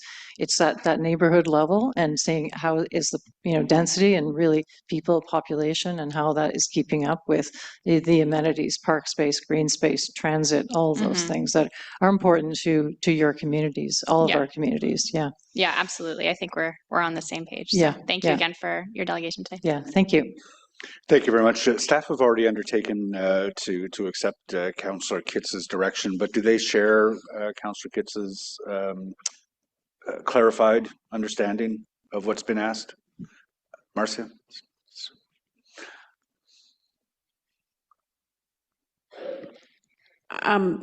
I'm sorry. Carolyn raised some concerns around the granularity of reporting and the direction. Yeah, and we're just trying to figure out which, because I'm actually thinking you're talking about something different than the Councillor Kitts specific motion about the building code, but we hear you and we'll be looking. I think neighborhood is very hard for us to do, but I think at the ward level, that is something we're trying to do more. I think the city does a better job of that for infrastructure and construction, but we're looking at that from a transportation perspective as well as a planning perspective. Yeah. All right, so we're all on the same page. Excellent. Thank you very much, Carolyn. The next speaker will be Jackie Houston, who will be followed by Cheryl Parrott.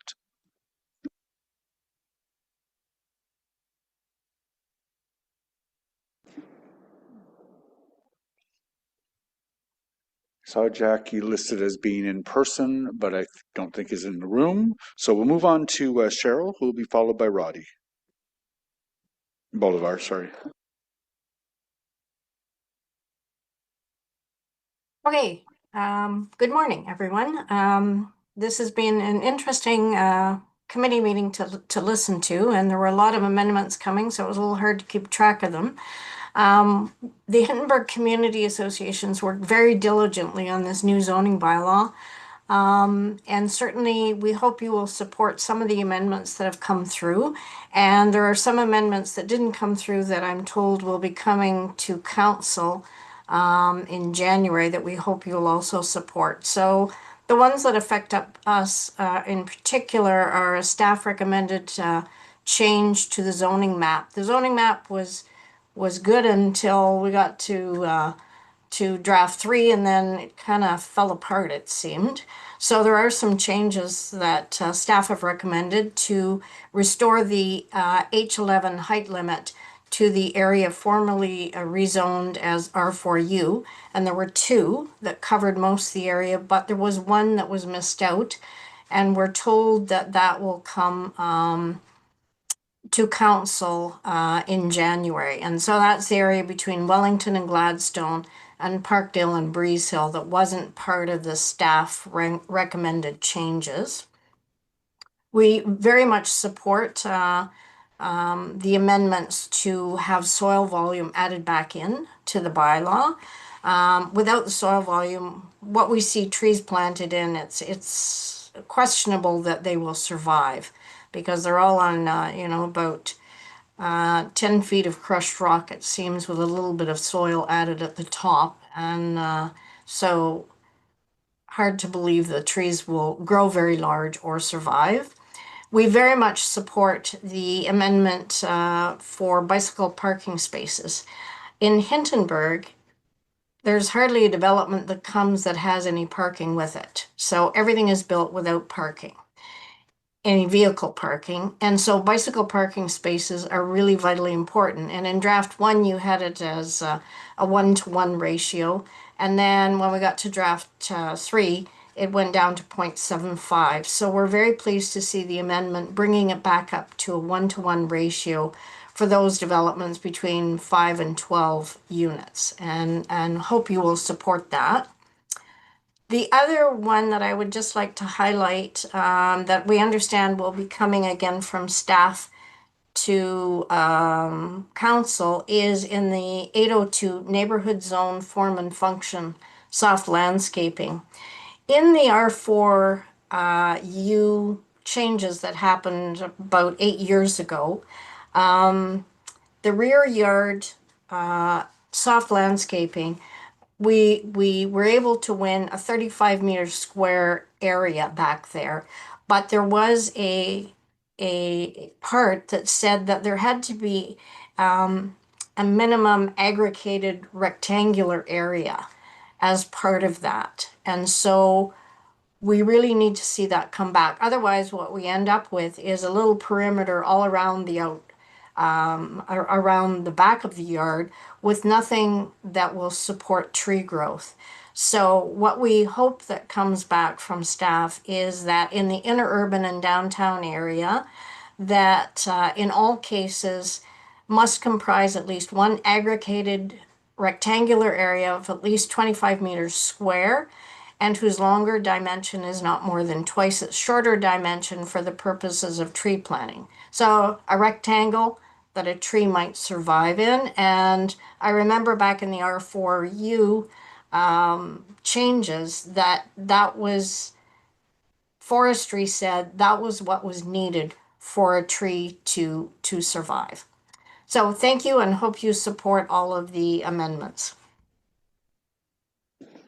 Cheryl, thank you very much. And I just want to applaud the very productive and concise addressing of some very specific points. Thank you. I don't see any questions for you, so thank you for the presentation today. We'll move on to Roddy Bolivar, followed by Paul Johannes with Green Space. Thanks very much, Mr. Chair. Thanks for this opportunity. We'd also like to thank the zoning bylaw team, who have been very responsive to our communications. Also, Councillor Kelly and Gower for their support of our business area. The Carp Road BIA represents businesses and property owners in Ottawa's Carp Road Corridor, A.G. Reed, and Carp Airport business parks. Yes, we have an airport in our business park. For those not familiar, Carp Road is the next 417 exit after the CT Centre and the Tanger Mall in West Ottawa. We understand zoning needs to serve many functions, and certainly this bylaw has responded to Ottawa's housing and affordability challenges. As a business association, we look at zoning primarily as an economic development tool. A zoning bylaw which permits and perhaps even signals evolution of a successful business area is a good bylaw.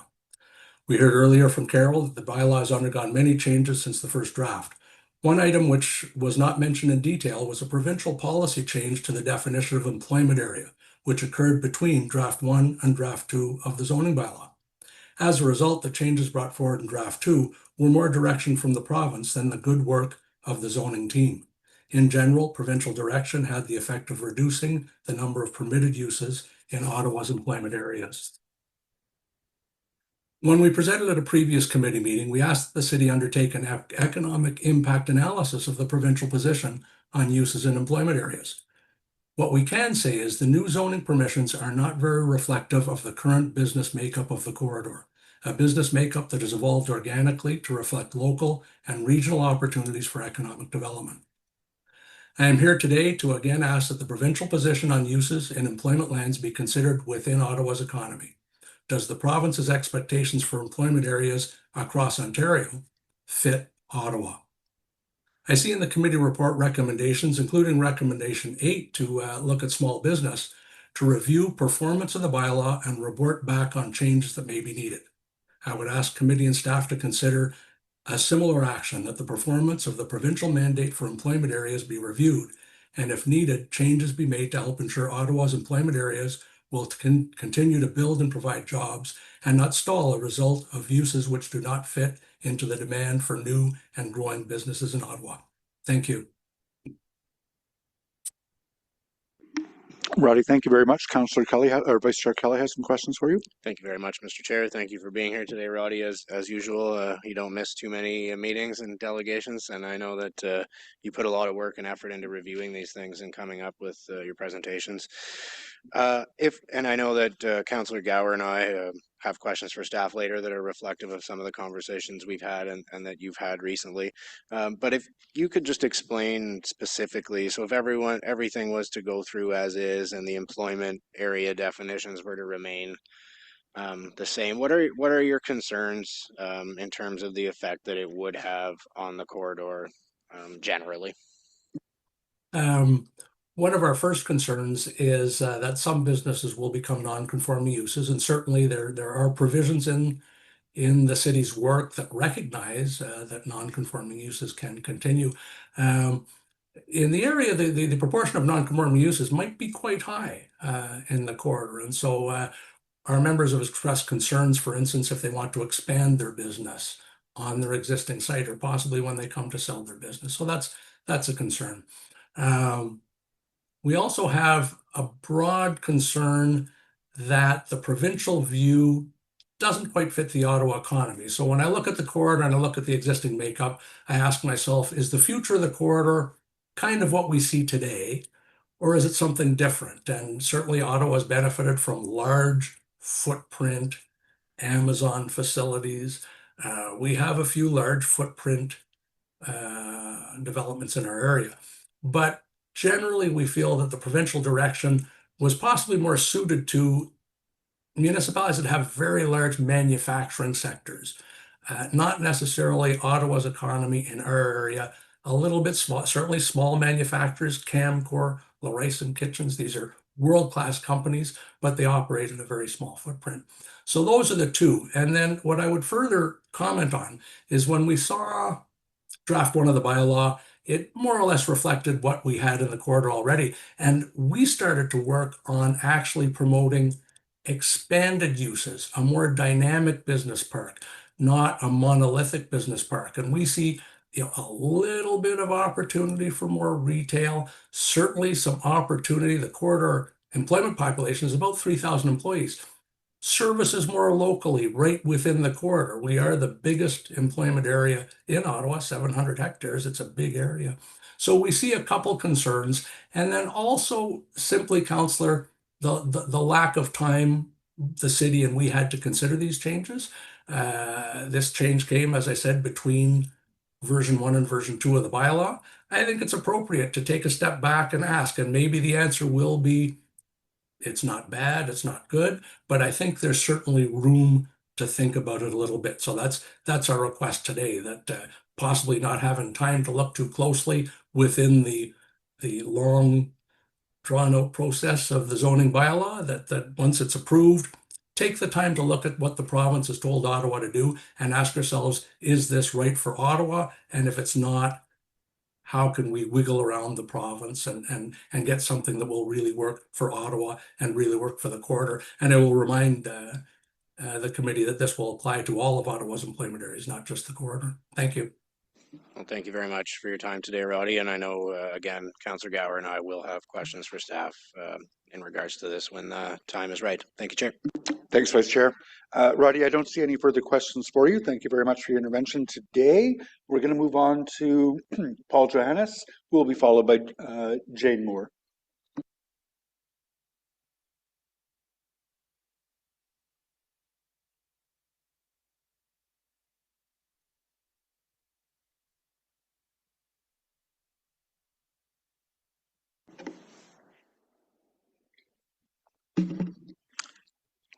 Thank you, Chair Leeper.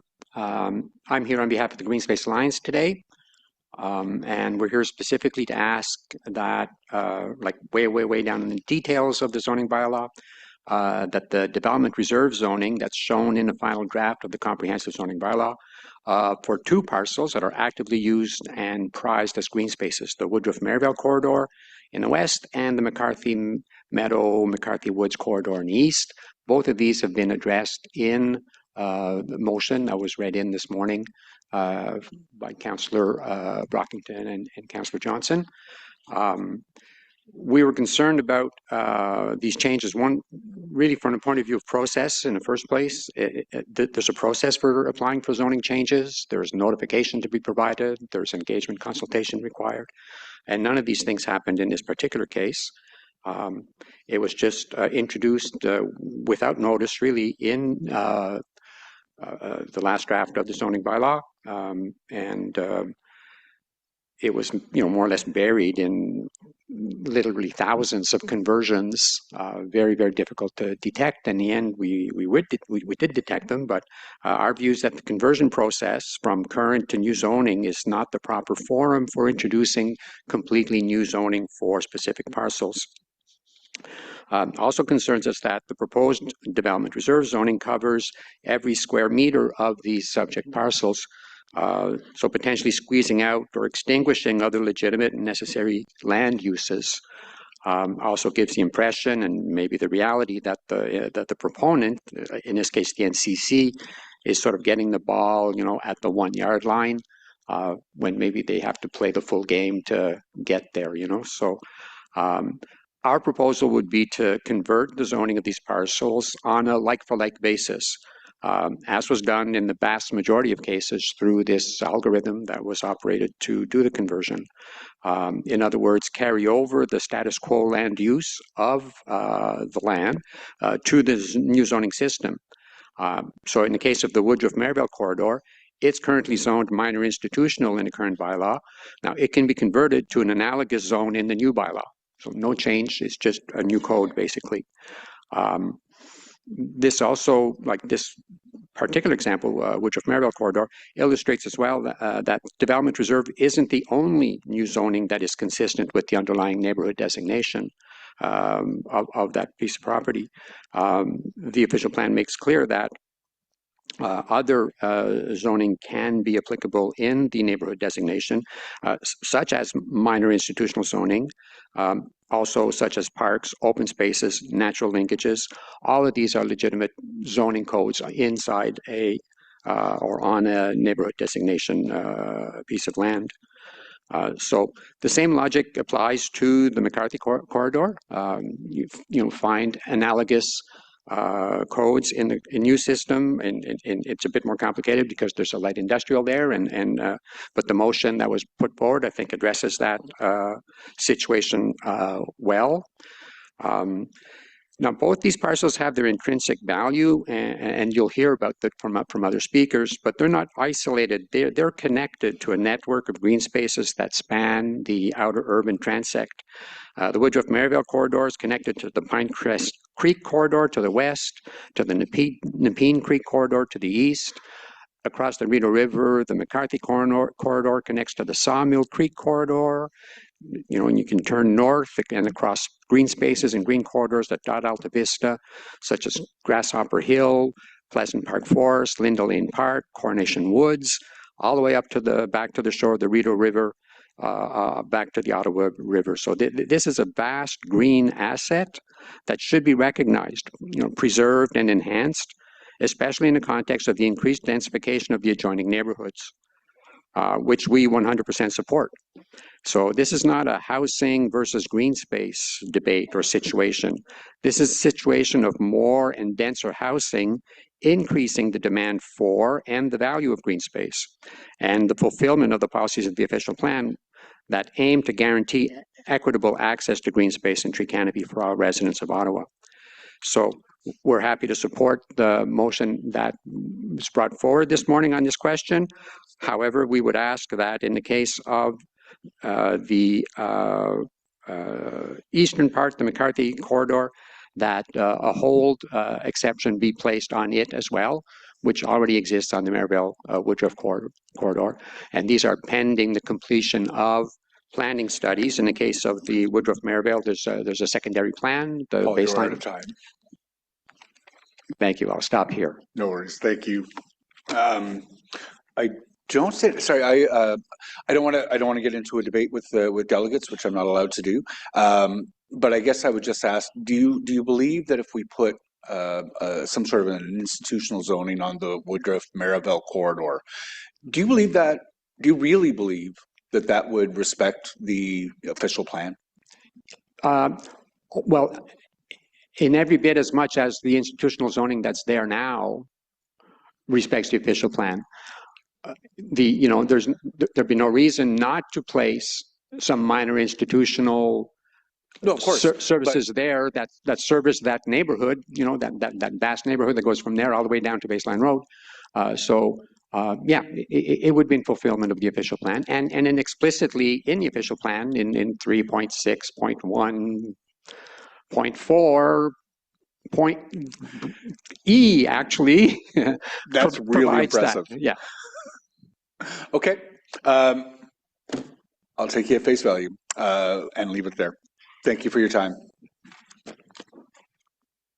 I wish I had, how many levels was that? That's 4 levels plus a sub.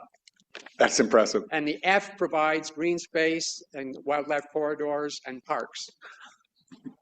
Thank you, Paul. Always a pleasure. We'll have Jane Moore, who will be followed by Ben Glossop. Sorry. And then at the end of those, I'm going to have a second call for the absent delegates, and if they're not there, we'll strike them from the list.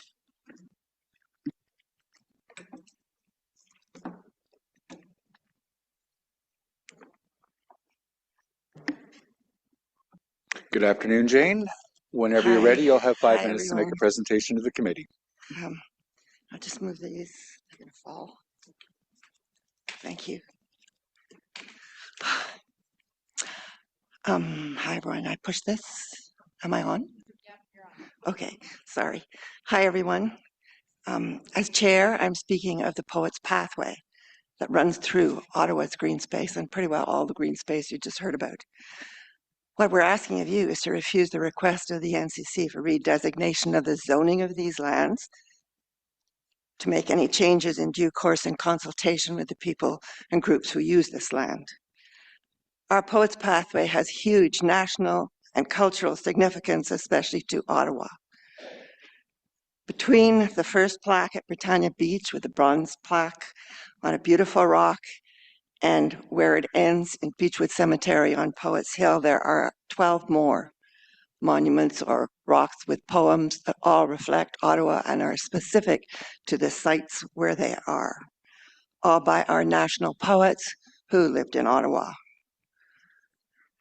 And what we have done, our work, which has been thousands of years, thousands, feels like it sometimes, thousands of hours over a minimum of 11 years and then more, has been physical, mental, and creative, from mapping the land on my bike and foot, getting the support of the city, raising money, selling door to door, digging plants, producing, playing concerts with musicians, poets, readings, making posters, programs, meetings, planning, brochures, website, etc., logo.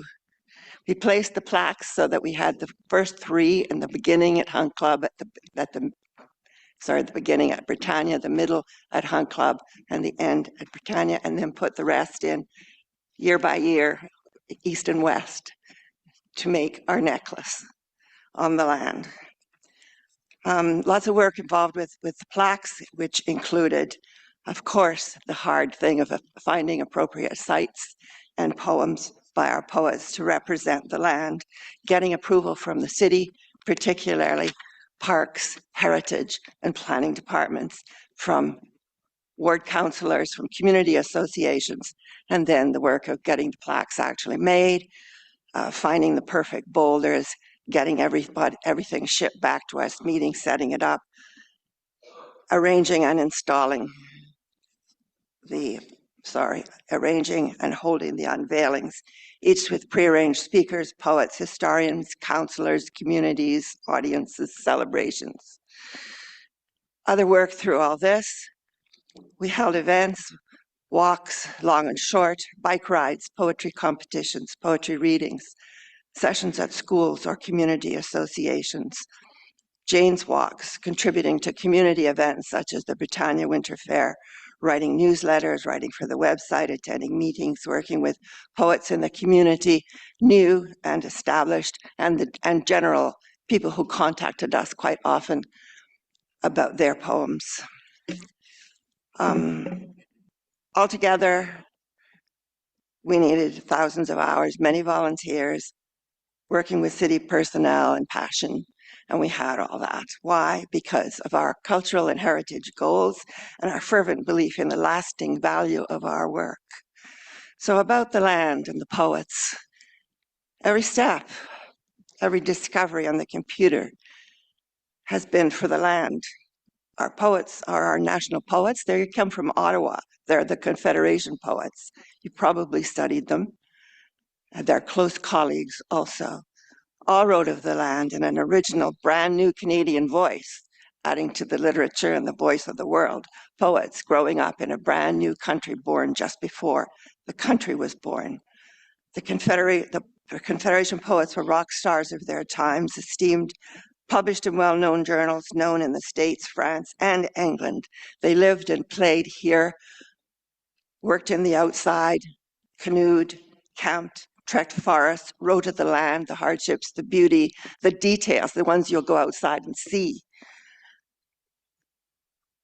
Lampman died because of the land as he sat outside in a snowstorm, writing about the snow filling up the woods and got pneumonia. He was 37. Do you know the lines along the line of smoky hills, the crimson forest stands? So many do. These poems are our heritage. They constitute our history, so much of our Canadian culture. Multicultural as we are becoming, let us not forget our founders, the builders, English, French, Aboriginal. Our pathway is a huge monument made from vision, passion. Poetry is at the heart, speaks to the soul. All this, all the pathway.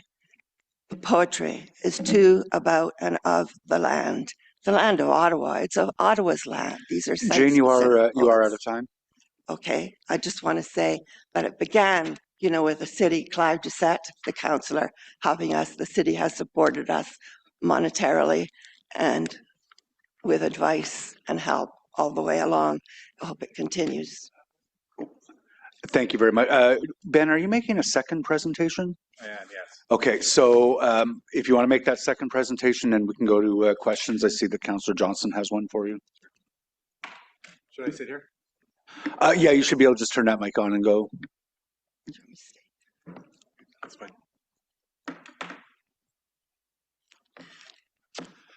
The rezoning that is being undertaken today will destroy this monument.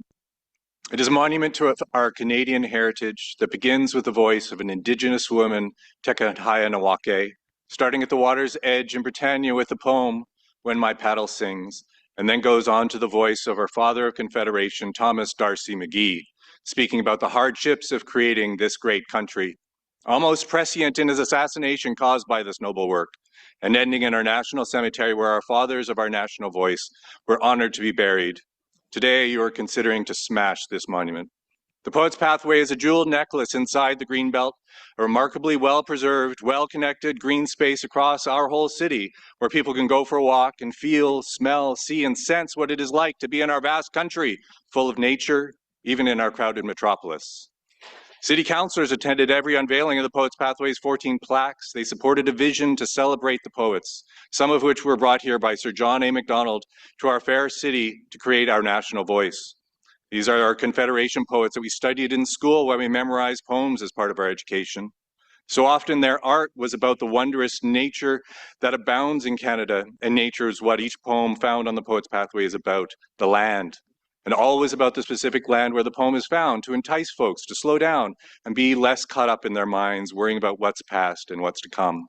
The Poets Pathway inspires people, and it is a priceless heirloom to pass on to future generations, not to destroy for no reason. Don't use this land as a symbol of who we are as a country. When folks from Germany, Poland, and Italy come to visit our young country, will they also be impressed by how we celebrate our culture, our heritage, our poets? Do we commemorate the voices of our ancestors that speak to who we are as Canadians like the Americans do for, say, Robert Frost? Well, yes, we do. In fact, there's a path you can take to read 14 beautiful poems along the way. Participate in our annual walk to see the pathway and see if you can get the fastest known time for finishing it.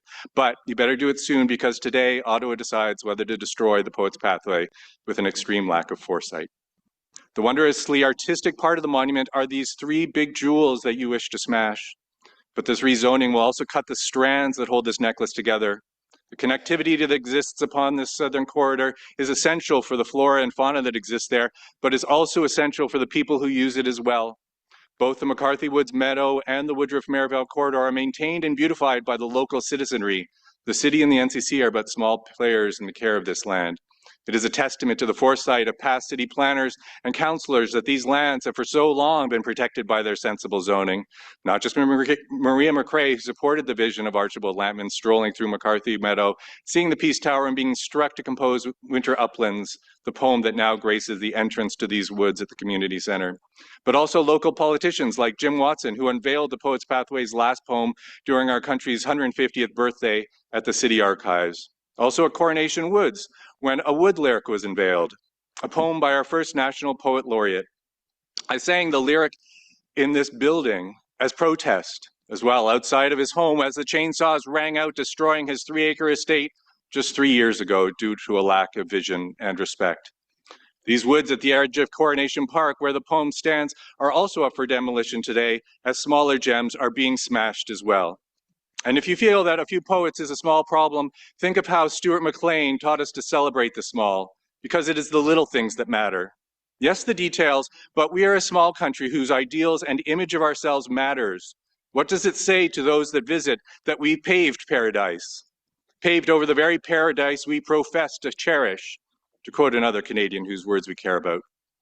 It is in the details we must scrutinize as well, because travesties like this can only be perpetrated in darkness. You all know what it is being destroyed here today, but it has been done almost entirely in secret with none of the notifications, discussions that Ottawans have entrusted its government to expect with signs and meetings.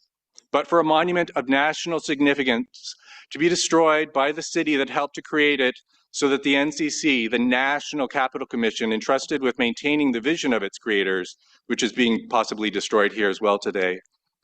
They should not have to do their own dirty work, but pass that work off to the city as some kind of gift.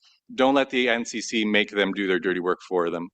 If people get up in arms about removing monuments of people that had a hand in cultural genocide or preserving slavery, how can we allow the destruction of monuments of people who created our sense of ourselves as a nation and created a positive image that we project around the world, that wrote the words that our grandparents memorized as children in school? What are we going to tell our parents we did right before Christmas break? Oh well, I voted to destroy a monument to our Confederation poets. Who's heard of them? Please pass the stuffing. I wonder if they had Christmas back in the 1800s. Oh, that's so long ago. Oh, who cares? Eh, Mom? Don't be fooled into thinking you're making some choice here between housing and our shared heritage. This is a manufactured narrative, not the truth. Don't fool yourself here, not today, in this room. You want better for yourself as a person and as a citizen. Thank you. Okay, we have a question for you from Councillor Johnson. Hi there. I just wanted to confirm that you are indeed in contact with the secondary plan group. No, we weren't. Everything we've learned here today was kind of our own volition. I was sort of told that, you know, these kinds of things we would be told about. We kind of had to figure these things out for ourselves. The fact that it's happening so last minute and with so little oversight is kind of shocking, in fact. Okay, I'll make sure that your group is attached to the secondary plan planners for that process. Thank you. Thank you, Councillor Johnson. Councillor Kavanagh. Yeah, thank you. I represent Britannia area, and so at least the first two. Which ones are you concerned about the most? Primarily the Woodruff-Merivale corridor and the McCarthy Meadow, but certainly Coronation Woods is hugely important to us, and there's probably other things that we're just not seeing. But these are the symbols of nature that the monument is all about. Okay, so well, we'll ask questions in terms of to the staff about those particular areas. But you're also working with the NCC. The ones on the NCC land are, I don't think, are at risk. This is a project that the NCC has always been understood is here on their land, but it's always been something that's been primarily supported by the city. So all the plaques are on city land. Okay, thank you. And Councillor Brockington. Thank you, Chair. Thank you both for your presentation. I just wanted to ask, given that the lands in question are federally owned, NCC responsibility, your correspondence with them on this matter, what have you heard back from the NCC directly? Crickets, I think. Crickets. So can you just explain, like, what outreach have you had? What have you asked them directly on this matter? We haven't been told anything. We haven't asked them anything. Yeah. On this round. Yeah, I can't hear your answer. We have not been in communication with them about this, particularly on this round. Not really since all the business in 2015 about the Southern Corridor. Okay. When a landowner wants to amend their zoning for a particular parcel of land, we need to direct our attention to the landowner, the NCC. So regardless of what happens today and at the end of January here at the City of Ottawa, the NCC will ultimately drive what happens to these lands. So my advice is to contact the NCC and your member of parliament, federal member of parliament, to express your concerns with them. So we could put whatever zoning we want on these lands and think it's bulletproof, but at the end of the day, the property owner has the right, the legal right, to put forward a zoning bylaw amendment and go through that process. So please, take my advice and reach out to the NCC. Thank you. Thank you. Okay, thank you very much. I don't see any other questions for you. Thank you very much for your intervention today. And we'll move on to, I believe, Andre Grushman with Hunt Club Community Association, who should be in the room, and then Dave Coyle. Can I just ask, while he's getting ready, Ivan Mai, Alicia Fay, or Jackie Houston, if you are in the room now, could you please just raise your hands and identify yourselves to the clerk? If you're listening in, this is your opportunity to let us know that you're here. Otherwise, we are dropping your names from the delegations today. And good afternoon, Andre. Whenever you're ready, you have 5 minutes to make a presentation to the committee. Good afternoon. Thank you, Councillor Leeper. My name is Andre Grushman. I'm with the Hunt Club Community Association. We've been working on this file for quite some time, particularly since the release of Draft 2 6 months ago. We're here to support Councillor Brockington's motion and to thank Councillor Brockington for his support every step along the way, and also to thank staff for their assistance in coming up with this motion, which we believe is a reasonable compromise, and it ensures that the zoning decisions on these lands will be made with proper scrutiny and engagement. Our concern has been that a very large chunk of highly valued land has been proposed for development reserve zoning across multiple parcels, across 7 or 8 parcels, without the in-depth analysis that would occur through a normal planning process. The map that is being shown right now is the Hunt Club corridor that we're concerned about. It's owned by the NCC. The map is from the NCC's own Capital Urban Lands Plan. The green section is McCarthy Woods, which is zoned environmental protection and will continue to be. The black areas are the ones that we're concerned about. In the current bylaw, there are a mix of zones in these lands that we think are appropriate. Draft 1 of the zoning bylaw essentially reproduced that mix of zones. And in draft 2, after repeated lobbying by the NCC, all of the areas that you see in black on that chart were proposed for development reserve zoning, which makes development almost a foregone conclusion.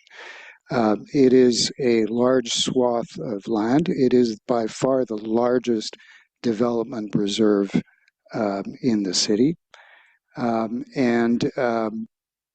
The concern was that this was someone reaching in with an eraser and changing zoning without the standard process where a sign would go up, neighbors would be informed, there'd be a public meeting and studies and a reasoned decision.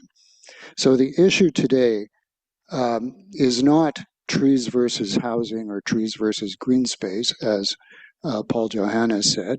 You have heard about the intrinsic value of this land from a cultural perspective, and you will hear from colleagues who will talk about the ecological and recreational value of this land, which the city's own studies have recognized, and which the NCC has also recognized, because the black areas you see on that chart are designated regional interest landmass in the NCC strategic plans, which means, as they define it, that it is land intended for stewardship and conservation, not for development.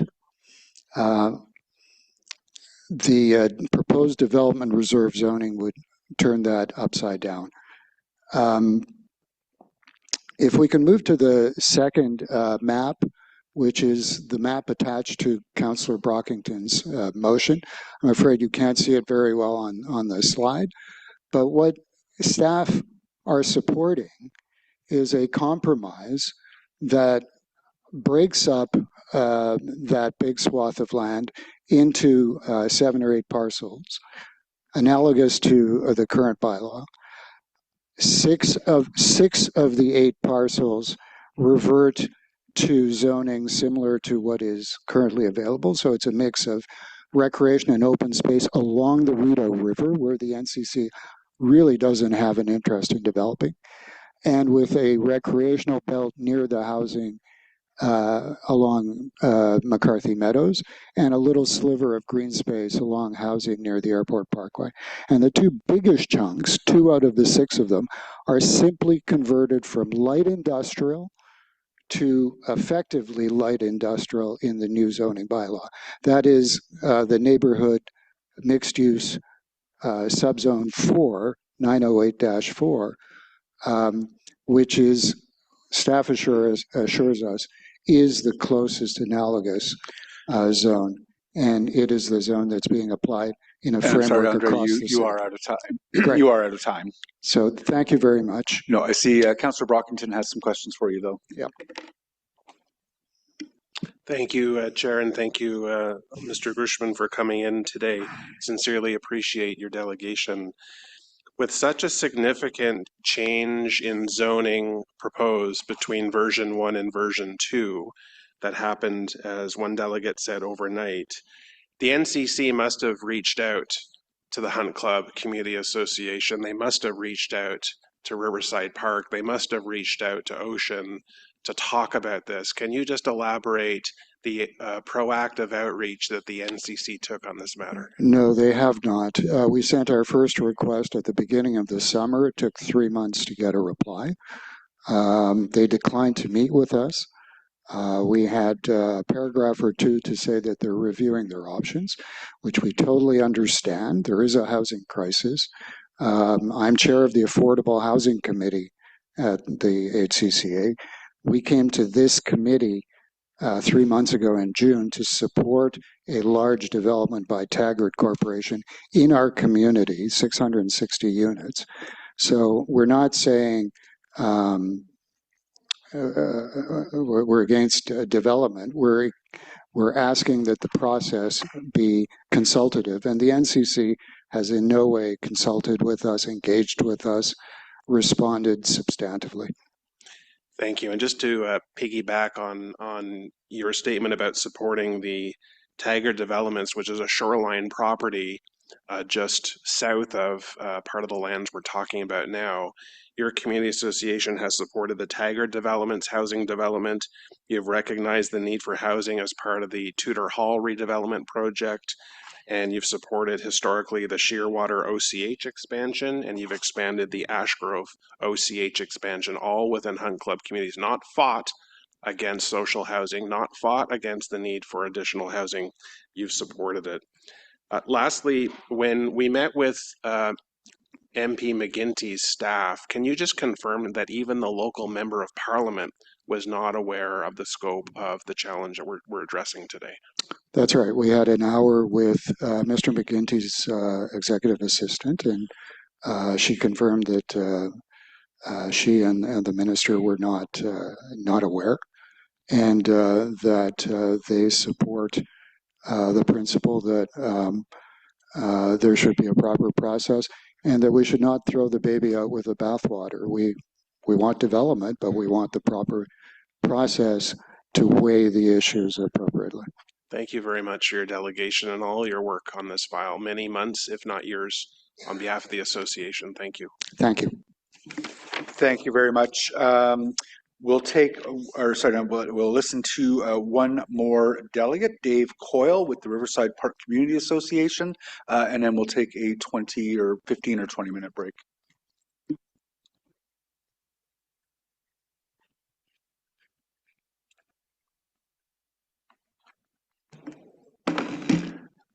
Good afternoon, Mr. Coyle. Whenever you're ready, you'll have 5 minutes to make a presentation to the committee.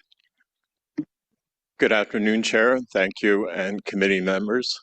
I'm from the north of Hunt Club Community Association, Andre's Community Association, and I just wanted to cover off the importance of the motion that has been tabled by Councillor Brockington and Johnson, and we fully support it.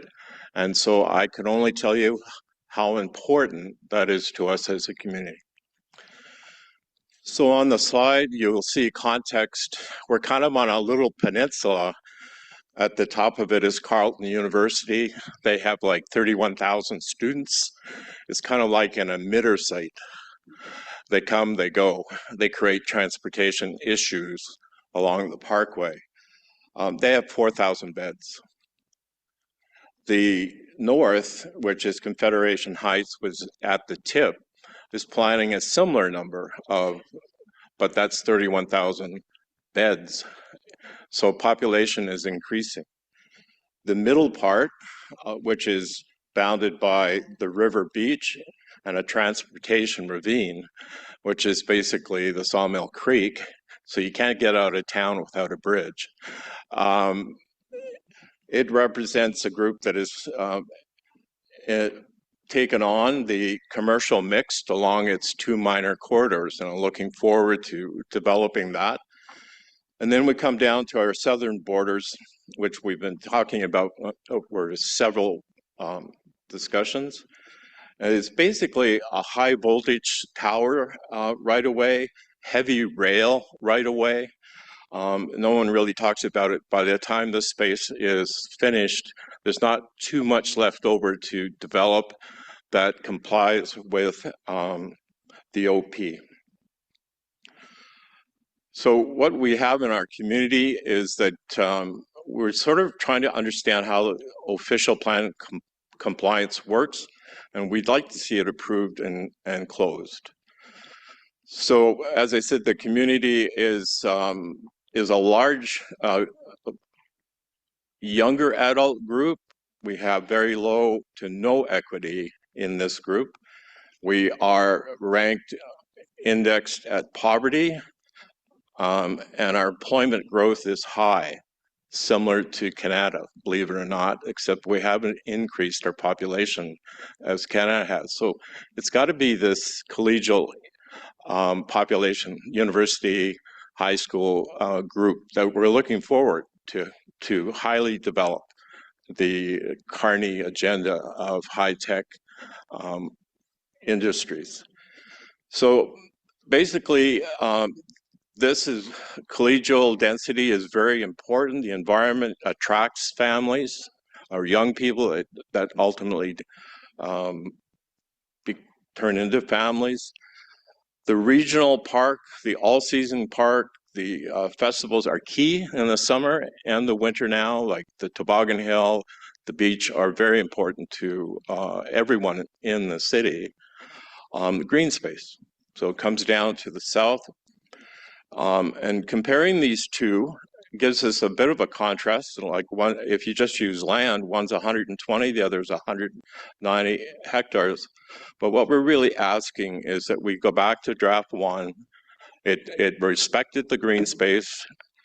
And when we follow this through the process we've gone over the last several years, from the beginning of amalgamation, so from 1 to 8, are the steps we go through, and we've been following and creating the property plan. And what happens is that if we follow the green dots through all the documents, the outcome is 3 zoning codes, FAC, REC, and green. That was great. Draft 1. Then draft 2, somebody says, hey, let's throw a DR on that.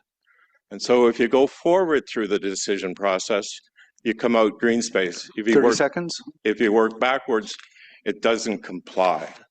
That's a big issue. If everyone says, well, we're doing the OP policy. So if you're the NCC, focus on Confederation Heights. It's about to go through its 3rd generation of studies. And as you can see on this plan, it's available and ready to go. So if you're looking for housing, go there. Let us resolve or go through due process on the southern space. Thank you. Thank you very much for the presentation. Councillor Brockington has a question for you. Thank you, Chair. I just want to thank Mr. Coyle as the president of the Community Association for coming down today and for his leadership on this matter and many matters. I don't have a specific question. I just want to say Riverside Park is an excellent example of a neighborhood that is accepting development. Its population is going to increase by 50%, literally within the decade, while maintaining and preserving the natural boundary and the natural resources around it. We can have that balance. We're expecting or pushing a reasonable outcome through the OP and through the zoning bylaw review. But I just want to thank Mr. Coyle for championing that we can have development and preserve our natural features at the same time. Thank you, sir. Thank you, Chair and committee members. Thank you very much. There are no further questions for you. Folks, we're going to take 15 to 20 minutes. It is, let's come back here at 1:50. But we'll start right on the mark at 1:50. Like at 1:50, we're starting. Is anyone unclear as to what time? Yes, Dad.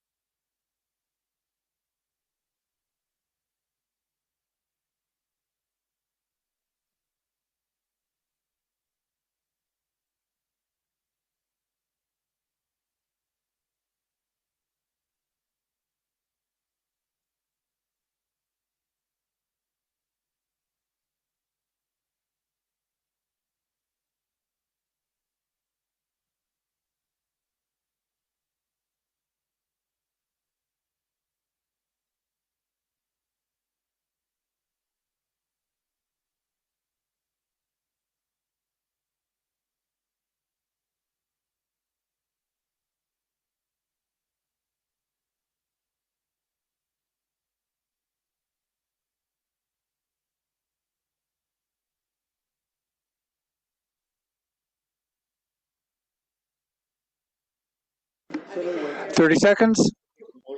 It might not arouse too much.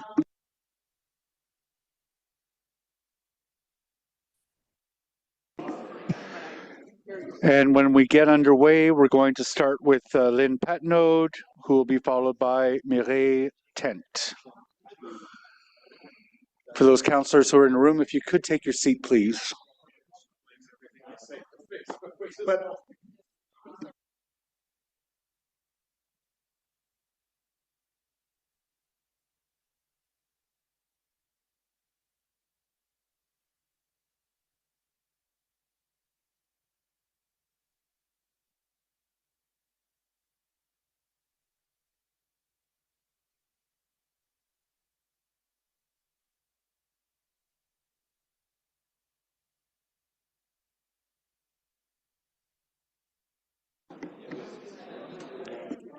I like the councillors to my right, seated, ready, as opposed to some of my more obstinate, willful.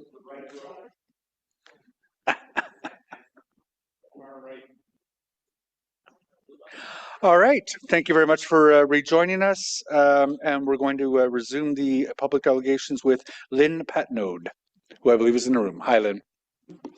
Hi, thank you very much.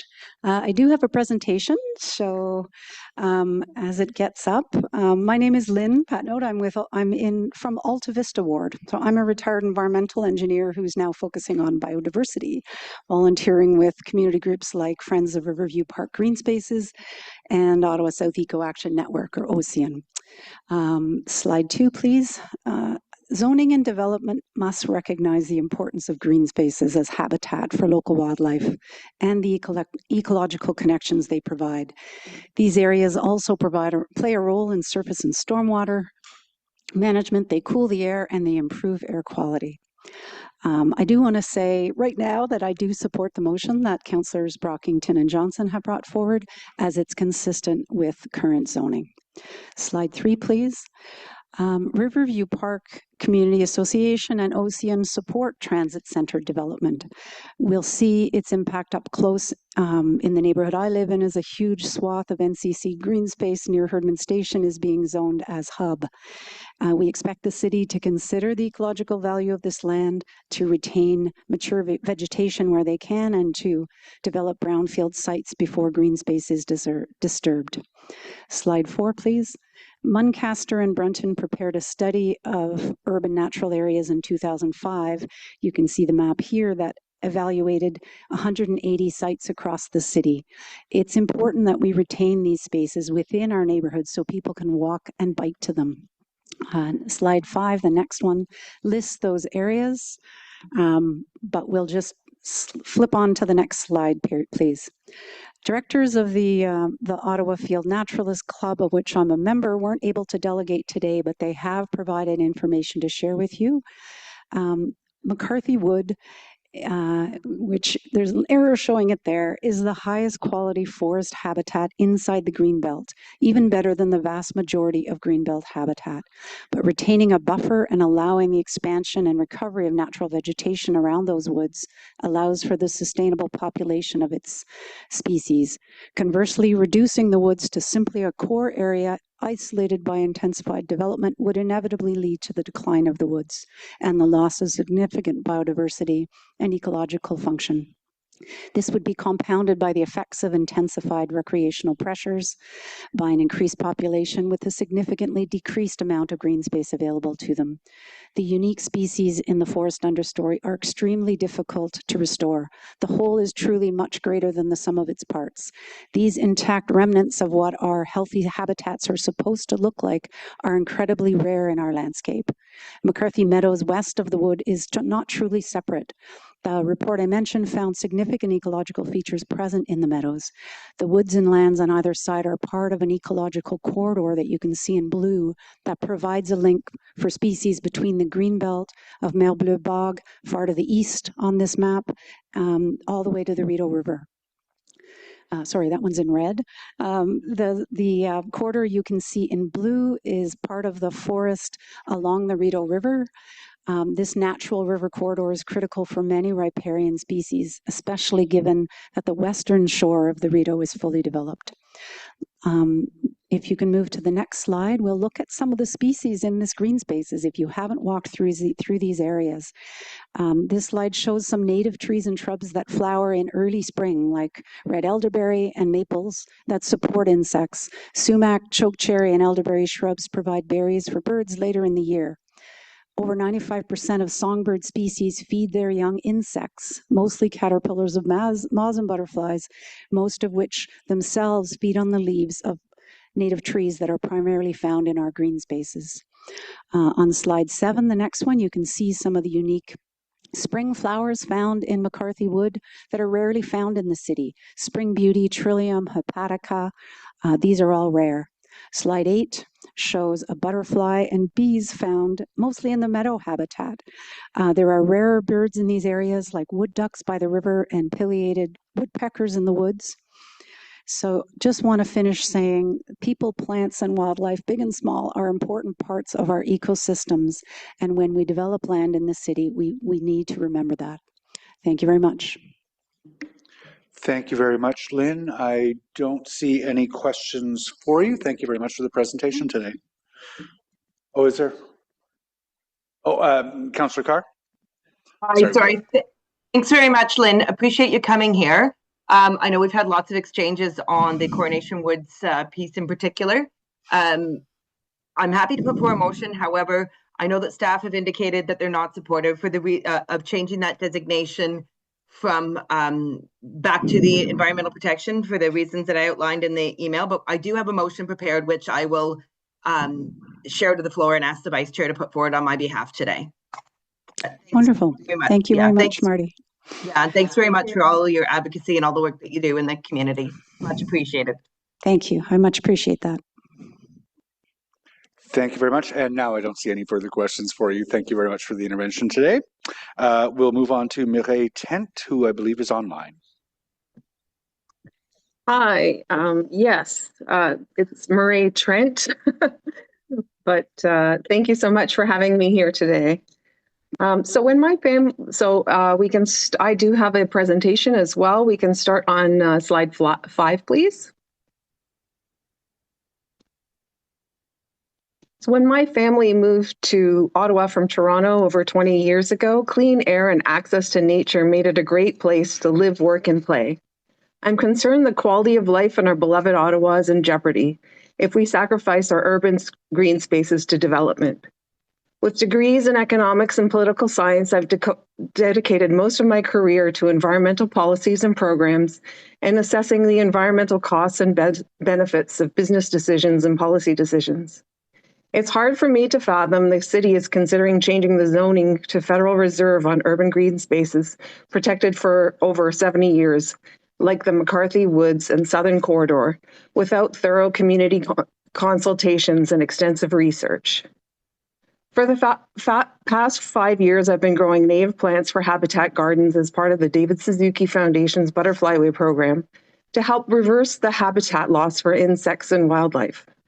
Butterfly ways provide sources of pollen and nectar and safe places to nest and rest for butterflies, bees, and other pollinators, birds, and wildlife across Canada. Slide 6, please. Over the past 2 years, I've expanded my reach as a butterfly ranger by actively volunteering with OCN and the Ottawa Wildflower Seed Library. OCN volunteers, like Lynn, who you just heard from, and I, give away thousands of native plants to community and private habitat garden projects, supporting many butterfly ways across southern Ottawa. The volunteer-led seed library collects, packages, and gives away about 100,000 native plant seeds per year as part of the gifting economy. Next slide, please. And yet our collective efforts pale in comparison to the ecosystems and valuable habitat built by Mother Nature in the McCarthy Woods and the Southern Corridor urban green space. The majority of these lands have been assessed as having high or medium environmental value.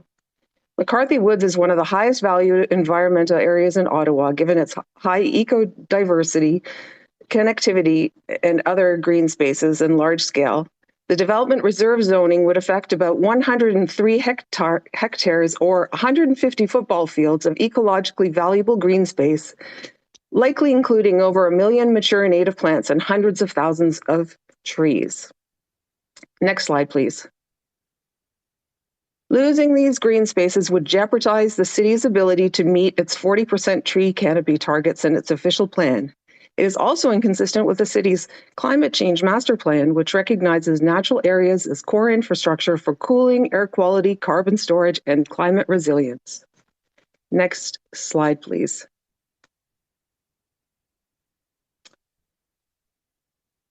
And it is contrary to the spirit of the city's equity and inclusion lens by reducing green spaces in close proximity to affordable housing in this diverse area of the city, including 3 family-oriented Ottawa community housing and co-op communities that back onto these green spaces, and 5 more within a 20-minute walking distance. Next slide, please. Actually, slide 11. They also provide a variety of ecosystem services, such as helping us address and adapt to climate change, improve our air quality, and provide habitat for wildlife.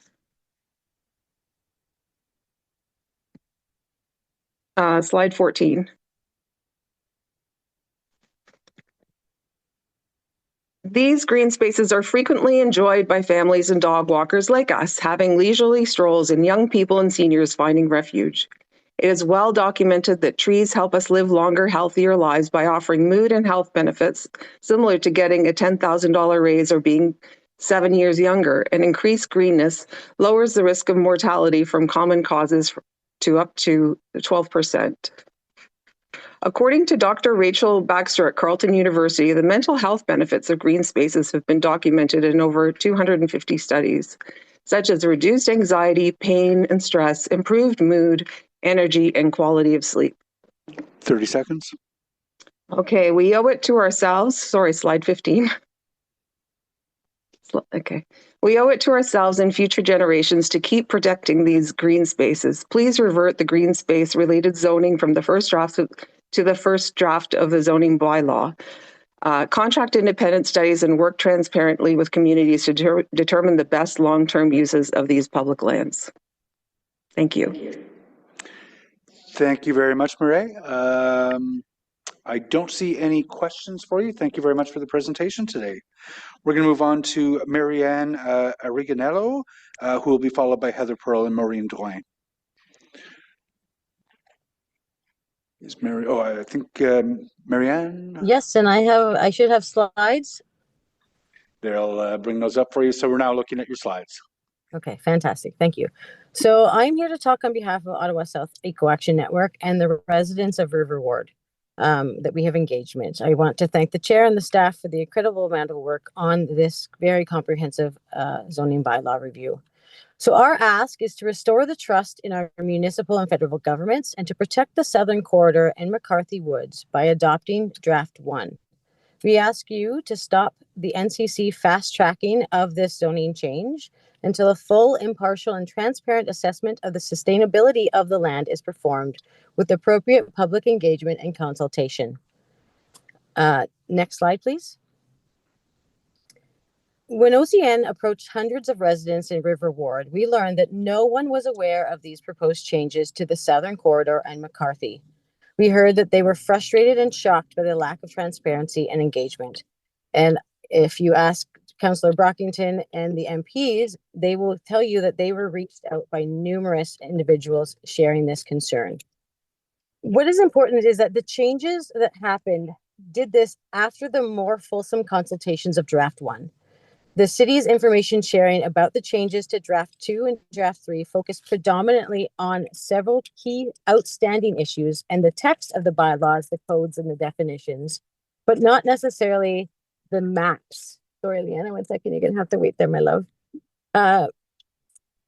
Next slide, please. As well, the engagement strategy after Draft 2 and Draft 3 were released, as stated by city staff, had no time for ward-specific discussion. Therefore, there was no engagement of Ward 16 residents. And the city is well aware of stakeholder groups like OCN, Cafes, Ecology Ottawa, and the community associations, who they know would have been particularly concerned by these dramatic changes, the loss of environmental protections, loss of green space designations. And the city could have reached out and possibly should have reached out to let community associations know about this dramatic change after the fulsome consultations of Draft 1. Unfortunately, this did not happen.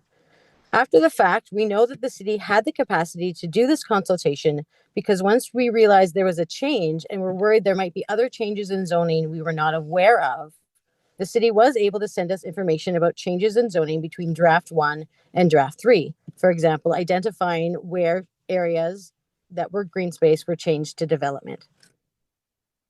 This should have happened automatically and proactively.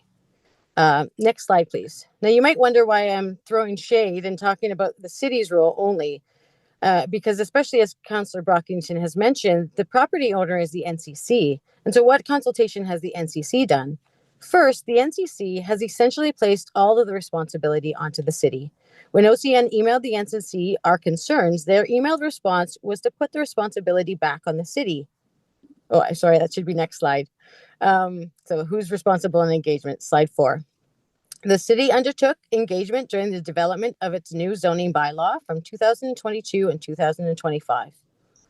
But what did the property owners of this land do? They did zero public engagement. We believe, as do residents of River Ward, that when the property owner is going to propose changing to zoning, they should be responsible to engage the public. As well as mentioned by Andre, the NCC denied or delayed all attempts for a meeting with concerned groups. Next slide, please, slide 5. And so why the rush or the hush to rezone now? The NCC has demonstrated in our letter that there have no development projects existing for these lands. And why rezone or restrict these lands before any study on sustainability? In an attempt to placate us, the NCC said any future development proposal on part of these lands would require a detailed planning process, including public consultation, to determine the suitability of land use. So if they haven't even determined if these lands are suitable, why are they rezoning these lands? And Draft 1, just to reiterate, is complicit and in alignment with Ottawa's official plan. Slide 6. One thing that we noticed or learned is that the NCC is supposed to find $65 million in savings in 2025. And the NCC budget is proposing to divest lands in the tune of $45 million. So under the comprehensive zoning bylaw reform that Ottawa is performing, such zoning changes could be very easily lost and not discovered. Adopting Draft 1 does not prevent future development in these areas, but provides stakeholders and the public more time for engagement and consultation that is real, active, and complete. Thank you. Thank you very much for that. I see that there's a question for you from Councillor Brockington. Thank you, Chair Leeper, and thank you, Marianne, for your delegation and the other Ocean delegates as well.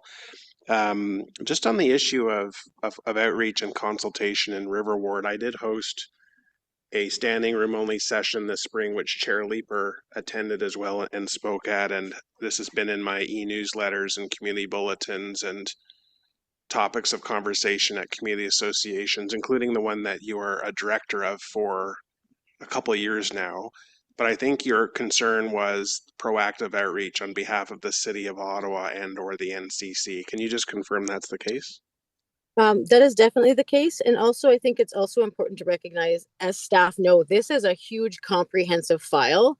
And so one or two presentations that look at the whole changes, because everyone was worried about heights and buildings and things like that, those got a lot of attention.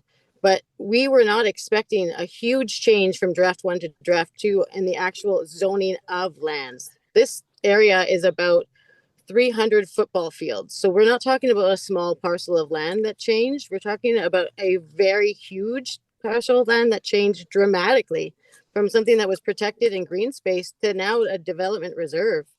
I will say that I support your motion, but I want and challenge councillors and staff to go more and further and to go back to Draft 1. that won't halt development, that will just ensure that there is active and appropriate process and consultation.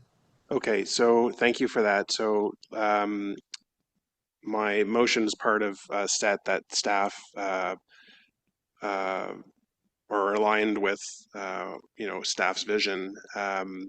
Assuming it passes council at the end of next month, what would you ultimately like to see after that point? After that point, I would like the NCC to be transparent about what they are proposing to do with these lands. They will say in their own documents in the capital urban land plans that these are, regional interest land masses that they were proposing to explore options to transfer to stewards like the municipality or land conservation trust. So to suddenly go about face and say that now they're going to develop these for housing or for industrial use does not align with what they just said in January of 2025. So we need to understand and have a fair and transparent discussion with them about what are their plans for this area. Yeah, thank you for that. I think you have correctly summarized the strong sentiment that local residents have on this matter at this time. Thank you, Marianne, for your delegation. Thank you. Marianne, thank you very much for coming today. We're going to hear from Heather Pearl and Maureen Dwayne, followed by Raymond Lurie. Raymond Lurie. Oui, bonjour. I'm Maureen Drouin, Secretary of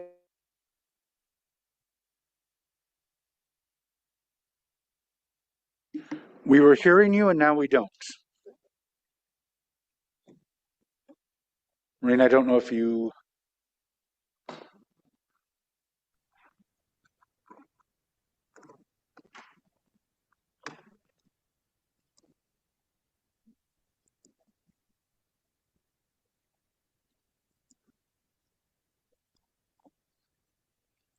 So I'm not sure. I think we will... Okay. Oh, there you go. Now? If you want to start over, we'll put the clock back. Okay, thank you. Good afternoon. I'm Maureen Drouin, Secretary of Guildwood Residents Alliance, and I'm with Heather Pearl, Champlain Park CA. She's Planning, Zoning, and Environmental Policies Chair.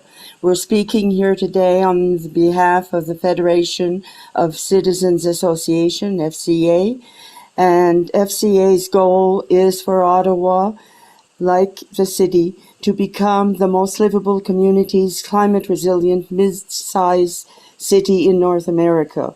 With this in mind, we would appreciate your support for the following FCA motion or similar. The context is that the zoning bylaw is the legal tool, of course, for the broader official plan implementation and needs to directly integrate all elements of livability, including physical infrastructure, social infrastructure, urban planning, and design. The city had a commitment to its citizens to implement a progressive, gentle intensification, respectful of the existing neighborhood's context and mixed building form requirements, social equity and climate change adaptation and mitigation. Equity and inclusivity across the city can only be ensured if it accords with each community's unique geographic and physical constraints and existing social and physical infrastructure. Zoning creates immediate rights. Infrastructure planning lags behind in a reactive and subject to budget. If there is no legal link, such as a holding provision, density inevitably outpaces capacity and risks having inadequate physical and social infrastructure for community building. Okay, and now the increasing impacts of extreme weather events due to climate change have made it critical that physical infrastructure replacement and or upgrades are... Hello? Okay, should I start again? Heather, please do, and I'll just grant a little extra time there.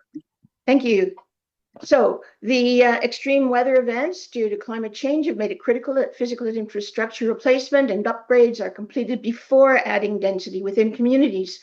Zoning defines what can be built and master plans define how to support it. So the critical and current issue is the serious lag between density now and infrastructure later.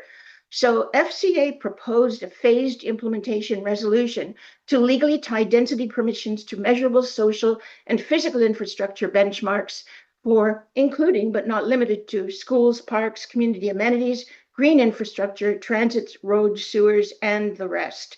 And whereas phased implementation protects existing taxpayers from the certainty of infrastructure failure by ensuring that growth pays for itself in real time rather than accruing a deficit of services, and that the unintended consequence of not doing phased implementation prioritizes regulatory streamlining and market certainty for developers over service guarantees and resident safety, we would appreciate that provisions will be applicable only when the physical and social infrastructure to support the proposed density in neighborhoods are planned for concurrently and funded, that design and planning guidelines have been addressed, and undergo reviews to monitor progress within the 5-year progressive implementation timelines to coincide with the official plan content and direction, applicability reviews, and include the required regulatory bridge wording to support the ongoing requirements for the above provision and process. And we would like communities to be active participants in the ongoing monitoring and review process for the zoning bylaw, and that consultations on new development proposals that affect their neighborhoods will be done in those neighborhoods. Next slide, please. So, term of council priorities. A city that has affordable housing and is more livable for all. It's more connected with reliable, safe, and accessibility options, green and resilient, diversified and prosperous economy. That can only be achieved if the Ottawa officials' plan intensification is about more than just numerical targets, is actually actioned. So we want renewal that keeps up with population increases and robust measures to adapt to it and mitigate the increasing dire impacts of climate change. And we want to achieve the social, physical, and green infrastructure planning that it has to be done in tandem with planning for population growth. So next slide, please. Heather, on that note, you are out of time now with a little extra. Okay, I don't see any questions for you. Did members have questions? Nope.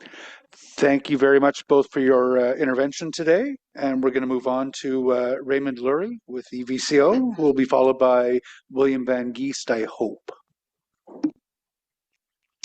Thank you, Chair. So if you could go to slide 2. So I hope you'll be happy to know that I'm here on behalf of 3 organizations in 1 delegation, so FCA, CAFES, and EVCO. So if you look at the chart there, the second one in blue, about a quarter of passenger cars worldwide this year. New passenger cars are electric. If you could go to the next slide, please. Why is that happening? 2 reasons. The first one here, this is data from the CAA cost calculator, so using Canadian Ontario data actually. And you could see that owning an EV could save easily $1,500 to $2,500 per year. So right now there are lots of EV options, used EV options available in the market. So if you're on a tight budget, you could save literally $200 a month by driving electric. So next slide, please. The one issue that we have right now is that EVs are more expensive than gas cars at the moment. And if you look at the chart for China at the right-hand side, that's the future that we're going to see here. China is a leader in terms of electrification. So we expect that EVs will be less expensive than gas cars in a few years. Since they're less expensive to operate, they'll be much, much less expensive on a total cost of ownership basis. So I expect a very rapid move towards electrification. Next slide, please.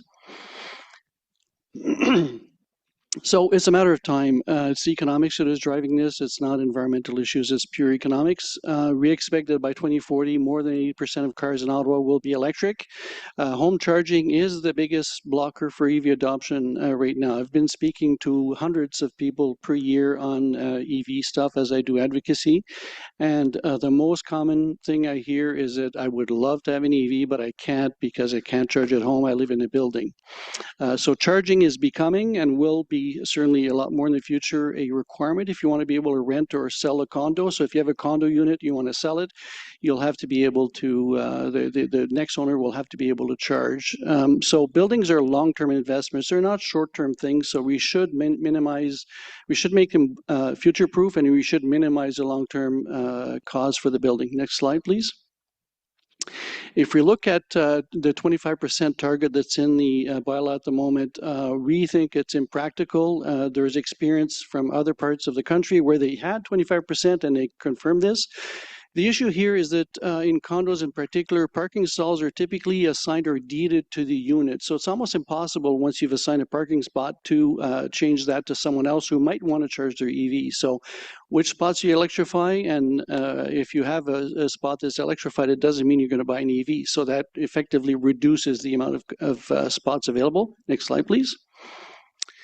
So if we do a very back in the envelope math, we assume 25% more condos by 2030, okay? 25% is a large number, but with 25% in the, as the standard says right now, only 5% of spots, total parking spots in the city would be subject to the EV ready requirement by 2030. If we set the standard to 100%, that would mean, assuming 25% more condos, which is again a big number, that would bring us about 20% of spots that would be under the requirement of EV readiness. So next slide, please. So what are the others doing? In Ontario in 2018, we had in the building code a requirement for 100%. Unfortunately, that was removed. Toronto, though, has a requirement for 100% for every dwelling unit, no matter its size. Next slide, please. BC is certainly a leader in this space. So those are municipalities that have in their bylaws the requirement of 100% EV ready. And as it says there in the quote, these BC local government requirements are widely considered the international best practice. Okay, next slide, please. So what do we recommend? Well, that we adopt the international best practice of 100% EV requirement, and that we apply the EV requirement not just to large buildings, but to every new construction or major renovation. Thank you. Thank you very much. There is a question for you from Councillor Menard. Thank you very much, Chair. Thanks, Raymond, for your presentation. And I did see Councillor Lewas-Dudas's motion previously. I'm wondering on twofold. Number one, if you can just explain, practically speaking, what does it mean to be EV ready? What are the practical implications of that in terms of an actual parking spot and some charging infrastructure, but just maybe make that clear for everyone. And then secondarily, if you can just explain to me how a short-term EV uptake forecast can be used as the basis of a long-term parking construction design standard, that would be helpful. Thank you.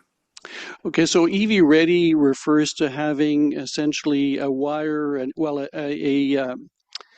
a wire with a box and a plug at the end that's actually energized, where you'd be able to plug an EV. So that's what the definition is. So the idea there is that if you do that when you're building the building, it's much less expensive than doing a retrofit. If we look at the cost of doing that when you're building the building, it's a few $100s, whereas retrofits, and I've been to about 20 condos now looking at retrofitting, and the cost is substantially more. We're talking in the thousands of dollars per parking spot in a retrofit. So, so what we're advocating, obviously, is to do that when you build the building.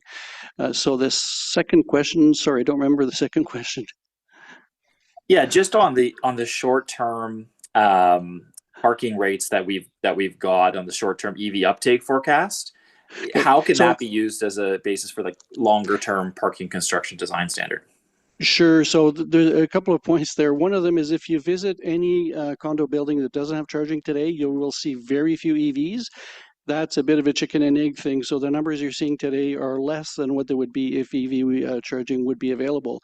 If we look at what we're seeing in other countries, and there's plenty of data about what's happening in other countries, once you've reached a certain amount of market penetration, the market penetration tends to accelerate substantially. So again, we're expecting that by 2040, that more than 80% of vehicles on the road will be electric, right? So things happen very rapidly. If you think about the transition between VHS and DVD, that just took a few years, right? As people started seeing the benefits, they rapidly converted. We expect to see the same thing with EVs. Yeah, and I've heard lots about range anxiety and the fact that a big part of uptake of EVs is actually including, charging infrastructure readily available. Given what you're saying about just having kind of a wire ready to go, it makes a lot of sense when you're building the building brand new rather than having to do the retrofit later. So appreciate your delegation. Thank you. Thank you, Councillor Menard. Councillor Dudas. Yes, I'll be brief. Thank you very much, Raymond, for your presentation. And I know you and I have exchanged emails, which led me to have several questions to staff, which I wanted to let you know I will be asking during the staff questions. They had indicated that there's a lot more to the context than in regards to just the EV preparedness. There's other aspects that they're trying to mitigate when it comes to encouraging these developments. So I'm bringing forward that motion that will have them review the market and the need to potentially go to that 100% in 3 years instead of the 5. I know it's not the perfect solution, but it is a move in the right direction. So I wanted to thank you for engaging with me and sending me those emails. It was very helpful when I was reaching out to staff, and I will be asking staff questions. So not really a question to you, but more of a gratefulness in terms of you engaging me on this piece of the conversation. And thank you for the motion. That's certainly progress. All right, thank you very much to both. Raymond, I don't see any further questions for you. Thank you for being here today. We're going to move on, I hope, to William Van Geest. Are you in the room, William? William had suggested he may need to come back on the list a little bit later, so we'll come back. So we have Deborah Doherty with Bird Friendly Ottawa, who would be followed by Rosalind Hill with RJH Architecture. Deborah, there you are. Whenever you're ready, you can make a 5-minute presentation to the committee. Good afternoon. I'm Deborah Doherty, and I'm the co-chair of Bird Friendly Ottawa. And next slide, please. I'd like to thank staff and the council for the extensive work that you've done on the new zoning bylaw. So Bird Friendly Ottawa is a group of local organizations concerned working together to protect Ottawa's birds.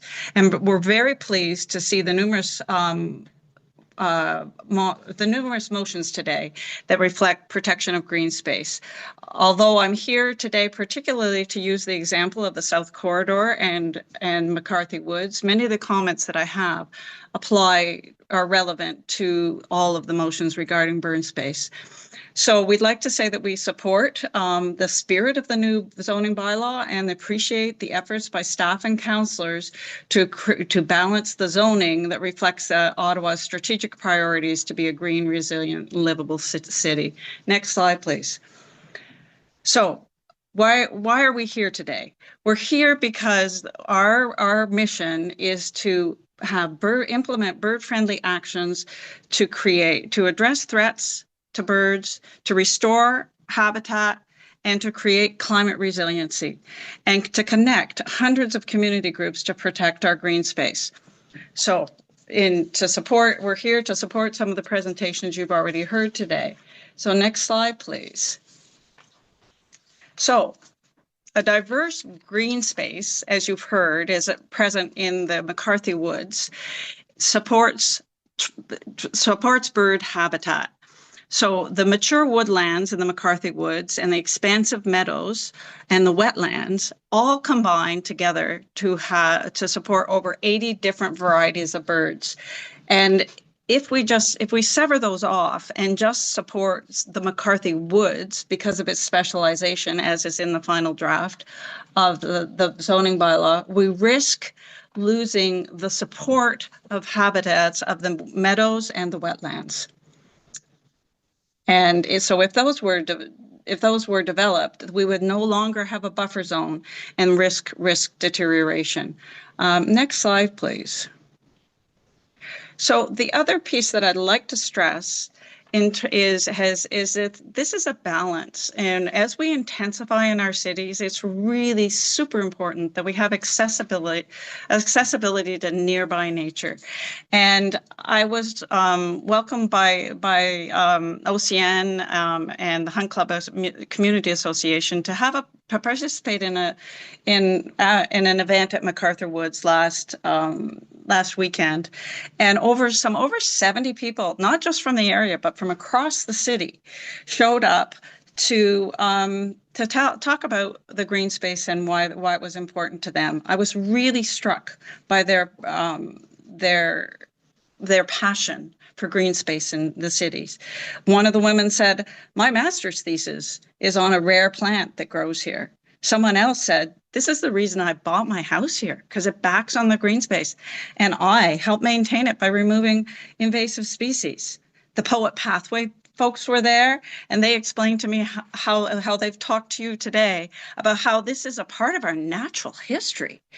And someone else brought their snowshoes to join us, and they said, "I'm here all the time with my kids on the snowshoes, and the snags and the trees that the derecho put down, people were really interested to know that actually creates habitat for birds and small mammals."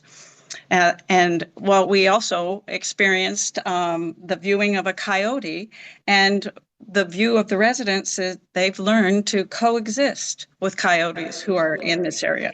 1 minute. So 1 minute. Okay, I'll move to my concluding slide.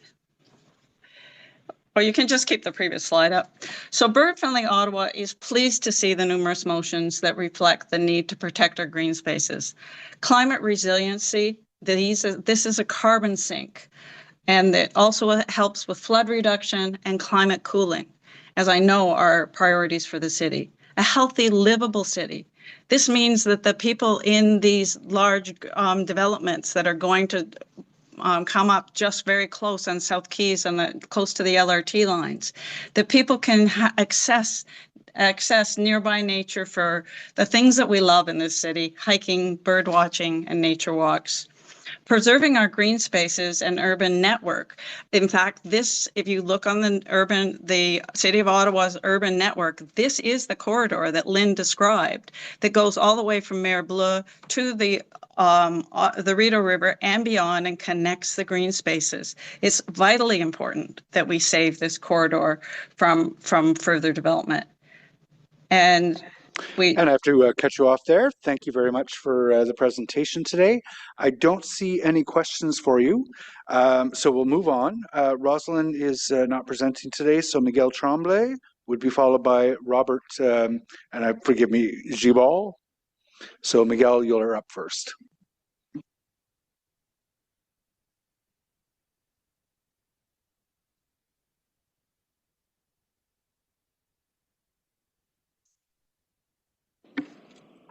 Good afternoon. Thank you very much. Miguel Tremblay, partner at Foten Planning and Design. I am here today on behalf of the Myers Group, also known as Zena Investment Corporation, to speak to two properties. The first is 1200 Baseline, and the second is 420 Vantage Drive. 1200 Baseline is an existing and fully operational Cadillac, Chevy, Buick dealership that employs over 100 employees and also includes Myers corporate offices.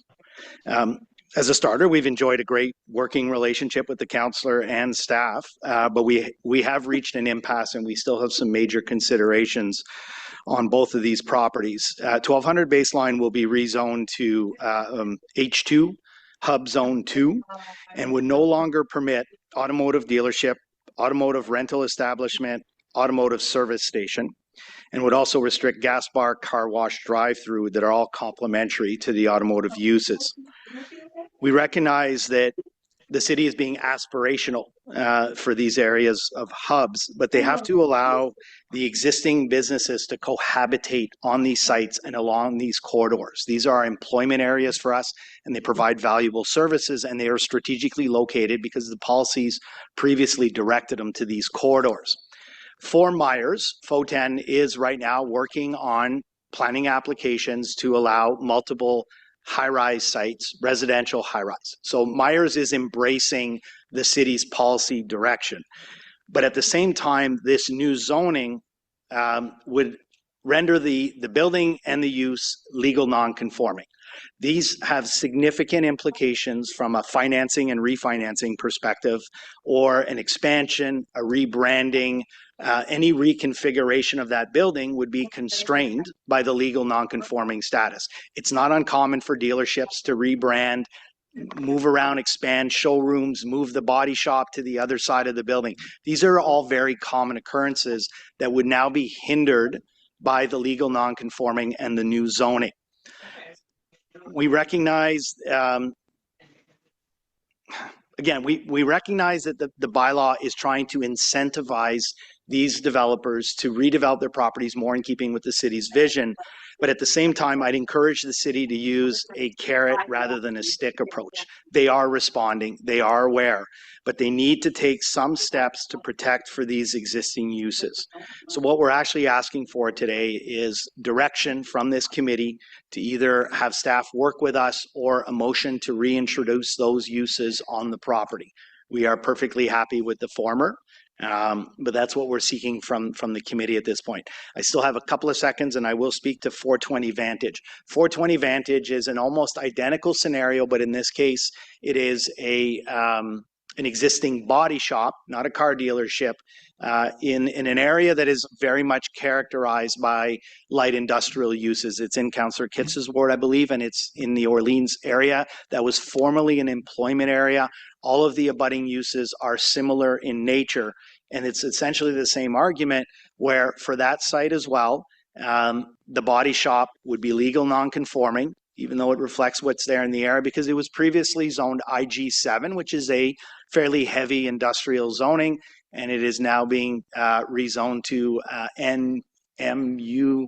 NMU4, which again, aspirationally, the city wants something else, but we have to recognize that these are existing employment areas in areas that function very well and are of that character. So we're also seeking similar direction to work with staff to try to resolve this beyond simply legal non-conforming status. Thank you. I'll leave it to that.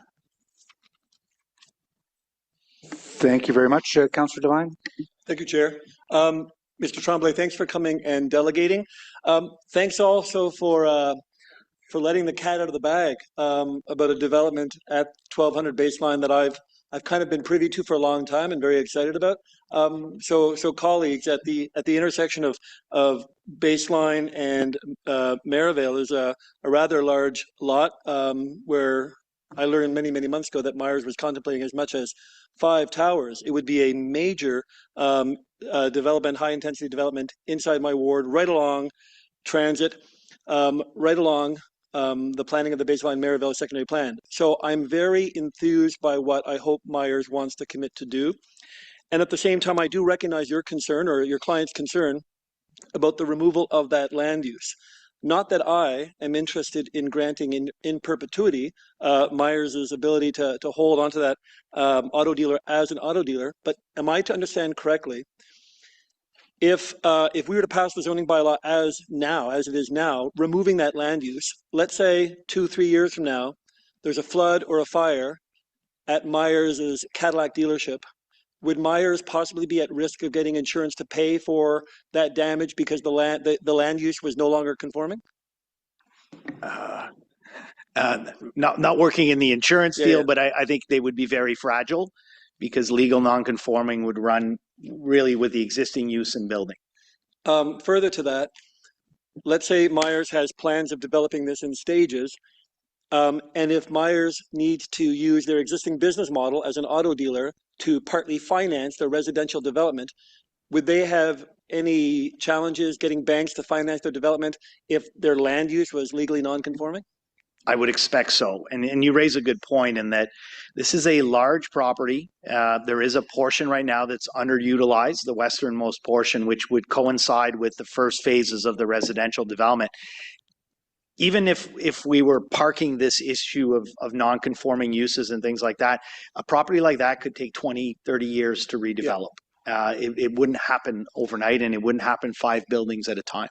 So there would need to be some provisions to recognize that the dealership will likely be there for the foreseeable future.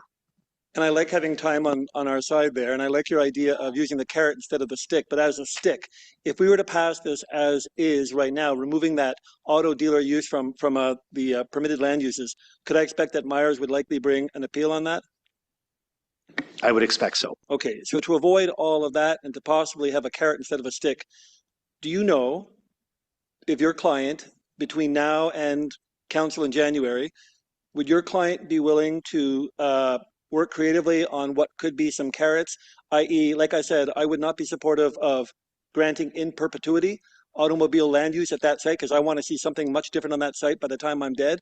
But would Myers be willing to work creatively with the city on some kind of in the middle ground solution? Myers would always take the opportunity to work collaboratively with the city. Yes. Okay, so I'll wait till I get to questions to staff, but I'll probably talk to staff about possible direction on that. Thank you.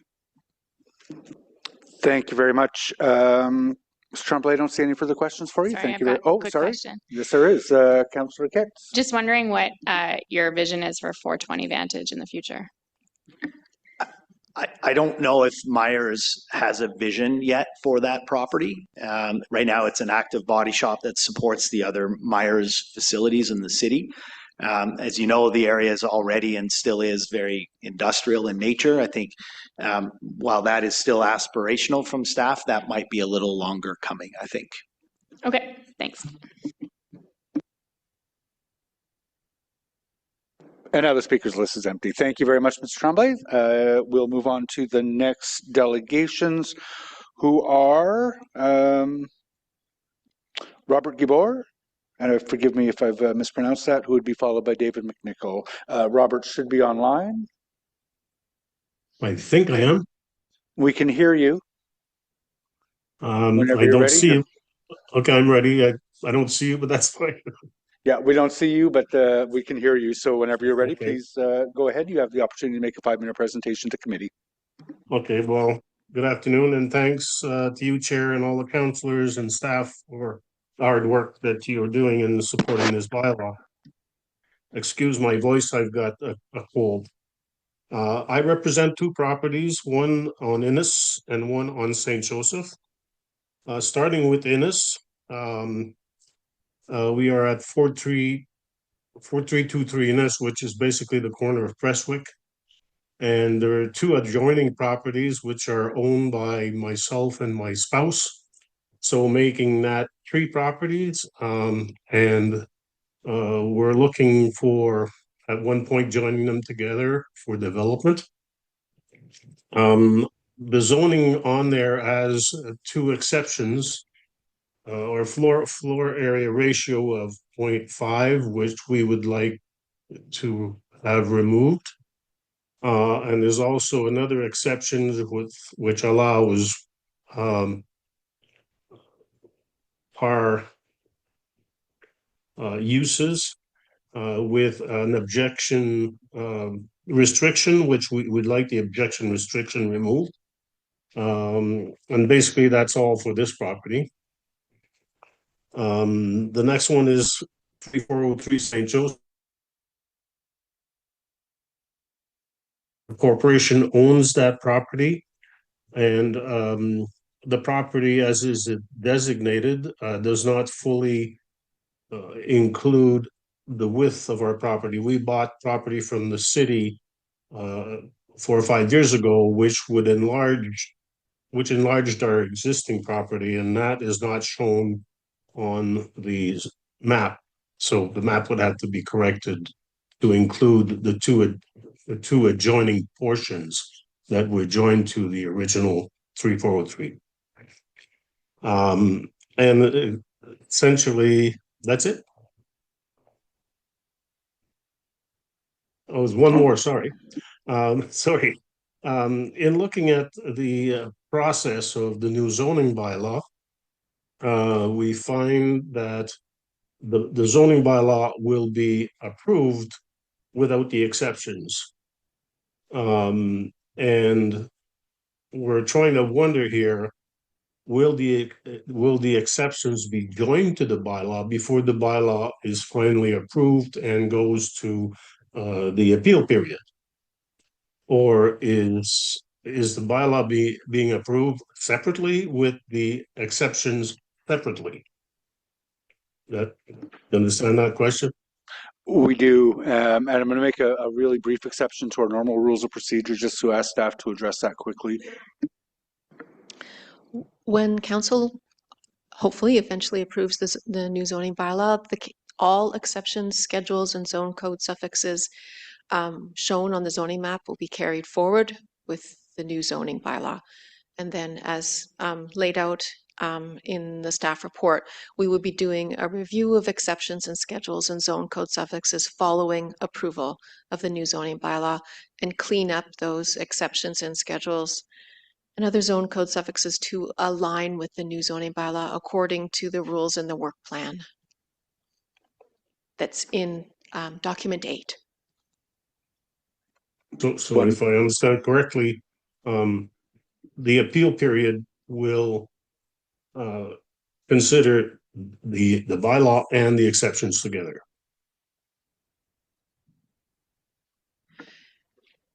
That's correct. The exceptions and schedules that you see in the zoning map will be carried forward in the approved version of the zoning bylaw when it goes into its appeal period. Thank you very much. I understand. Robert, thank you very much. I don't see any questions for you. I appreciate the intervention today. We'll move on to David McNichol, who will be followed by Jason Burgraff. Thank you. Greetings, co-chairs Jeff Leeper and Dave Brown, committee members and councillors. It's a pleasure to be here today to respond to the final draft of the city's new zoning bylaw as it rises through this joint committee towards Ottawa City Council. I would start by honoring the memory of Indigenous leader Bill Commanda. So my presentation is of a totally different scale, so I hope you'll bear with me here.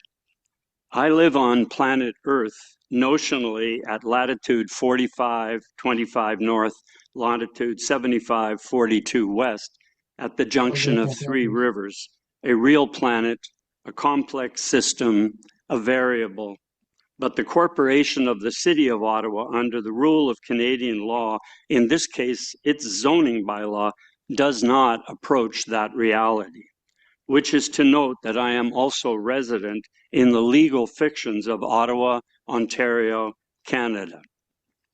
Further, in October 2024, Canada went to the Conference of the Parties, number 16 on biodiversity in Cali, Colombia, in part to present its policy document, Canada's 2030 Nature Strategy, Halting and Reversing Biodiversity Loss in Canada. This document mentions a dozen times the importance of whole of government, whole of society as a major factor in facing the challenge of biodiversity loss. A challenge given in the context of the Convention on Biological Diversity signed by Canada in 1992.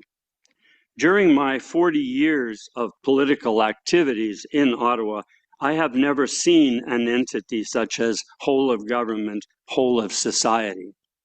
Nevertheless, in my view, it is still needed an iterative human structure to address reality, what we might call adequate government. As you know, in Ottawa, the revolving process of the rule of law includes the Planning Act, Provincial Planning Statement, the official plan, and finally the zoning bylaw, which is a may under the Planning Act. For the residents of Ottawa, the political process for this zoning bylaw may be characterized as problematic, with legislative changes, omnibus rezoning bills, ongoing committee-led rezonings, and over 4,000 exemptions to the bylaw being carried forward in the draft. It's my understanding that all development in Ottawa shall conform to the zoning bylaw but to my eye, the staff report contains no recommendations regarding the conformity of the new zoning bylaw to the senior laws. Plus, the report appears to offer no complete draft list of all legal land uses. So, in plain language, all the created zones of Ottawa's zoning bylaw appear to have no land use to sanction life at any geographic scale up to the planet. Thus, I do not support it. I am neither a lawyer nor a litigant, but this land development law, which cannot track or project life processes, is a moral breach of trust. And finally, while acknowledging the complexity of this global matter without prejudice, I wish you all season's greetings. Thank you. David, thank you very much. I don't see any questions for you, but I will return those season's greetings and hope you have a Merry Christmas. Thank you, sir. Jason Burgraff will be followed by Lisa De La Rosa. Actually, Chair, Lisa is going to join me. As a single presentation? As a single presentation. Amazing. I like that. Take 7 minutes. We aim to please. Members of the Joint Committee, thank you for providing GOBA the opportunity to speak on the zoning bylaw. With me, as I said, is Lisa De La Rosa from FOTAM Planning and Design, who's happy to answer the more technical questions you may have. Lisa led the review of the zoning bylaw on GOBA's behalf and submitted charts. And the submitted charts detail not only member comments, but a lot of Lisa's own work as well, which we want to thank for her greatly. The chart also highlights a number of items that we've been able to resolve with city staff, and we want to express our gratitude to Carol and the whole zoning team who have engaged with us throughout this and our members throughout the process. We recognize that the improvements reflected in the final draft are, in part, the result of the city's zoning team's dedication and willingness to collaborate with the industry, and their openness to considering the industry's insights has not gone unnoticed. I want to give the city a lot of credit that it deserves for embracing significant reforms in the zoning bylaw right from the first draft, introducing early measures such as 4 units per lot, flexibility for front yard parking, the removal of streetscape character analysis, all changes GOBA has long championed.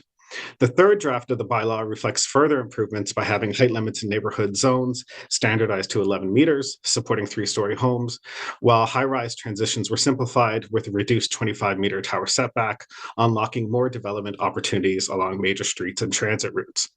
This final draft accommodated tweaks for modular housing and rear yard setbacks in the suburban transect as well. With these updates, Ottawa's zoning framework is now better positioned than ever to support intensification, housing growth, and affordability. And you'll see in our written submission that there are still a number of smaller items we'd like to see modified and a couple of new and large items that we still want to address with staff, which I'll highlight here today. In particular, with site plan control no longer needed for developments up to 12 units, the requirement for limiting to 10 units per building in the N3 zone still needs to be reassessed. There remains concerns about the cap on the units per building within the N1 to N3 zones, which doesn't allow for density to be driven by lot size and best use of design of a building. The maximum number of units per lot area and building for N1, N2, N3 zones is not needed, as setbacks, heights, marketability, and building code will determine the appropriate number of units that should be built on a specific lot, and GOBA requests the removal of these maximums. The new draft restricts where vertically attached dwellings are permitted across the city, despite the form-based code's intent to permit development based on building envelope permissions rather than building typology permissions. GOBA recommends that instead of limiting locations of where townhouses and semis can be located, remove the maximum number of units per building cap to avoid this conflict with the Planning Act. And the bylaw limits the number of private approaches for narrower lots. This is more appropriately addressed through the private approach bylaw, which is being updated now, and the site plan control process. These are the appropriate tools to regulate the private approach. So we ask that these provisions be removed from the bylaw as well. And then the new bylaw will introduce requirements related to EV parking and, more importantly, insurance that stormwater, sanitary, and water capacity is all available. And while we appreciate the need to regulate these items, we remain concerned about how these will be checked at the time of zoning review. The implementation of the bylaw should not slow down the issuance of building permits with additional onerous steps and deliverables. GOBA trusts that the city has thought this through and just asks that prior to these sections being enacted, we are given the opportunity opportunity to provide feedback on the implementation approach. And then there's a couple of new items that were discussed today that I wanted to talk about. Specifically, 10% variation that's done by the province was brought up a number of times. That's only for setbacks. It's not for heights. So you can't raise up a building on 10% extra height. That's not actually allowed as part of the regulations. The soil volumes reintroduction, we think that could be addressed through area requirements is more than sufficient, because again, how is the city going to implement the experts and reports to check off on the soil volume requirement? And then finally, unfortunately, Chair Leeper, we have a number of reservations on the idea of demanding multi-units for the 11 meters. I think there's a lot of unintended consequences. I appreciate the idea, but I think there's a lot of things that negative consequences there that I'd be happy to elaborate on as we go through. So with that, Lisa and I are here to answer your questions. Thank you very much, Jason. I think at the highest level, this committee absolutely shares your excitement about where this new zoning bylaw is going to take this city. To lead off the questioning, Councillor Kitts. Please. Councillor Catherine Kitts. It's a Councillor Catherine Kitts. Jason, I'll just let you finish your thought. You were talking about unintended consequences, so can you elaborate, please?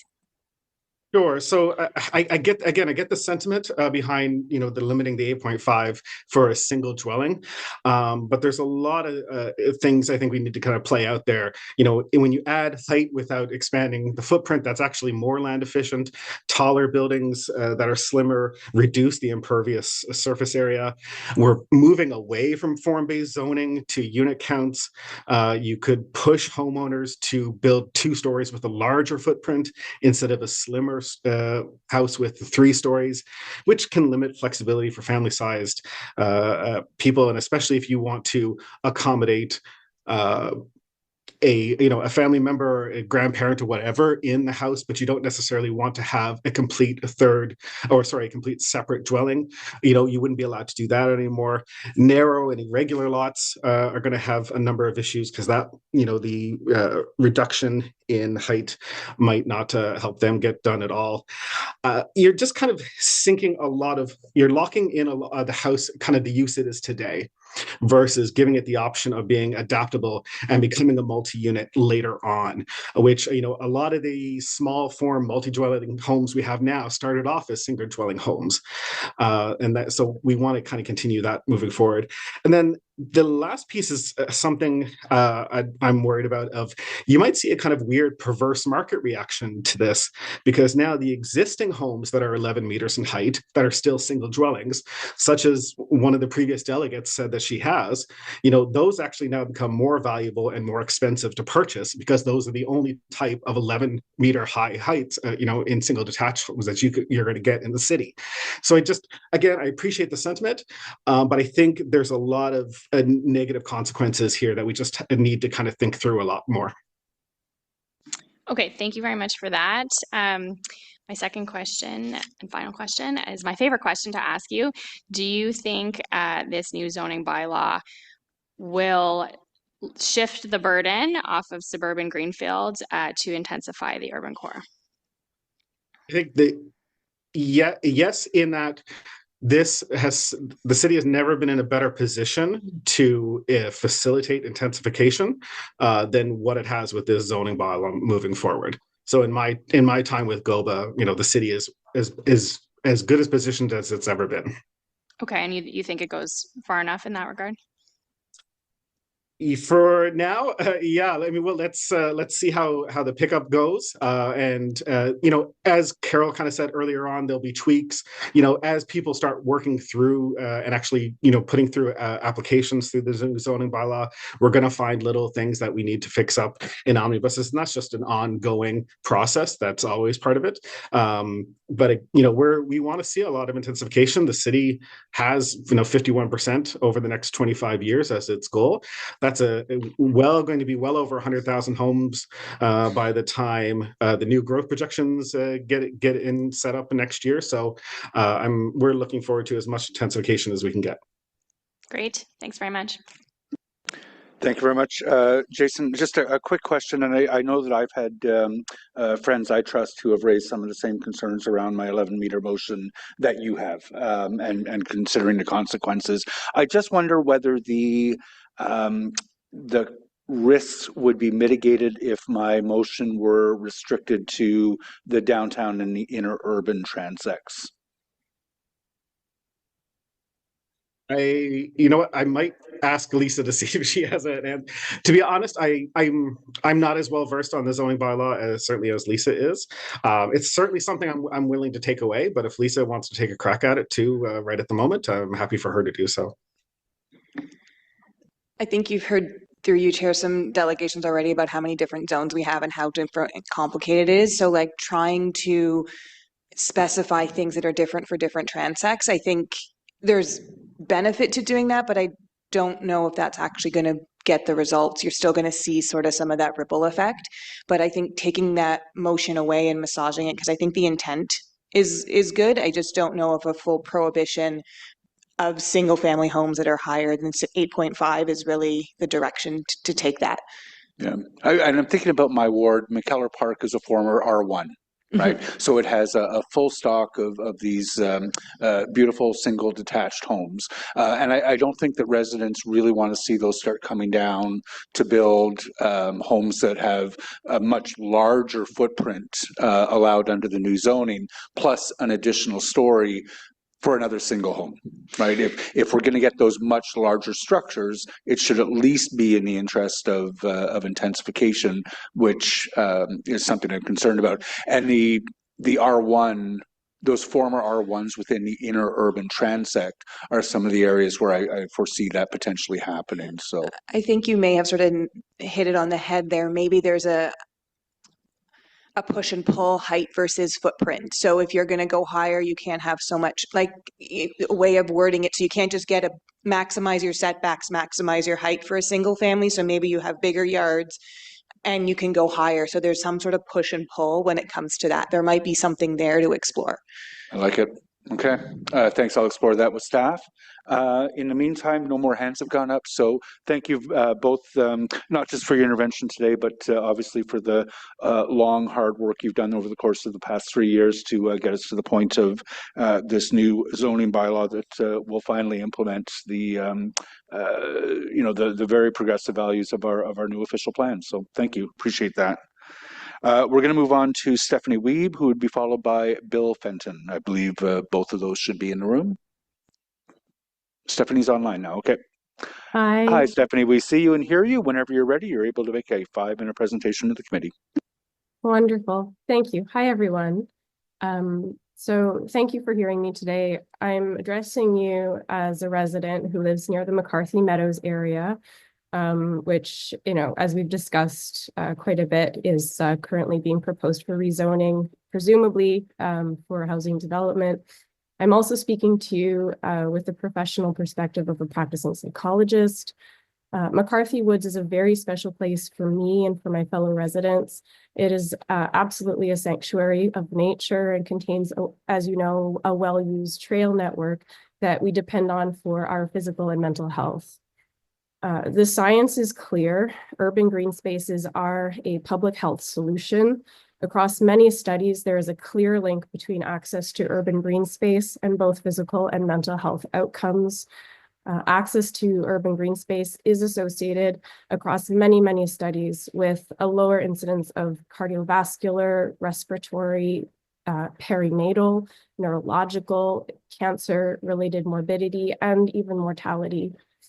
On the side of mental health, access to urban green space is associated even with better cognitive functioning, lower rates and severity of mood disorders, antidepressant use, and reliance on mental health services. To destroy the McCarthy Meadows for development is not only an environmental choice, it is that, but this decision will directly compromise the health and well-being of our community. Beyond the data, I want to share my own perspective. After the birth of my son, I suffered from postpartum depression. I felt I was living in a nightmare. After about a month of this, I made a very crucial decision. Every morning, even in the middle of winter, I bundled up my baby and went walking in the McCarthy Meadows. This daily ritual provided us with a vital connection to nature, fresh air, and quiet. I passed by neighbors and felt more connected to the earth and to my community. As my baby finally fell asleep, I could hear my own thoughts again. Slowly in that sanctuary, I felt the nightmare fade away and I found my joy and indeed my mental health returning. So I just ask today that you do everything that you can to help protect this sacred community space, which has been a lifeline for me and for countless others. And so, yeah, I just urge you to protect the McCarthy Meadows as the critical public health resource that it is. Thank you so much for your time and attention. And I think that photo that was briefly displayed is of me and my son actually in the McCarthy Meadows on one of our walks. So thank you all so much. Best photo we've seen all day. Thank you for that. I don't see any questions for you. Thank you very much for the presentation today. We're going to move on to Bill Fenton, who would be followed by Colin Nicholson. Bill is in the audience. Yeah. Good afternoon. My name's Bill Fenton. I'm a homeowner in the Bayshore area, and I'd ask Kelly to put up the first slide. You will see on the screen, actually doesn't show up that well. Anyhow, it's a map of the Bayshore Transit Area Station. You'll note in green, it includes the Bayshore Shopping Center just at the bottom right-hand corner, and just to the left of that is the new transit station. Most of the land that you see is comprised of the Ecora residential community. Next slide. Our request today is for a change in the zoning of the parcel of land that's highlighted in black on the screen in the residential area of Ecora. And we'd like to have the zoning changed from H3 to N3. I should mention that this area marked in black, that there are some adjacent lands almost beside it that have already been the subject of zoning changes. So out of about 4 or 5 zoning changes, this is the final one that we think needs to be made. Skip the next chart and then go to the following one, please. You will see there should be a chart there of the density, projected density. If you go back one, there, yes, that's it, thank you. The official plan calls for increased density around major transit station areas. You will see on the screen that we've prepared a projection of the density for the Bayshore area. The city's official plan calls for a target density of 10,200 people and jobs. The current density is about 8,300. The city has approved 4 new towers in close proximity to the Bayshore station. Our projections indicate that the new projects will result in an increase in the density of about a little over close to 2,200 people. I have not included in this projection any number for density relating to jobs, although there will be jobs, significant jobs in the retail and the operational towers. And the assumptions for occupancy in the 2 and 3 bedroom units are very low. So in summary, the projected density for the Bayshore station is expected to well exceed the city's targeted density. Next chart, please.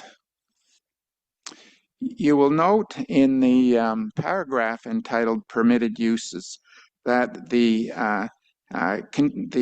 requirement of an H3 zoning for this parcel of land provides for 36 non-residential uses. When you review the list of these uses, many of such items would not be appropriate for a residential community, such as nightclubs. In addition, if you go back to the maps, you'll note that the parcel of land is within 5 to 10 minutes walking distance of one of the largest shopping centers in the city. I could add further that there is significant available space will be available in the ground floors of the new towers to service the community. So this land, parcel of land that we'd like to have the zoning change for is, we feel, better utilized for residential use to meet the city's critical shortage of housing, and not for the list of permitted uses pursuant to the zoning H3. Go to the next, the last slide, then, the report. In conclusion, we are requesting a zoning change from H3 to N3 for the following reasons. The residential property under discussion does not require H3 zoning to meet the density targets set forth in the official plan, and in fact, it may put pressure on the municipal infrastructure for the Bayshore community. Secondly, many of the 36 permitted uses set forth in the H3 zoning would not be appropriate. There is significant availability for additional space and services in the Bayshore Shopping Center and the new retail spaces in the 4 planned towers. Yesterday, we received comments from the zoning bylaw team indicating that the technical correct zoning for this parcel of land that we're discussing is not H3, but some variant thereof. And I should also point out that we now understand that there is a master planning process currently underway for Cora Village, and that any zoning decisions may not have a lasting impact. So we just share that with you, and that's the end of my comments. David, thank you very much. There's a question for you from Councillor Kavanaugh. Thank you very much, Chair, and thank you very much, Bill, for coming out and all your work on this.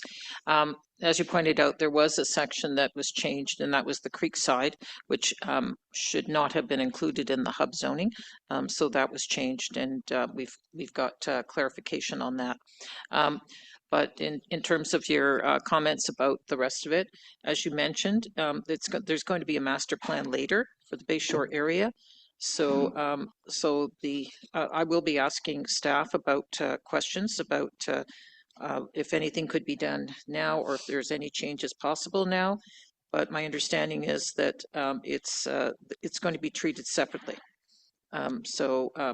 Which is the answer that you got. So, appreciate. What will happen to the zoning that's being proposed and our comments in the interim as that process unfolds? I will let staff answer when we get that opportunity to ask directly to staff. Okay, thank you. Thank you very much, Councillor Kavanaugh. I don't see any further questions for you, Bill. Thank you very much for being here today. We're going to move on to Colin Nicholson, who will be followed by Greg Winters.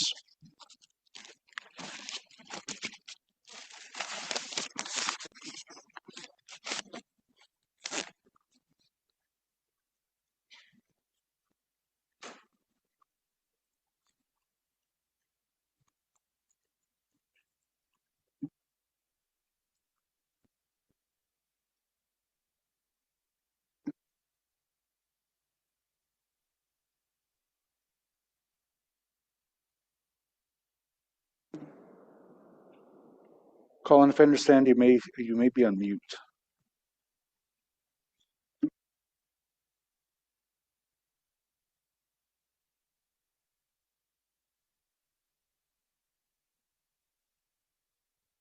Let's come back to Colin after we've heard from Greg Winters and Peter Hume.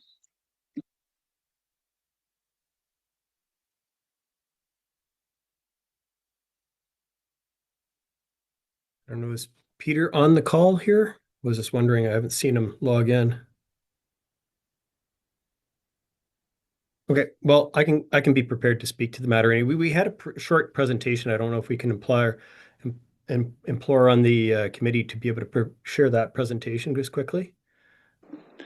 It's coming up and it's up. So essentially what it is Arnon Developments approached us during the phase 3 development of the zoning bylaw. And they asked us to make presentations to the city staff, submissions on the city staff on a number of properties they own. And as this presentation shows in front of you, that they own about 2.2 million square feet of mixed use space in Ottawa. and they manage about 450 residential projects. Specifically, we made 10 submissions on behalf of Arnon on a bunch of properties along Carling Avenue, Rochester, Besserer Street in the city of Ottawa. And if you take the time, you can look at some of those submissions, you'll see what we had to say.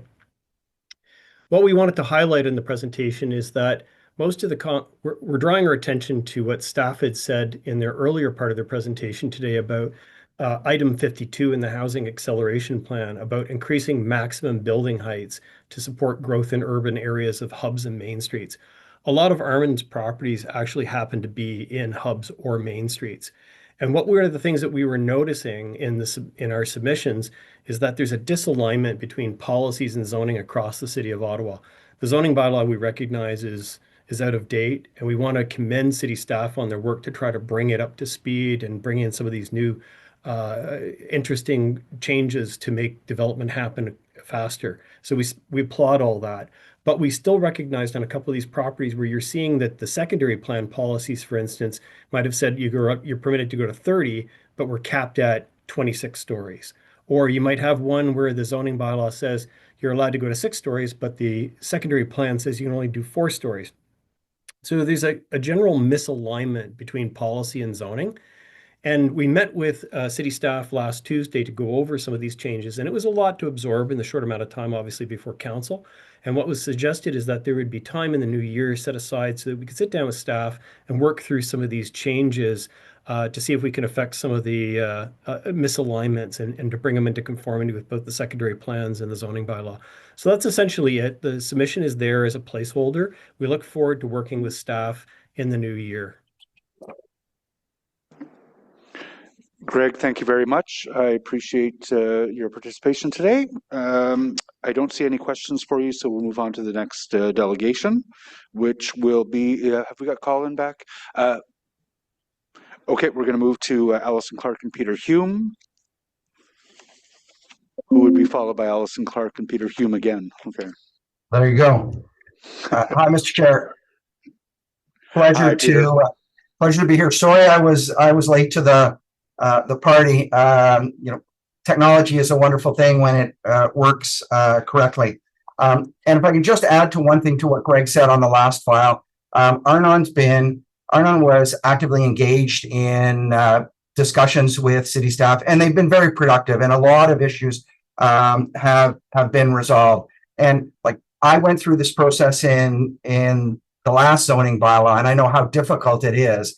And I just want to tell you, your staff have been very good at doing what they can. And so you should be very, very proud of the work that's in front of you. And I just want to bring to your attention, and these are very granular issues. But that's what's going to happen when we get to the zoning bylaw and these granular issues. This is 7 Crescent Street in Rockcliffe Park. It's a pie-shaped lot, and you might remember that this was the subject of a terrible fire late last year, and the building that you see in front of you has been demolished.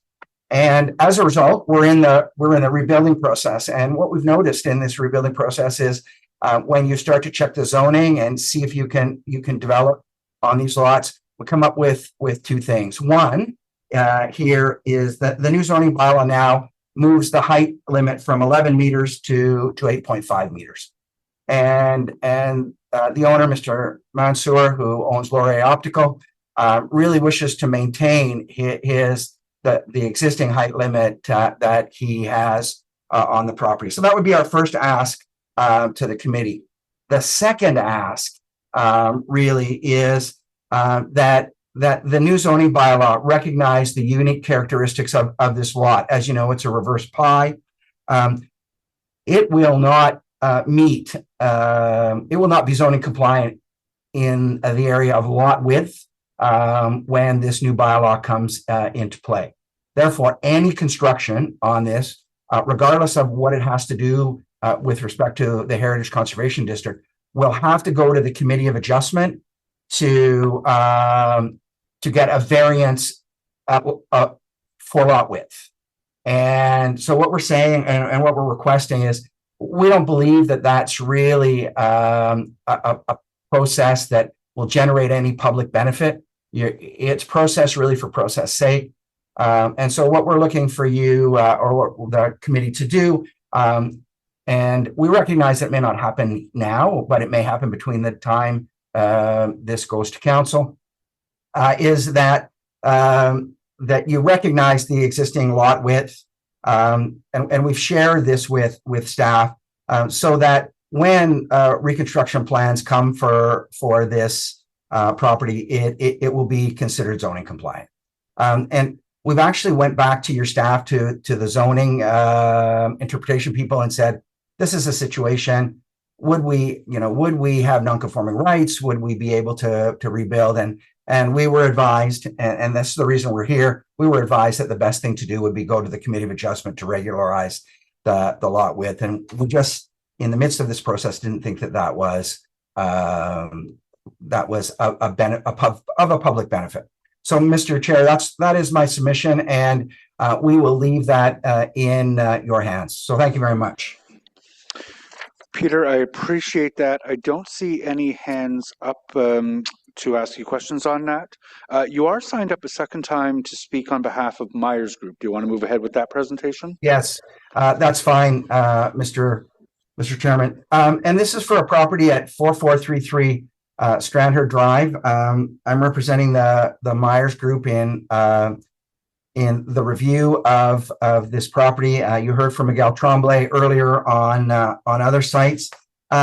And really what this is a plea to move forward with the review of the exemptions, because this site has not only a mixed industrial zone, which is going to permit a variety of uses, it also contains quite a pesky little exemption that significantly limits the OP consistent uses that can happen on that property. We believe that in the fullness of time that this exemption will be dispensed with. But what the Myers Group is looking at and is asking you is to accelerate that process. They have development plans that are that they'd like to move forward with, recognizing that this is that they're in the midst of a process and you have a work plan. What we are asking is that if you can't eliminate that exemption through the committee process, that you understand that these exemptions need your full attention, and anything you can do to support staff to accelerate the review of those exceptions is important. So we would like you to eliminate the zone. We understand that might not be possible. And if that can't happen, we would significantly like you to accelerate the review of those exemptions, because they do significantly constrain, in this case, the ability for Myers to move forward and develop the property consistent with the official plan. So those are my submissions, Mr. Chairman. Thank you very much. No, thank you, Peter. I don't see any hands up. I think your clients are not the only ones to be frustrated at the exemptions, but there are a couple thousand of them, and so we just need that additional time to work our way through them. But let's continue chatting through to council toward the end of January. Yeah. I understand that, Mr. Chairman, and I will say the ward councillor and staff have been very good. We understand the constraints that everyone is under, but it's worth noting and bringing to you that this is a significant issue within the development community. Understood. All right. Thank you very much. Appreciate it. Thank you, Mr. Chairman. Did I already get Colin Nicholson? We have Colin Nicholson back, and we anticipate hearing from him next. Chairman, members, thank you very much for the opportunity to speak, and thank you for your patience as I struggled with my technology. I'm here to speak on an issue that a number of other delegates have already spoken, and that is the proposed new zoning requirements for the McCarthy Woods lot, and in particular, the section that is shown in the inset on the left-hand side of the screen. And it's in support of the motions of Councillors Brockington and Johnson. I won't belabor the points that other delegates have already so eloquently covered, but there are a couple of points I would like to add and supplement to things that have already been said that are on my second slide. So if we could move to that slide. So as the delegates have mentioned, it's a very biodiverse area. The photos on the left-hand side of the slide, the right-hand side of the slide are some snapshots taken in the area, the field, the stream, the kind of wildlife that can be seen, the uses that are put to it by the residents and people from outside the area, at least 96 species of birds, including rarities for the area, at least 24 species of butterflies, including rarities and including the monarch, which the Federal Committee on the Status of Endangered Wildlife in Canada has designated as endangered in 2016. Dragonflies, fireflies, spiders, and many more wildlife and plant varieties. Also mentioned by a number of the delegates is how accessible and how well used this area is. There's a vast array of individuals come to use the area from the immediate surroundings and from across the Ottawa and Gatineau regions. At any day during the summer months, there are easily 10 or 15 cars parked on the road, walkers, sometimes with dogs, sometimes without, swimmers, open water swimmers, small watercraft users, canoers, scullers, kayakers, paddleboarders. The immediate area from which the neighbors draw is very diverse. There are condominium towers, there are attached homes, there are detached homes. It's used by families, seniors, student renters. There's a rehabilitation home in the neighborhood, and there's a rapidly growing number of users from outside the region. I'd just like to conclude my brief remarks by saying a little bit about the spirit of the photograph of the walkway. That's some local children who are a number of years ago maintaining a walkway in the area. Is that this is a really special part of the urban fabric. It's the kind of place that people come and instinctively treat with respect and reverence.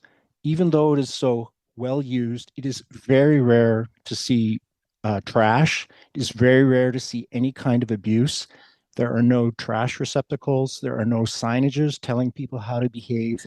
It's an example of how the community instinctively recognizes something of value and instinctively treats it valuable and treats it as something that is to be respected. And that's the kind of city I think we want to live in. It's the kind of society I think we want to live in.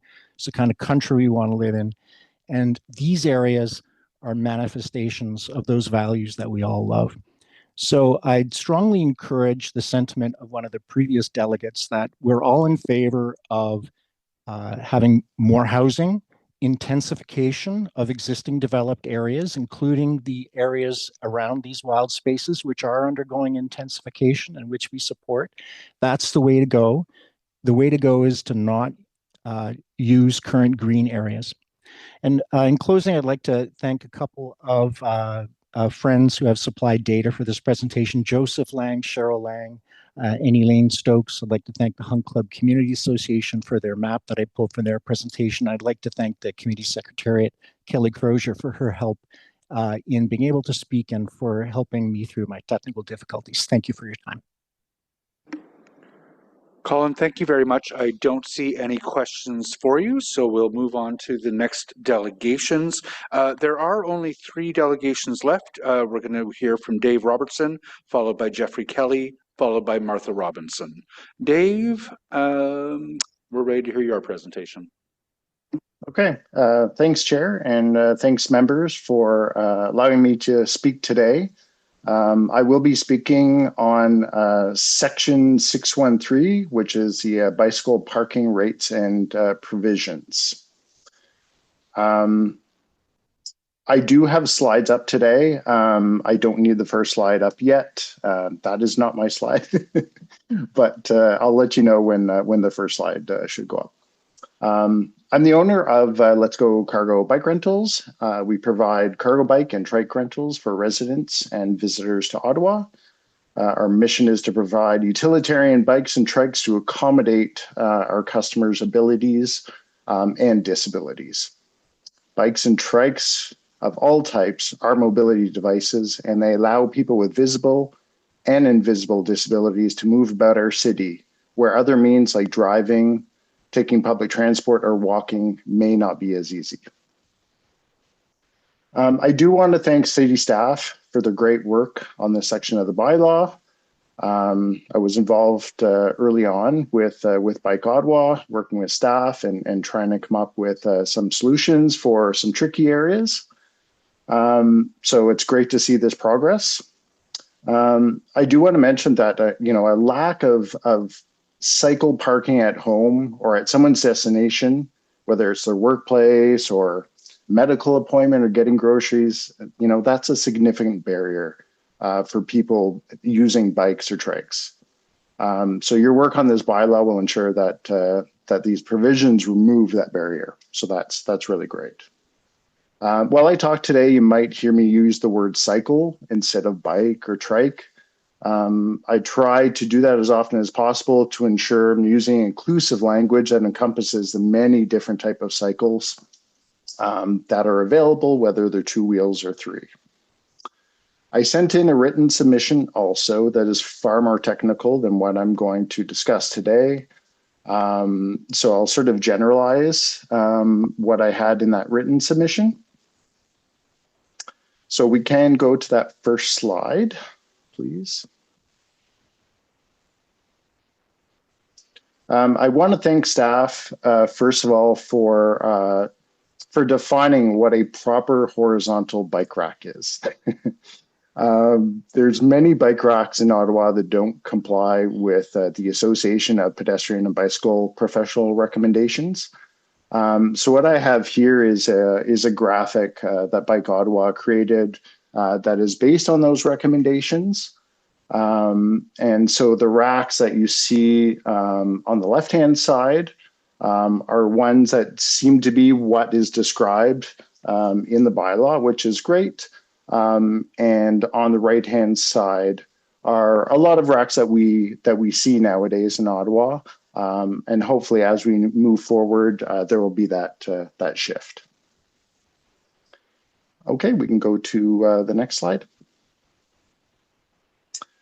So the graphic on the left was put together by a great organization in the UK called Wheels for Wellbeing. And it describes in general terms the different styles of bikes and trikes that we already see around Ottawa. So these are not far-fetched bikes and trikes that we only see in other countries. I've seen all of these in Ottawa. So that's what I want to. The message I want to convey today is this is what we need to be planning for. On the right are 2 of our 3 trikes that we have available for rent.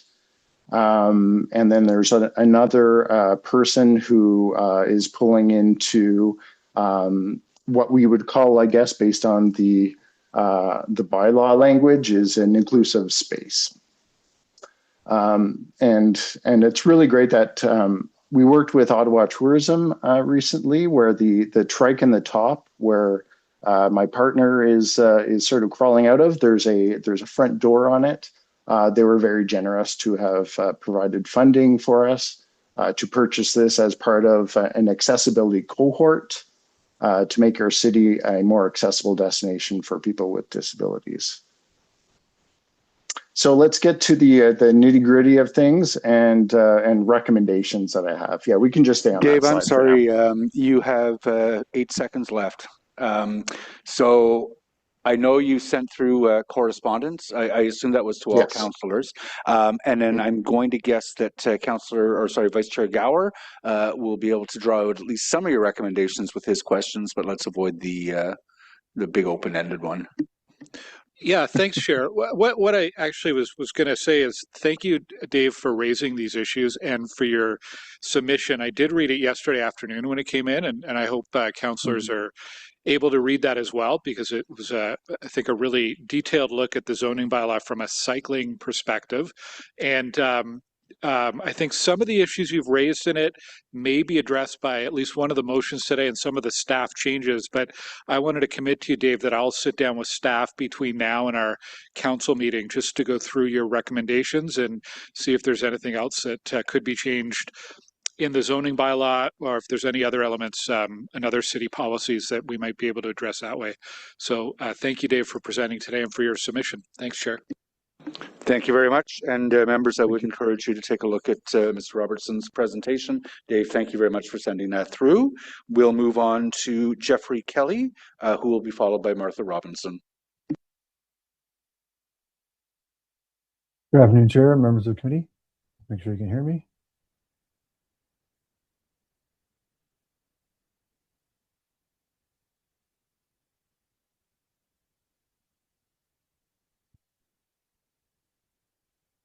Yes, we can hear you.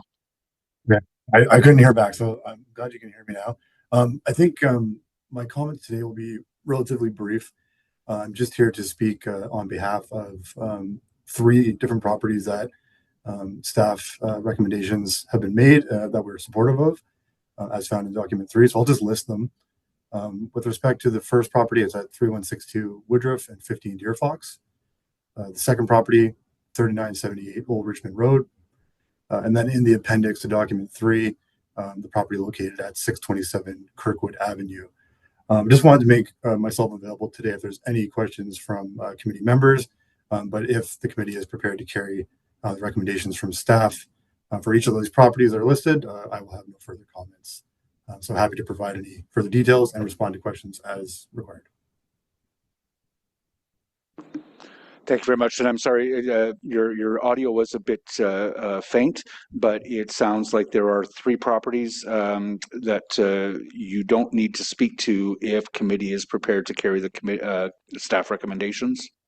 Yeah, I apologize for that, Chair. Yes, that's correct. Okay, and I can say I have not heard that any councillor intends to dissent or vote against any of the staff recommendations at this point. So if that turns out not to be the case, then we catch you by surprise, I'll look forward to working with you before council. But I think with some confidence, you can assume that this committee will recommend those changes for council approval. Perfect. Thank you. Amazing. Thank you very much, Jeff. And then that leaves our final delegation, Martha Robinson.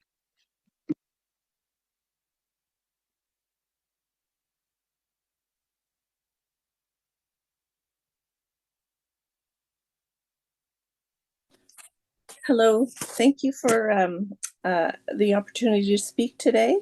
I'm here to ask you to support the Councillor Brockington's motion that will protect the important green space along the Rideau River, Leopold's Woods, and Revelstoke Drive field. I live across the street from the field and have access to the access point on Revelstoke Drive. I walk on the pathways almost every day. I've lived here for over 28 years and have seen how popular and important this property is to not only the neighbors, but the wider community. There's not a day in the summer that there are not 20 cars full of people that are coming to this area to experience the green space, something that they can't get in another park in our neighborhood that has play structures, pathways, picnic tables, and lighting. There's rarely a car that people that come from out of the neighborhood to visit this park that we love as well. They are coming to see the nature and appreciate the all the benefits that this green space offered.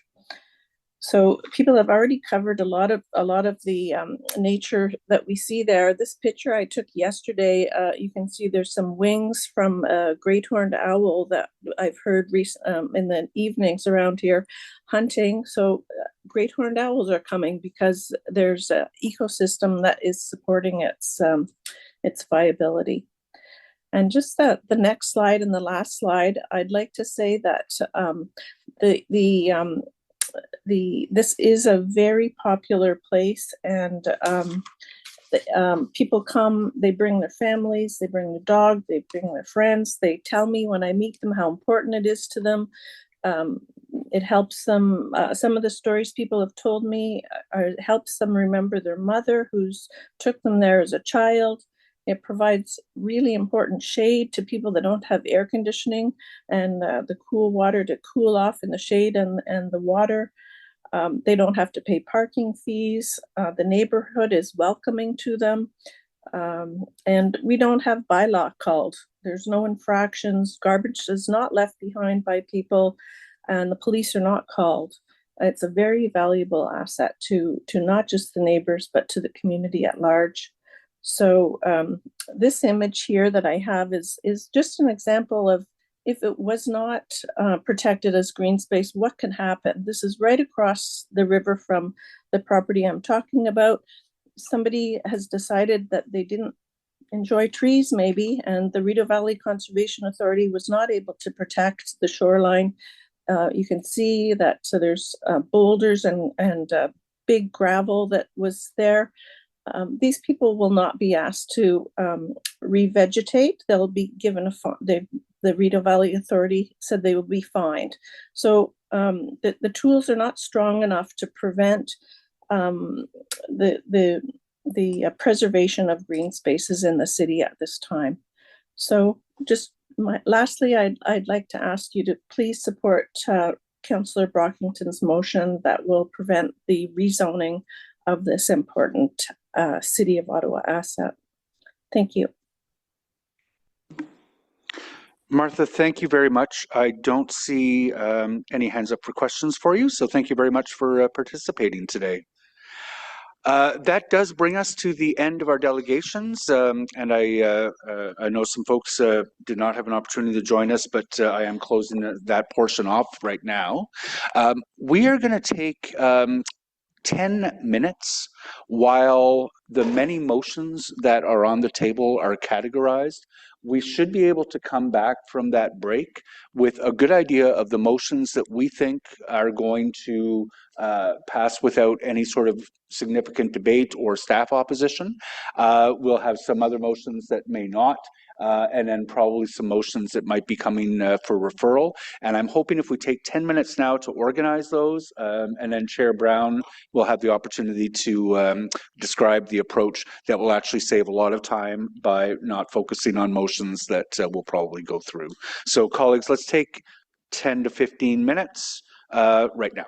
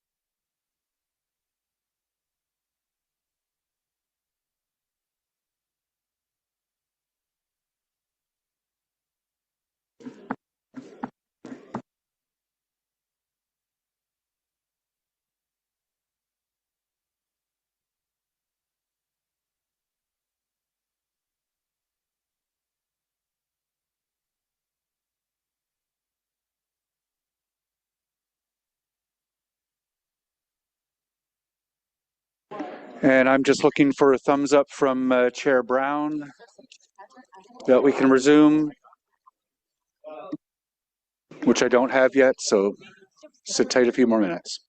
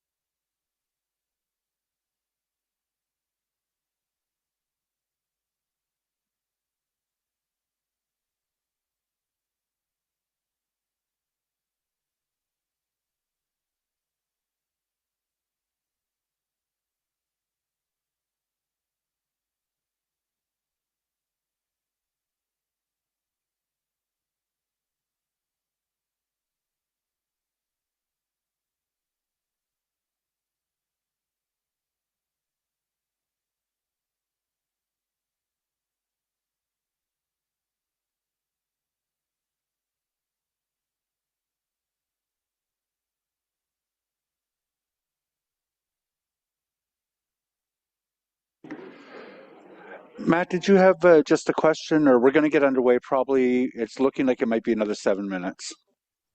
Yeah, Chair, just getting on the board for questions to staff. No sweat. We're coming back in probably about 7 minutes. Chair Brown is going to describe an approach to the motions that we don't think require a lot of discussion and debate, and then we'll move into questions to staff. So wonderful. Thanks, Chair. Thank you. Lulof's just keen.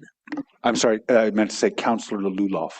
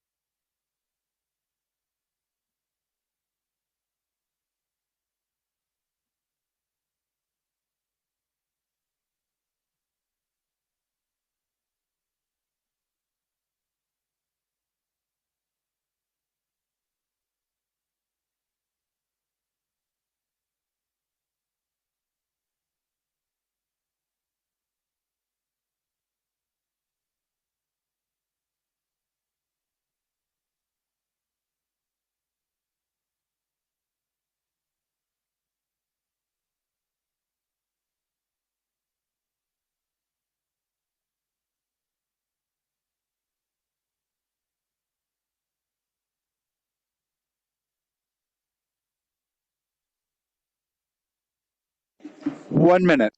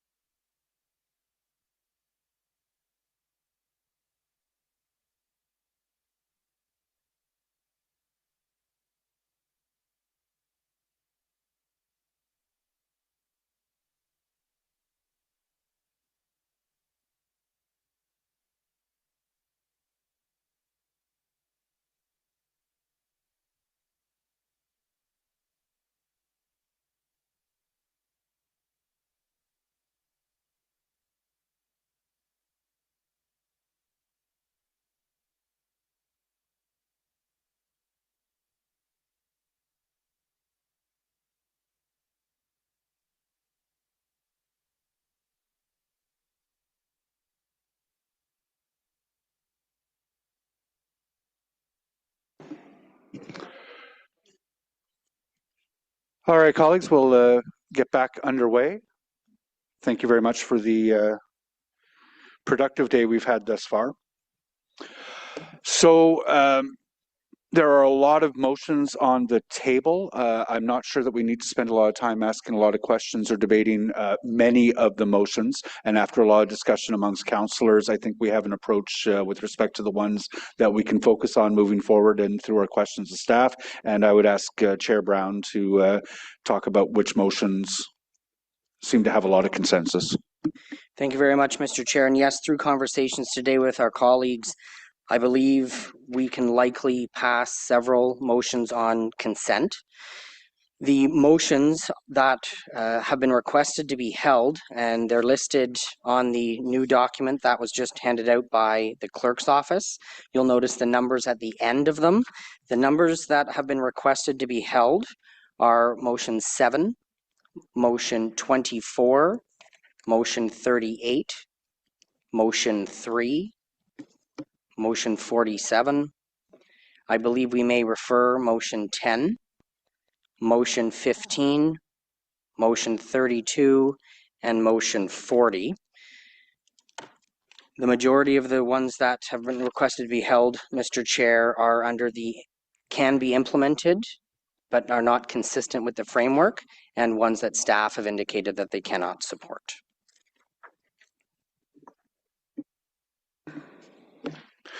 Is that available in hard copy? I will distribute it as quickly as possible. Okay.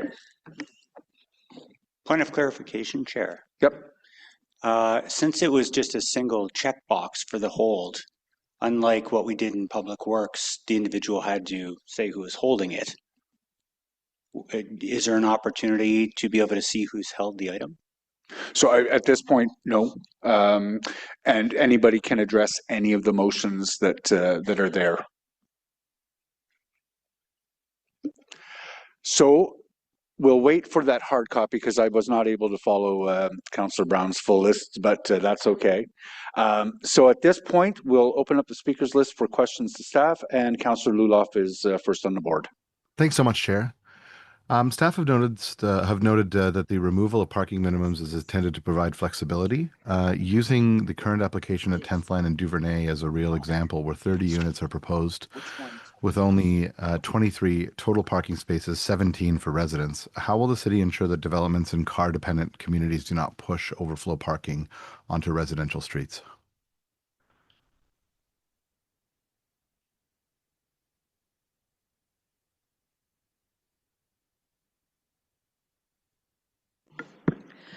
Through the chair, thank you very much for the question. So as we progress forward with the, intensification in the city, we are looking at various opportunities to try and manage parking supply. And among those, there is an on-street parking permit program that will be beginning, and we are expecting that there will be something brought back to council in 2027 regarding on-street parking permit programs. As well, we've expanded opportunities for communal parking in neighborhoods should a developer wish to undertake to do that. As well, we've got eased up on the location of parking, so there are more opportunities to accommodate parking on a lot. And this is in terms of our front yard parking provision, so new opportunities for that. The communal, with other changes to the new zoning bylaw would also allow additional opportunities for parking in neighborhoods, because there's no longer any prohibition on, a neighbor, if they want to, renting their driveway to someone that doesn't have a parking space in the neighborhood, should they have extra space available on their lot that isn't being used. They could offer that up in their neighborhood to someone else who doesn't have a parking spot. So we're trying to look at different ways of both managing parking supply in the street as well as increasing opportunities in terms of location of parking and where it's permitted and who can park there in the new zoning bylaw. In situations where all access is through an established residential street, what tools will staff use to evaluate whether the proposed parking supply is reasonable for that specific context? I think that Royce may have more details about the on-street parking permit program and who will be leading it. Royce? So, Chair, Traffic Services will be conducting a review of our existing residential parking permit policy, and will evaluate sort of impacts of zero on-street parking. I believe they're aiming to report back to committee at the end of 2027. Will staff commit to tracking spillover parking impacts, particularly in suburban wards, so that council can determine whether future policy adjustments are needed? So, Chair, the scope of that study, I think, is really dependent on what Traffic Services brings forward. We initially were looking at that program for sort of the areas we would see a lot of uptake of intensification with high rises. Whether suburban locations is part of that phase one or not, I believe would be up for discussion with Traffic Services. We're starting to see it happen, so I would encourage that to be done. How will staff ensure that areas where parking minimums are removed are actually supported by the transit service levels needed to make reduced parking a realistic option for residents?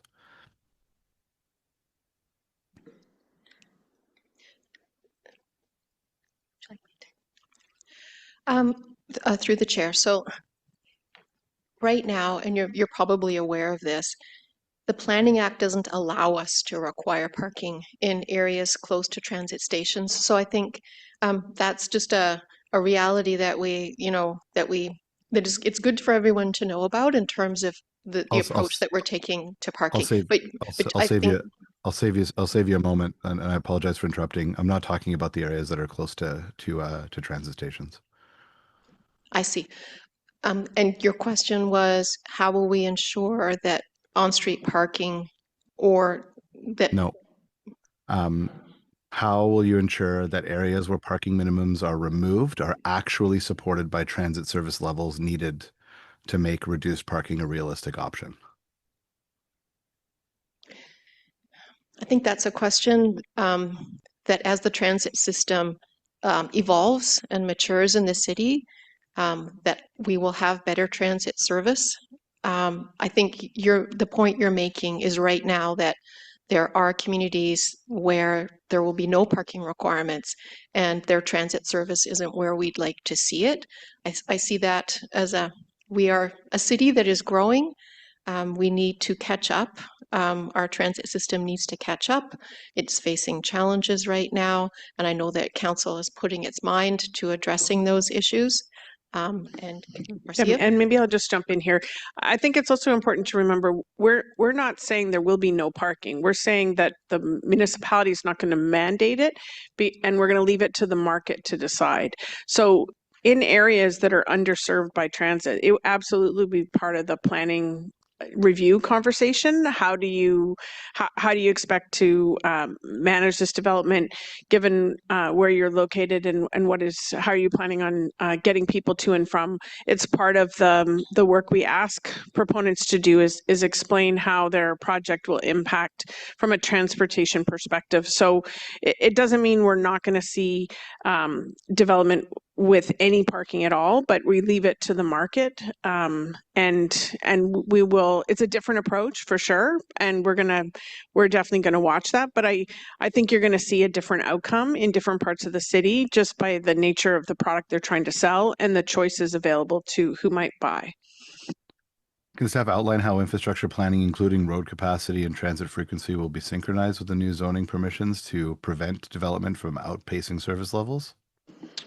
So zoning doesn't drive the transportation plan. It's trying to implement the official plan, but absolutely we know we need to align the master servicing infrastructure plan, the transportation master plan, and the official plan so they all work together. And that is, I think, speaks to some of the language that was put forward in the motion that Councillor Kitts put on the table earlier today. Thanks for that. Can you speak a little bit to how the new N1 to N6 system will help deliver more missing middle housing in suburban areas while maintaining clear expectations around built form, height, and neighborhood character?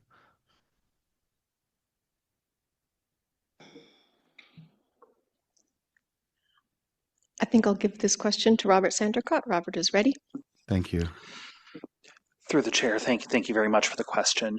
The structure of the neighborhood zones is intended to generally allow multi-units in all zones across the city. I would note, for example, that the lowest density zone, the N1 zone, is intended to allow, generally speaking, up to 4 units per lot. This would allow for more flexibility to achieve that missing middle that we're really looking for. As with respect to the build form, the neighborhood zones are intended to be structured in such a way so as to basically consolidate the existing residential zones in such a way that they still provide for things like minimum lot widths, minimum setbacks, and those other sort of minimum built force standards, such as like the width of the building, in such a way that are basically recognize the compatibility with the existing built form and existing pattern in terms of things like the lot fabric, as well as the intended size of buildings in the zoning today. Will the shift to a form-based approach, in your opinion, reduce the need for site-specific rezoning applications that currently add time and cost to the approval process? Staff would say that is, I think, a core goal of that approach. The bylaw expands permissions for seniors housing and shared accommodation. How does staff expect these changes to improve housing options for seniors in suburban and rural communities? I'm going to start, and if Robert has something to add, he can go ahead.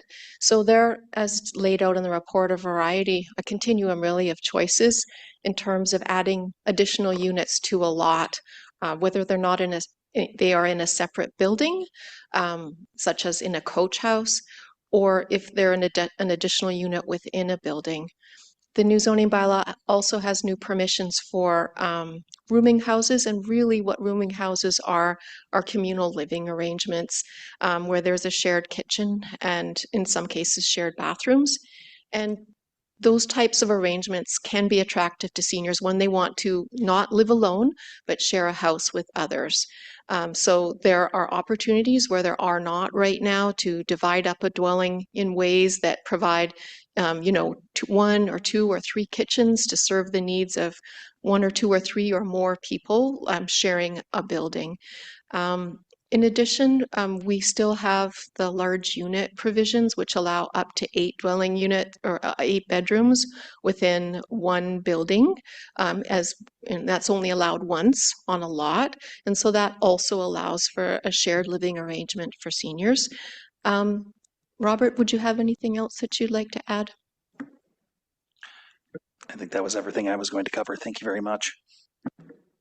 Okay, thank you. So I can imagine then, if that is going to be the case, that we would see the same sort of provisions for student housing as well? Through the chair, yes, I would say that's correct. These shared living arrangements could equally be utilized by students. I just wanted to add also as well that really what the new zoning bylaw does break down those restrictions that really limit the number of kitchens, bathrooms, bedrooms, dwelling units on a lot. It adds a lot more flexibility in, whether you're multi-generational, whether you are a senior looking to share housing with other seniors, and so on. So, I mean, there could be separate living arrangements on the same lot in completely separate dwelling units as well to maintain privacy if that's what a senior is looking for, but they're close to their family member. So there are many changes in the new zoning bylaw that really do soften those restrictions that have made it hard for really flexible living arrangements for many people in the city. Thank you. Rural villages retain their own zoning structure. Can staff explain how the new draft supports growth in villages while respecting their unique servicing constraints and community character? Through the chair, and thank you for the question. So I'm sure you're aware that the secondary plans for villages really didn't change a lot when the new official plan was approved, and that there is a plan to review village plans. So what I can say about zoning for villages is that we generally carried forward the provisions in the current zoning bylaw, brought them forward into the new zoning bylaw because they did already implement those policies or villages in the current zoning bylaw. At the time that the village review is undertaken, or the review of village plans is undertaken, any zoning changes that are needed coming out of that review certainly would be implemented through a zoning bylaw amendment report. And likewise, your question or your mention of servicing the existing zoning in villages recognizes that some villages have partial or full services or no services, and the numbers of dwelling units permitted are certainly reflected in the zones that are applied in those villages based on the servicing. Okay, I've got two more questions. I'll cede the floor. What metrics will staff use to evaluate outcomes of the new zoning bylaw, including the availability of new units, reduced approval timelines, and the number of minor variance applications? I will attempt to answer that question, and then perhaps Royce may want to add to it in terms of the monitoring that's already underway under the official plan. However, there is a recommendation that's quite long in the report towards the end of the recommendations that I hoped was comprehensive enough to get at the information that you're looking for, or the types of things that you mentioned that we should be monitoring. So it was basically the intent of that recommendation is to look at how the new zoning bylaw is performing, the differences between, what types of housing we're getting, if there are pain points, trying to compare the numbers of building permits issued, following the new zoning bylaw coming into effect, and prior to, the bylaw coming into effect, and to try and look at that in a granular enough way so that we can understand how it's affecting different parts of the city. So I hope that addresses what you're getting at. It does, thank you. And either by memo or by presentation, will staff provide periodic updates to committee and council so that we can understand how the bylaw is performing and whether adjustments are needed? Through the chair, absolutely. It'll take a little while before you see this come into action. It probably won't be immediately, especially given the long trail with appeals and implementation for next year. But I would also say the dashboard, the development approvals dashboard that was referred to in the first item of this meeting is another source of information where we're going to communicate to council and members of the public what we're seeing. For example, that dashboard identifies where projects that are coming to building permit that never needed a planning approval at all. But probably a little faster if we hadn't streamlined the processes, I suppose. It is all together today. We can make it to the end of this meeting. Thanks, Mercy. I appreciate it. I'll cede the floor to Councillor Gower and the chair.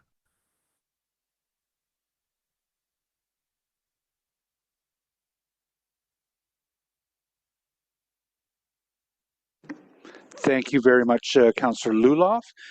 Sorry, there's a lot of motions on the table today and things are fluid. There are a couple of motions that I want to get onto the table right now.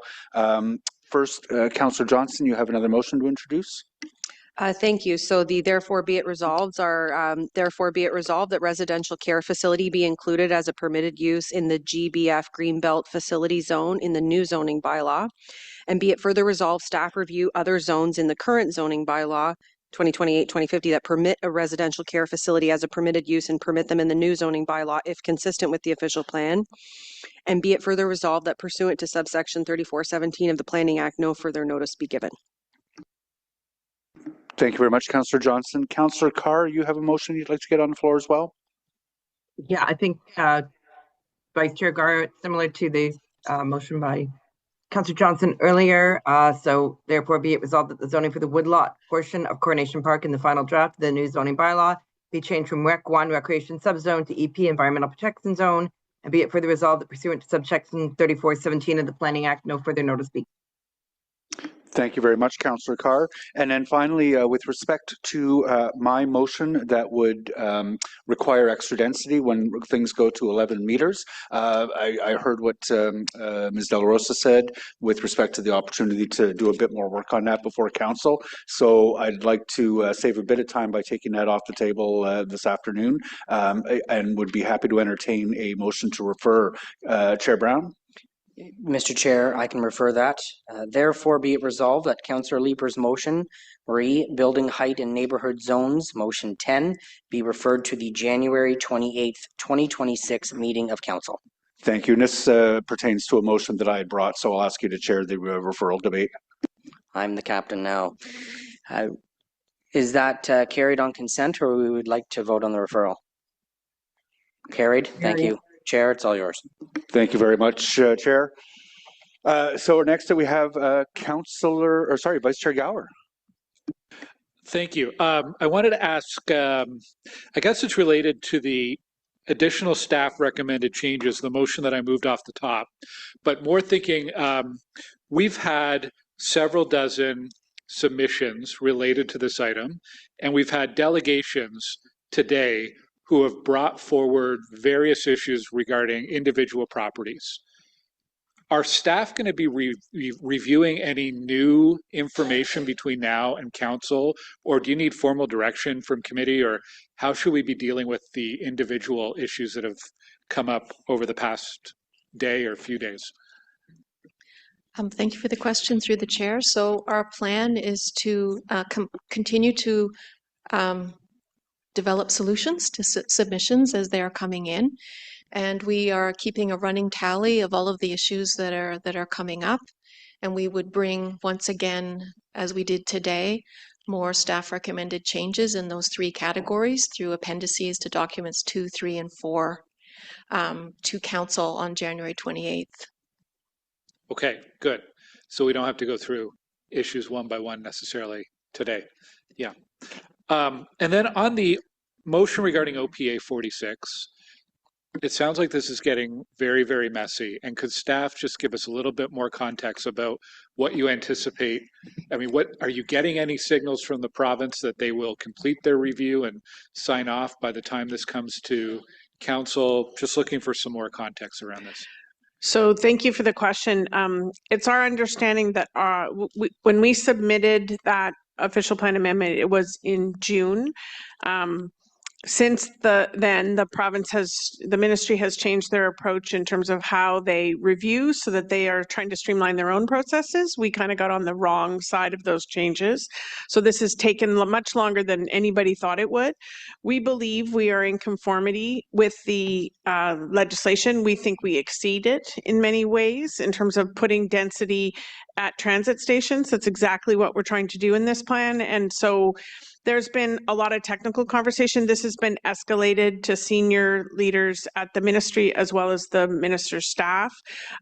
This motion is to protect us because we cannot pass a zoning bylaw without that is inconsistent with our official plan. So we have told the province that we would need this sorted out by January, ideally February at the absolute latest, because that's when council will have to pass a bylaw. So at this point, we're optimistic. We're hoping to get something in writing from them this week or next, and we're going to keep on this. But this is, it also signals just how much of an impact it would have if we had to downzone these lands if we don't get that approval. So we're working it out with their staff, but I think we're just, it's just a lot for everyone to go through, and the review kind of happened too late for us to make this timeline from their perspective. I don't know if Royce has been talking to the staff. I don't know if you have anything to add. So, Chair, the conversation with provincial staff have been productive. We are moving forward. So staff is optimistic, as the general manager mentioned, that we would get an approval soon. The motion is to put on notice for council, though. What would happen should OPA 46 not be approved, then what we would have to change in the bylaw from what's before you today. Have there been any red flags raised by the ministry about anything in OPA 46? Chair, clarify that would be more of just further information on some of the rationale in terms of the PPS and some of the alternate densities, but nothing major from staff's perspective. Okay, I'll stop there. Thanks, Chair. Thank you very much, Vice Chair. Councillor Lowe. Thank you, Chair. I kind of have most of my questions pertain to the motions, so I'm just kind of going to go down the list here. They're going to be a little disjointed. The first question relates to, I think this might actually be a question to the mover, but possibly for staff. The Councillor Menard motion about the 50% amenity area. I'm not 100% clear on that motion. Are we talking about amenity space within the building that would be like a balcony where that's sort of a private space versus a weight room or a pool, which is more of a communal space, or are we talking about space within that property for the rest of the community to access? Through the chair, thank you very much for the question. To provide a bit of background, the section on amenity area in the zoning bylaw pertains to amenities for the residents, so not necessarily available to the public. It is things for the residents, such as things that the councillor has described. Balconies would be an example of private amenity area, since it's available typically only to the unit that has the balcony. Things like party rooms in like a high-rise building or other like outdoor like rooftop amenity spaces would be examples of communal amenity area. The current zoning bylaw does typically require that, well, one, it typically requires a certain amount of amenity area be generally provided, as does the new bylaw. The existing bylaw requires that half of however much amenity area you're required to provide with a development be specifically communal. So it couldn't be something like a balcony, it would have to be something like the party room or an outdoor communal amenity. The motion being put forward is essentially to maintain that 50% requirement in the new bylaw. If we have a provision like that, that sort of, I know it exists already, but if we keep it, does that negatively affect our goals in terms of our housing goals and all these other goals that we talked about of making it easier to build at all, in staff's opinion? Staff are satisfied that this would not negatively have an impact on those sort of goals. There's still, in staff's opinion, quite a bit of flexibility as to how the amenity is provided. Essentially, what this would mean is that 100% of it couldn't be for things like private balconies. They could still choose to, for example, provide the entirety in the things like the communal party rooms. They just couldn't provide the entirety in the form of something like a balcony, a private balcony. Okay, thanks. Moving on to the motion about the nightclubs in the Byward Market and the Heron Park property standards and property maintenance pilot, part of me, I don't know which staff this would go to, but part of me feels like that reads more like a bylaw review work plan thing for later in the year. Next year. Would that generally be staff's view, or is it actually more appropriate within the zoning bylaw? Through the chair. So there are changes proposed to a number of bylaws that would enable us to then have implementable zoning provisions with regard to separation distances for nightclubs in the Byward Market. Right now, there are separation distances in the mixed-use downtown zone that applies in the Byward Market in the current zoning bylaw, but we've had problems getting them implemented because we don't have a record of the location of all nightclubs in the Byward Market. So zoning plans examiners don't know how to measure separation distances. So bylaw review, there is a bylaw review planned of the licensing bylaw, and there is the potential then to require a license for nightclubs. And in that case, we would know the locations of them, and then zoning plans examiners would have a database of those locations and be able to evaluate whether a separation distance is actually being complied with. Okay, so I guess a more granular conversation would take place with the licensing bylaw, but doing it in the zoning bylaw would sort of help once if that provision comes forward. Through the chair, I think and I don't know if the councillor's still on the meeting, but I think the intent was just to make it clear that we will look back at the zoning once the licensing in place to see if it needs to be adjusted. Cool, good. How about the property standards and property maintenance pilot? Your opinion in terms of more appropriate here versus the bylaw review work plan that we're going to do next year. Start discussing with staff next year. So I think you're talking about Councillor Menard's motion. So staff have no problem with this wording. It would direct to the EPS committee for discussion as part of that review. And then should there be something that comes out of that that impacts zoning, it would come back to planning and ARAC. So it's just recognizing that there's a crosswalk here between these issues. Okay. Thank you. So moving on to the motion, the few rezoning motions that are there. I think I'm mostly curious about the Centrepoint Park motion, recreation versus green space. I have a park, I have actually multiple parks in my ward that are the same type of park as Centrepoint. They're all zoned, they're all going to be zoned recreation. What is the primary difference between recreation and green space, and would it sort of negatively impact that type of park's function in the future? So through the chair, I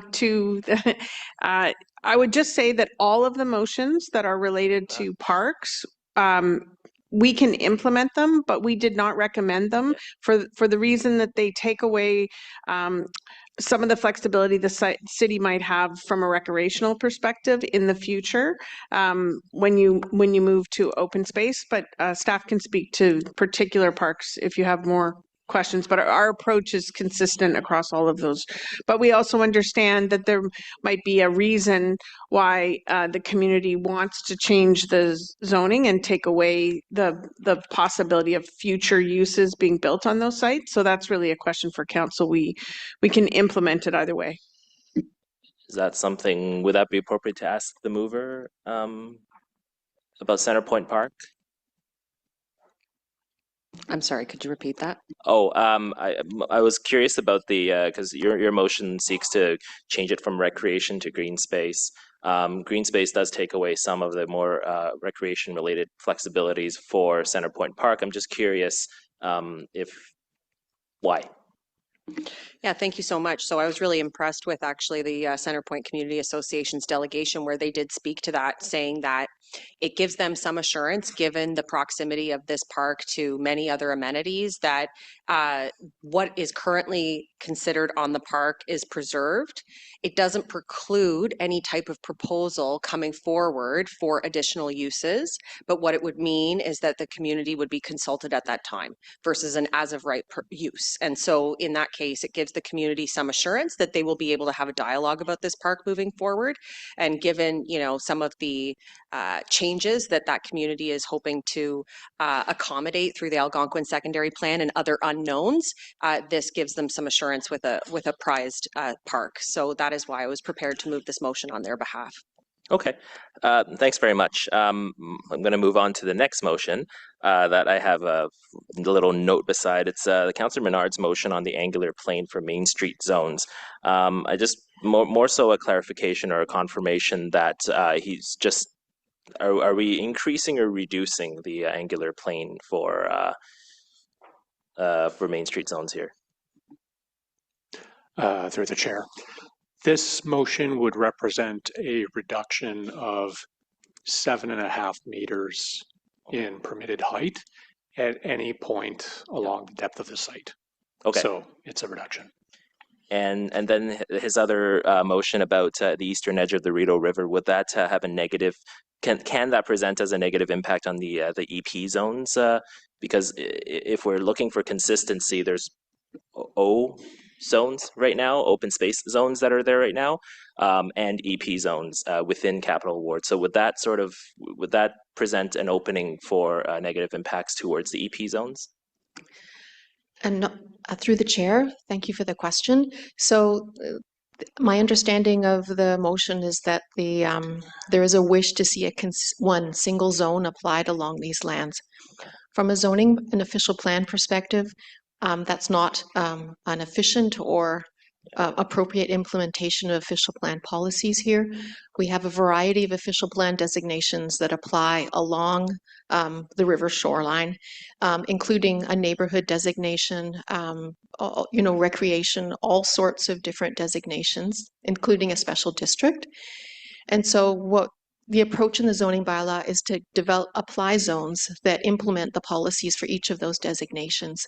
So it's like putting all of those designations into a blender and then trying to develop zoning provisions and divide that one zone up into many, many subzones or exceptions.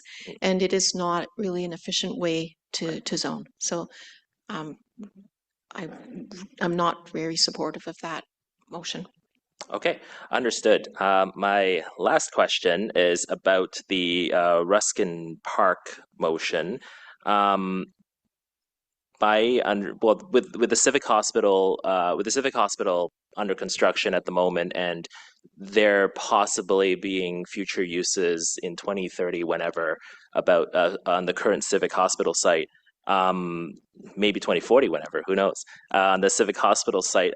Would this preclude any sort of, let's say, flexibility in what that space might be best as, if that site were to be, if the civic hospital site were to be redeveloped?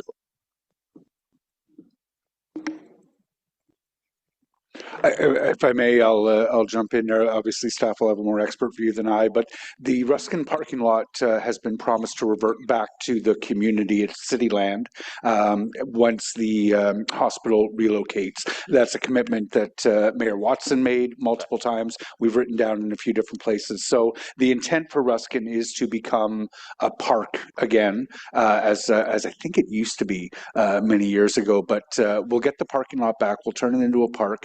The community's desire at this point is that it be a fairly passive green space.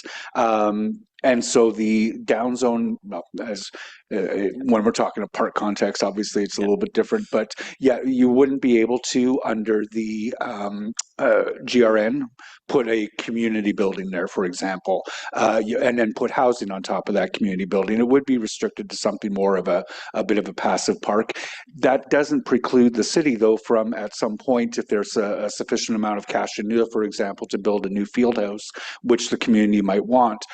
The bar is for the city to seek a rezoning to the more intensive park use, which I can't imagine would be much of a bar at all. But right now, I'm just trying to reflect the community's desire that when we get the parking lot back, it will be a passive green space for at least the short and midterm. Okay, understood. Thanks for the question. Yeah, no, thanks for the explanation. Thanks to staff as well for all the work that they've put in here and for their patience on this file. It can be tricky at times, especially with all the different types of questions and probably the volume of questions that you've gotten. So I am appreciative, despite it not coming out in emails, because I use periods a lot. I do use exclamation marks sometimes to try to whatever.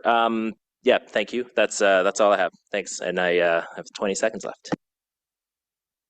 Thank you, Councillor Dudas. I'll take the 20 seconds. No, I'm just kidding. I don't have many questions. I'll probably jump back on afterwards. I wanted to understand from staff all the OPA amendments that were made previously. Where do they stand when it comes to, provincial assessment of whether our approval of this zoning bylaw? So everything that we've already approved in terms of amendments, where are they right now? So, Chair, that's part of the earlier discussion we have in OPA 46 and that motion. Council adopted OPA 46 in June, and that's before the province right now for approval. The zoning bylaw before you today includes or implements what Council has adopted. And the goal is to have the province approve that OPA so that all those permissions and all those height increases are in the zoning bylaw document. Okay. I mean, as staff know, there's some very important parts that we moved and worked together on for my community that I want to make sure get approved by the province. So I've got skin in the game on that one. I appreciate that. I was curious too that as part of the report, as part of Carol, your presentation, staff are going to be evaluating permissions for small scale commercial. I think it was said in 2027. Is that to increase small scale commercial, more mixed use within residential communities? What's the end result that we're going to see from that? Through the chair, thank you for the question. Yes, the point of the recommendation is to direct staff to take a look at increasing opportunities for small scale non-residential uses. So there's 15-minute neighborhood uses for goods and service in closer proximity to neighborhoods, and figure out ways to add those permissions in neighborhoods, based on conversations with neighborhoods where there's a desire to see that. We've already done a lot with our minor corridor zones, and various other, home-based business and lowercase c provisions. But we've heard from residents and we've heard from some councillors that there is further interest in seeing more of these, and we heard about that in some of the delegations. And it's work that we would have liked to have, gotten to through this bylaw, but that's very detailed work with a lot of consultations in addition to everything else. So I guess we're just highlighting that we'd like to respond to the interest that we've seen, and bring something back to council with strategies yeah. I look forward to seeing that, because I think that inclusion of commercial within existing neighborhoods is beneficial, but it really has to be commercial that is not dependent on additional parking, right? Like if you have people having to travel to something, then it just impacts other residential streets because cars have to park there. So, a corner store is always a wonderful addition, different things like that. Anyway, I digress. I was wondering too, in terms of the EV charging requirements, and I had mentioned this before, and Carol, you and I had spoken. Why the change from 100% as a requirement to the 25? Through the chair, thank you for the question. So when introducing new regulations, I wouldn't recommend, or I don't think in hindsight now, it's a good idea to go from 0 to 100, like literally in this case, all at once in one step. So in the final draft, we're proposing to implement requirements for EV-ready parking spaces that, going back to what the focus is on in the official plan, which is refers to mid and high-rise development and some employment-related uses. I think that this is a really good strategy because it's mid and high-rise developments that are most expensive to retrofit after the fact. So we would introduce the regulations there. And then there, of course, there is a commitment to monitor EV uptake in the city and see if we need to increase those provisions over time. The rate that was selected in the final draft, 25%, is the rate that we expect of EV ownership in the city, in this city, by about 2031, so 5 years from now, and hence the reason to monitor in 5 years. We're introducing new stormwater management requirements and new soft landscaping requirements. And honestly, in infill situations, we have a concern that if we were to require EV-ready parking spaces in a circumstance like that, there is limited space both on the surface and underground to accommodate all of the things that we are looking for. And so we've focused on the bread and butter things, the highest priority things in the official plan. And I know that all of these things are important priorities, but there's repeated emphasis in the official plan on the importance of making room for trees as infill occurs. As well, it's very important that we get stormwater management, and we need to understand, in particular with infill development for 10 units and less, and we really need to understand how all that, in these tight infill situations, that there's actually enough room for everything that we're asking for. And as we learn and better understand how all of these new things, both under the ground and on the surface, are going to be handled within infill development, I think we'll feel more confident going forward in looking at modifying the requirements for EV-ready parking spaces. Thank you very much for that. And it was a beautiful segue, because my last question to you is, I know we're talking about zoning, we're talking particularly about types of development on specific properties and in neighborhoods across our city. But my deep concern is, with greater density, particularly infill density, that has an impact on our infrastructure and transportation networks. So how is these recommendations coming from staff?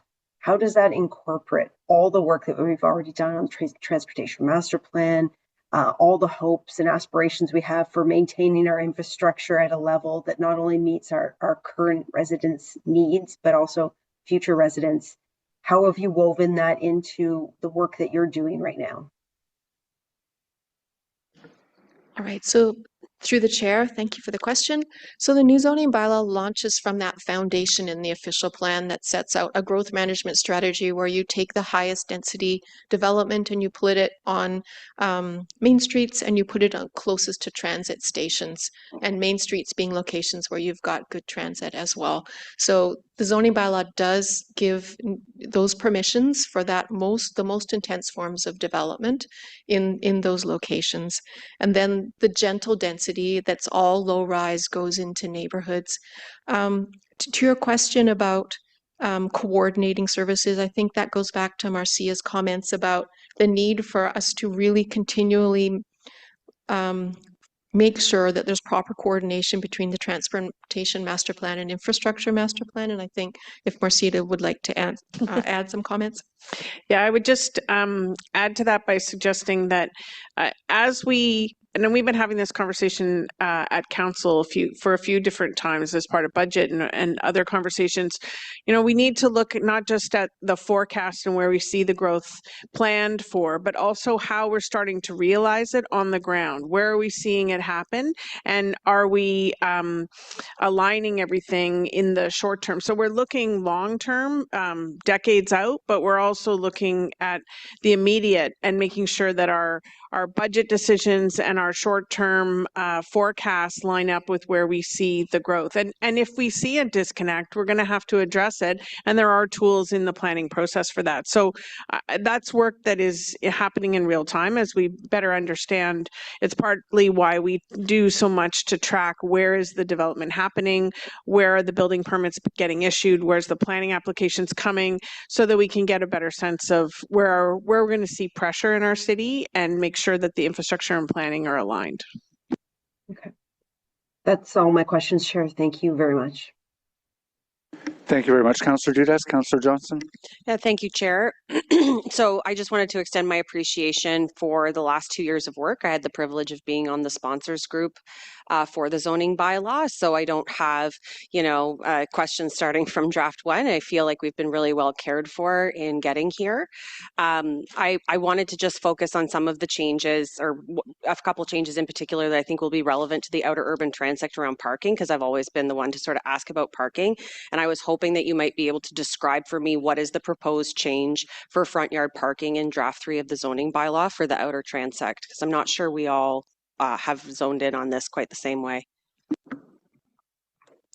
Through the chair, thank you very much for the question. The best way I would summarize the change to front yard parking high level is that it is generally intended to be more permissive in terms of front yard parking permissions, such that in most parts of the city, not all, but including the outer urban transect, essentially the same width of driveway that you're permitted on a residential lot is permitted regardless of whether or not part of that is front yard parking or whether part of that leads to something like a single or double garage. Thanks for highlighting that. I think that, it's a bit of tension, obviously, and certainly around this table, we've talked a lot about parking and whether or not we should be talking less about parking at planning and housing. But in this case, I do think it's an interesting response where residents now have a bit more choice in how they're going to be able to plan for that capacity when we're trying to create more density within the Greenbelt. So I appreciate those changes and just want to highlight again, this is a series of permissions. This is not a series of commands. None of this is a series of commands. So when it comes to the density that we would anticipate, we can always have our own choices when it comes to our own property. And in fact, in one of your documents, you highlighted that any member of the public can put a restrictive covenant on their lot if they do not want to see it developed. But I'm not certain that there would be many that would take the opportunity to do so when it comes to the flexibility of reselling their lots. So lots to think about there. I just wanted to make sure that I understand when you are creating those permissions, how you are going to be able to protect trees in the front yard as those permissions are extended. There will still be protection for trees in the zoning bylaw, correct? Through the chair, that's correct. With respect to the front yard in particular, there continue to be, both in the existing bylaw, but also even more broadly in the new bylaw, minimum requirements for soft landscaped areas, both in the front yard and both in the rear yard. The way that these work is intended to essentially, while zoning can't directly require that a tree be planted, because we can require soft landscaping, we can essentially require it be provided in a way that ensures that there's enough space for a tree to either, as the case may be planted or be retained. Okay, thank you. I know those are some of the tensions that my residents were highlighting. I kind of even have 2 camps in College Ward for that. Thank you very much. I think that's really all my questions for today. Thank you very much. Councillor King. Thank you so much, Chair. And I also would like to thank staff for all the hard work that they've undertaken over a series of years to get to this point. I know that many residents in our communities were very thankful to have the extensive amount of consultation time. And I'm personally appreciative of the work that went back and forth between multiple drafts to see multiple changes achieved on behalf of the community. And I'm also looking forward to liaising with staff on items that were raised during deliberation today concerning Ward 13, whether that's 50 Coventry, concerning removing the holding symbol on that development, as well as the development on 7 Crescent. So definitely looking forward to that. I also wanted to note my support for Councillor Menard's motion concerning the angular plane on main streets or in Main Street zones. I've heard from many residents over the past several years about the need for enhancements to building transitions on main streets and residential zones. And so I'm really pleased to see the advent of that motion. Concerning EV readiness, I did have a number of questions. Given that the official plan integrates Ottawa's climate targets as policy objectives, I'm just wondering, how does reducing EV-ready spaces to 25% align with those targets? And I'm just wondering if staff have done work to determine if that will impact overall climate targets for the city.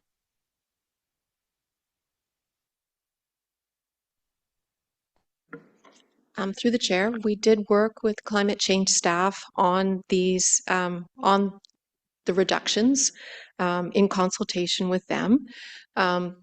There is an understanding that it was their request that they understood the balancing act that we're doing here, and that this is a, that there is a promise to return back and monitor EV uptake as we're going. So in terms of your specific question, did we, crunch some numbers? No, we did not, but we did consult with climate change staff and develop the strategy to return back and monitor in 5 years. I appreciate the work that's being undertaken there, and I appreciate the motion from Councillor Dudas to look at the impacts. But I'm just wondering if you can elaborate what future work might be done there, because I think it will be very important to actually undertake that analysis to determine if there are impacts. It's one thing to hear the concerns from industry, but obviously council looks to our expert staff for analysis. So I'm just wondering if you can elaborate as to the type of analysis that we might see in the future, whether that's just confined to what has been suggested as example in Councillor Dudas's motion, or is there going to be any more extensive work undertaken by staff and even other partners to determine climate impacts? Nicole's on the line. Perhaps she can answer. All right, Mr. Chair, thank you so much for the question. So, Councillor, as Carol had mentioned, our team is regularly monitoring, and primarily provincial data. And that's something that we're going to continue to do, working closely with the zoning team so that if anything does shift, we have that opportunity to bring forward recommendations for council consideration. I think some important things to mention too, there is an ongoing shifts as well within the industry right now. In particular, At the federal level, the interim 2026 targets have actually been paused with respect to the electric vehicle availability standard. We've also seen as part of the federal budget, most recent 2025 budget, that there was actually notably quiet on EV purchase incentives. So all of these factors are also impacting the uptake of EV vehicles. So these are all matters that we're going to continue tracking and monitoring, and again working with the zoning team to bring forward recommendations to make sure that we are actively continuing to work towards our targets and council's targets with respect to supporting EV readiness. Well, I do appreciate the fact that obviously the city should be working towards its own targets. I think I'd probably still engage in conversation with my colleagues as well as staff around this change, because I think noting what we heard from some of the delegations today, there's real concern around losing an opportunity to obviously inset infrastructure that would be much more expensive to implement later after construction has occurred in some developments. So I do have one last question, because I definitely am committed to the idea of the city ensuring that it has its own stipulated regulations around this. What are the realistic odds that developers will make their buildings fully EV ready without a stronger requirement in place? So, I'm just curious. I know you've talked a little bit about the market conditions, but given the cost efficiency of installing conduit during construction and noting the city's own climate objectives, I'm just curious about what are your perspectives around the developers themselves based on the conversations that you would have had with them to reduce the percentage. So, Councillor, perhaps I'll start, and if Carol wants to add anything in from the developer's standpoint. So I think one of the things that we were being cautious of was recognizing, working directly with Hydro Ottawa as well as developers on the feedback and trying to find that balance. It'll certainly be something we continue to monitor, Councillor, in terms of, again, the uptake and what we're seeing. What we are seeing developers naturally implement if we're going above and beyond, and we're seeing above and beyond the targets. Certainly, the regulatory approach would have sorry, Councillor, let me just maybe take a step back on that piece. It is certainly something that we're going to continue to monitoring, just to understand if developers are going above and beyond, and if there's an opportunity for us to course correct. I think that the direction we're seeing from council, or the recommendation from staff, reviewing this in 5 years, recommending with the Councillor Dudas's motion to look at that in 3 years. Again, you have that commitment that they are statistics that we're continually looking at, and if we feel that the uptake is actually preventing some of the adoption pieces, that is certainly something we'll bring back to council as an opportunity to course correct on some of those policy directions. Well, I appreciate those insights, and I will definitely ensure before the final vote that we liaise both with staff to have a little bit more dialogue along with other members of council around this direction, because I do think it can be fine-tuned. And once again, I will definitely loop back around with staff on those individual files. I'm pleased that they're taking note and they're going to undertake work on that. But apart from that, I want to once again thank staff for the Herculean effort that has been made on this file, and the work that's been undertaken to not just listen to constituents, but also to adjust where possible in terms of different elements that are contained within the comprehensive zoning bylaw. Thank you, Chair. Thank you, Councillor King. Councillor Tierney. Great. Thank you, Chair. Just looking at a couple of quick things. First of all, I have a spot in my ward, and it's just because the discussions are taking place now. I think it's popped up. Somebody's purchased 2 pieces of property side by each, I guess you could say. And there's a lot of rumor that they can automatically make this into some big apartment tower. This is not in Rothwell, by the way. This is somewhere else in the ward. Can people purchase multiple properties and magically they're automatically joined together so you can build, rows of townhouses? Or what's the actual process to that with setbacks and everything that must be in place? Through the chair, thank you very much for the question. It does, of course, depend on what the underlying zoning of it is. One thing I would draw attention to as it relates to the neighborhood zones is that the lower density zones, the N1, N2, N3, when we talk about the maximum number of units permitted, part of that does make a reference to the maximum number of units permitted in a building. So for example, to use like the N2 zone or to use the N1 zone as an example, it says 4 units per building, N2, 6 units per building, N3, 10 units per building.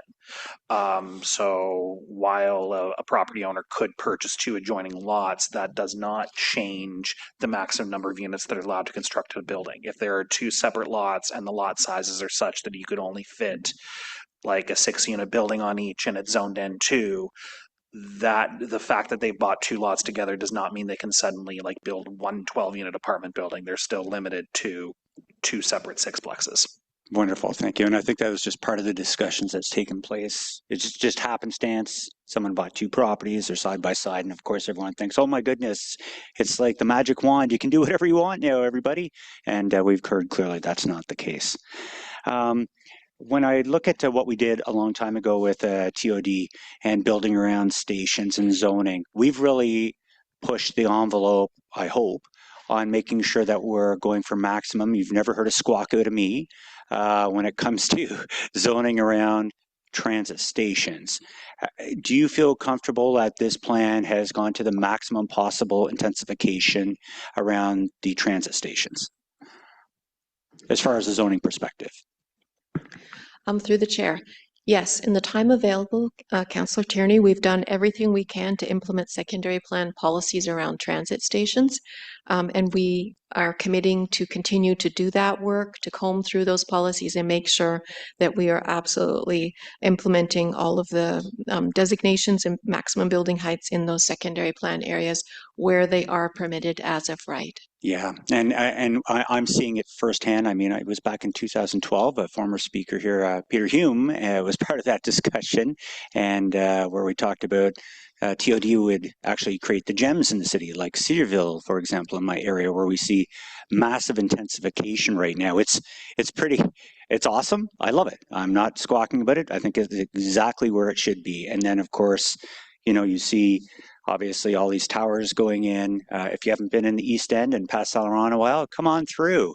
We have construction cranes everywhere. It's birds everywhere, as well as Blair Station, the Pineview side. And now with Montreal Road going to be coming online too, I hear a lot of opportunity around the Montreal Road station in certain areas that would really meet the criteria.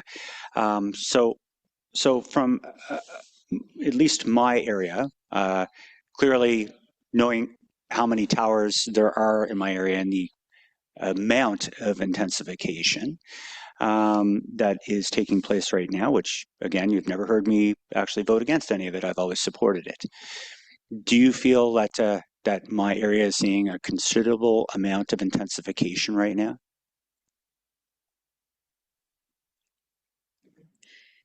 Through the chair, yes, I would say so. Yeah, it's good. It's a good thing. And so by the way of the motion that is here in front of us, maybe I can ask the GM to comment on why it didn't automatically make the level of staff supported. Just if you can sum it up, and maybe I'll just briefly speak to the context of it is, I greatly support intensification in many of these areas around there. I've never once said no.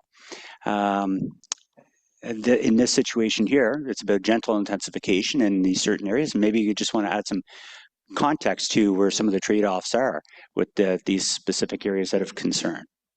Sure, through the chair. And I would just say that the list that has been put forward in terms of what you collectively are going to hold for votes, there are 4 other motions that I would put in the same basket. And really what we would say in the context of your motion is that it's a little bit unique because there's a proposal to shift density, increase density in one place and decrease it in another. It's not consistent with the overall approach we took across the board, but it absolutely is implementable. So there are several of these motions that are site specific that really is a council decision as to whether or not you want to make that adjustment locally, but we can implement it. It's just not consistent with the approach we've taken in the report you have in front of you. Yeah, and again, with the ability to know who actually want it held, I hope that answers some of the questions because we are taking on a massive amount of intensification. As a matter of fact, staff came back about the arterial main streets well, I guess it was a few years ago, and now we're building a 26-story tower right in Rothwell at the corner of Montreal Road and Blair. That was fun times. We also have another 3 applications for 20 and 26 stories right abutting right on the Main Street arterial as well, not to include all the other stuff around transit stations. So hopefully that adds context, and certainly I hope to have my colleagues' support on that one. I did want to speak to the other ones as well. I agree, a linear plane in the Menard motion, absolutely. This is time and again always a problem, and it seems to hold no water whatsoever. And when you're building 26 stories literally next door to 2-story homes, I can't make this up, it becomes a real problem. So I'm looking at the list that's kind of held here for discussion. I don't have any problems with any of them here whatsoever. Councillors have worked very closely on a lot of these. They know their neighborhoods quite well. And I did see your hand wave, Marcia, so I don't know what you want to throw in. Yeah, through the chair, I would just say that on the angular plane motion from Councillor Menard, this changed over the course of the drafts of the zoning bylaw. We're trying to find the balance between what it takes for a development to have a sizable enough floor plate so they can actually construct and make the project profitable so that it will move forward. There's a lot of stalled tower projects that have approvals that part of this is that it's not cost effective to build right now. And so we are trying to balance that with what the neighborhood and so we've looked at an angular plane approach. Councillor Menard's motion would take us back to an earlier version and more consistent with the current state, which we are not supporting.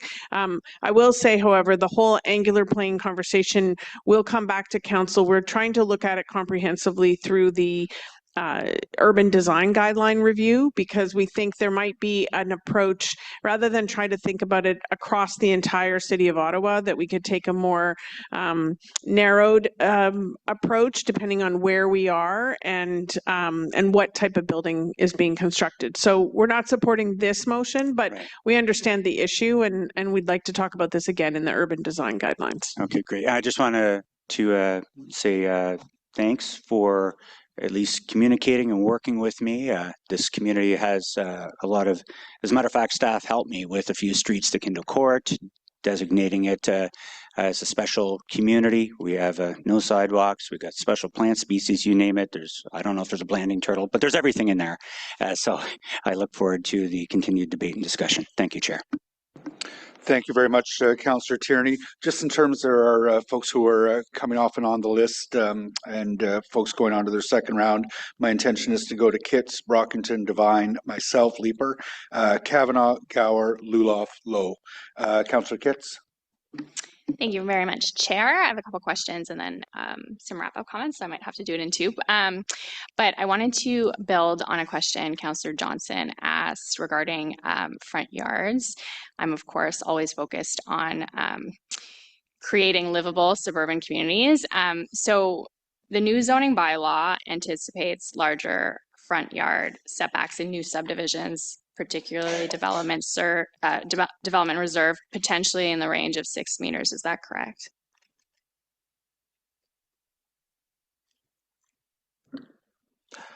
Yes, I believe that's correct. Okay. So we are still seeing townhouse developments proposed with front yard setbacks as small as 3 meters on 18-meter right-of-ways.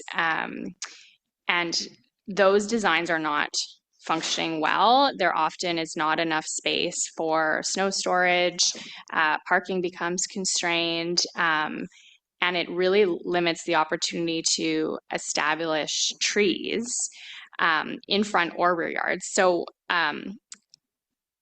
can you confirm that the minimum front yard setback will apply to new subdivisions in the suburban transect?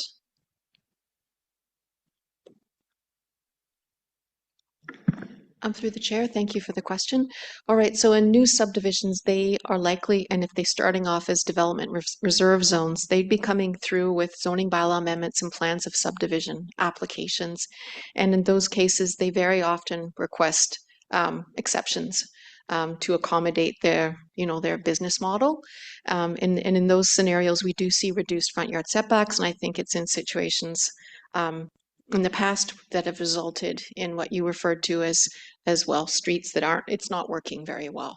So we are establishing, minimum front yard setbacks that we hope are adequate to, achieve livable communities.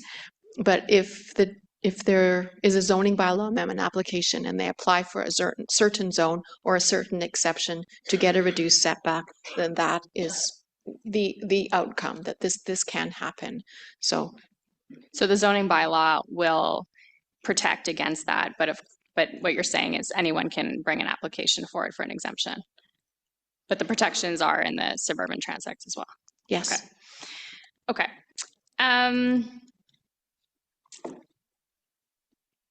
Okay. Yeah. So I guess just a comment then, just on that note, for perhaps not pertaining to this report, but if we are going to permit 3-meter setbacks through zoning bylaw amendments, I think then we will need to look at larger right-of-ways to make these communities work. So that's something I can take offline, but I just wanted to put that out there. It's not, the 3-meter front yard setback is not working right now. I have lots of time left. So I want to say I appreciated being on the zoning bylaw working group. Councillors Hill and Gower and I think, tried to bring the suburban growth perspective to the table.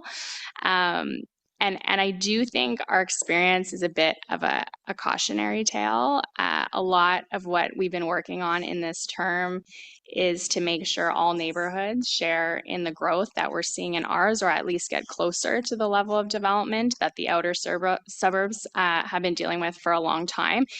And if you look at Ward 19 on its own, I think you might wonder, what is this housing crisis people are talking about? There are bulldozers in the ground, homes are going up everywhere you look, and development is happening in real time. So the growth is not abstract for us, it's constant, it's very visible to the people that live there, and it comes with real challenges for existing communities. So I do think that was an important perspective to bring to the table. And to the rest of the city, I say buckle up. So I want to thank staff. This has been a huge amount of complex, often mind-bending work, and I know we threw a lot at you in the last 48 hours, motions and tweaks and late nights. So I just wanted to say you are seen and appreciated, and I want to thank you for working with me specifically on the motion regarding fully funded projects in the TMP. And I'll use my last couple minutes just to speak to the motion of mine that was held. So Innes Road is a designated suburban arterial main street. It is not an urban downtown style corridor with transit and cycling and walkability. It is not served by or close to high order transit. The section identified in this motion is not the section that will benefit from future transit priority measures. Those improvements are planned further west. Today, that stretch of Innes Road is effectively at capacity at all hours of the day, even before many of the already approved developments are built. So I want to be clear, this motion is not saying no to growth. It's just acknowledging that the existing infrastructure cannot support high-rise buildings over 18 stories by default. I have spent the last 5 years at every opportunity outlining just how constrained our infrastructure is in Ward 19. So none of that should come as a surprise. And of course, developers can still apply if transit is delivered, if road capacity improves, if mitigation can be demonstrated. Those cases can and should be made, but through a transparent planning application, because my East End colleagues will tell you Innes Road is carrying the weight of the East End growth. So until the infrastructure meaningfully changes, the zoning can't pretend that capacity is unlimited. Thanks. Thank you very much, Councillor Kitts. Councillor Brockington. Thank you, Chair. I just want to piggyback on the kind comments that Councillor Kitts provided our staff. We are nearing the end of a almost decade-long process. If you look at what started as a debate on expanding the urban boundary, which fed into 5 white papers that staff released pre-official plan, which really engaged the public. Then we had a number of years with the official plan process. Many community associations, partners in River Ward were very engaged. And then that fed into the zoning bylaw review. So some of our community leaders have been engaged in this one process for many years in addition to staff. So this zoning bylaw review is massive. It's absolutely massive to wrap your head around.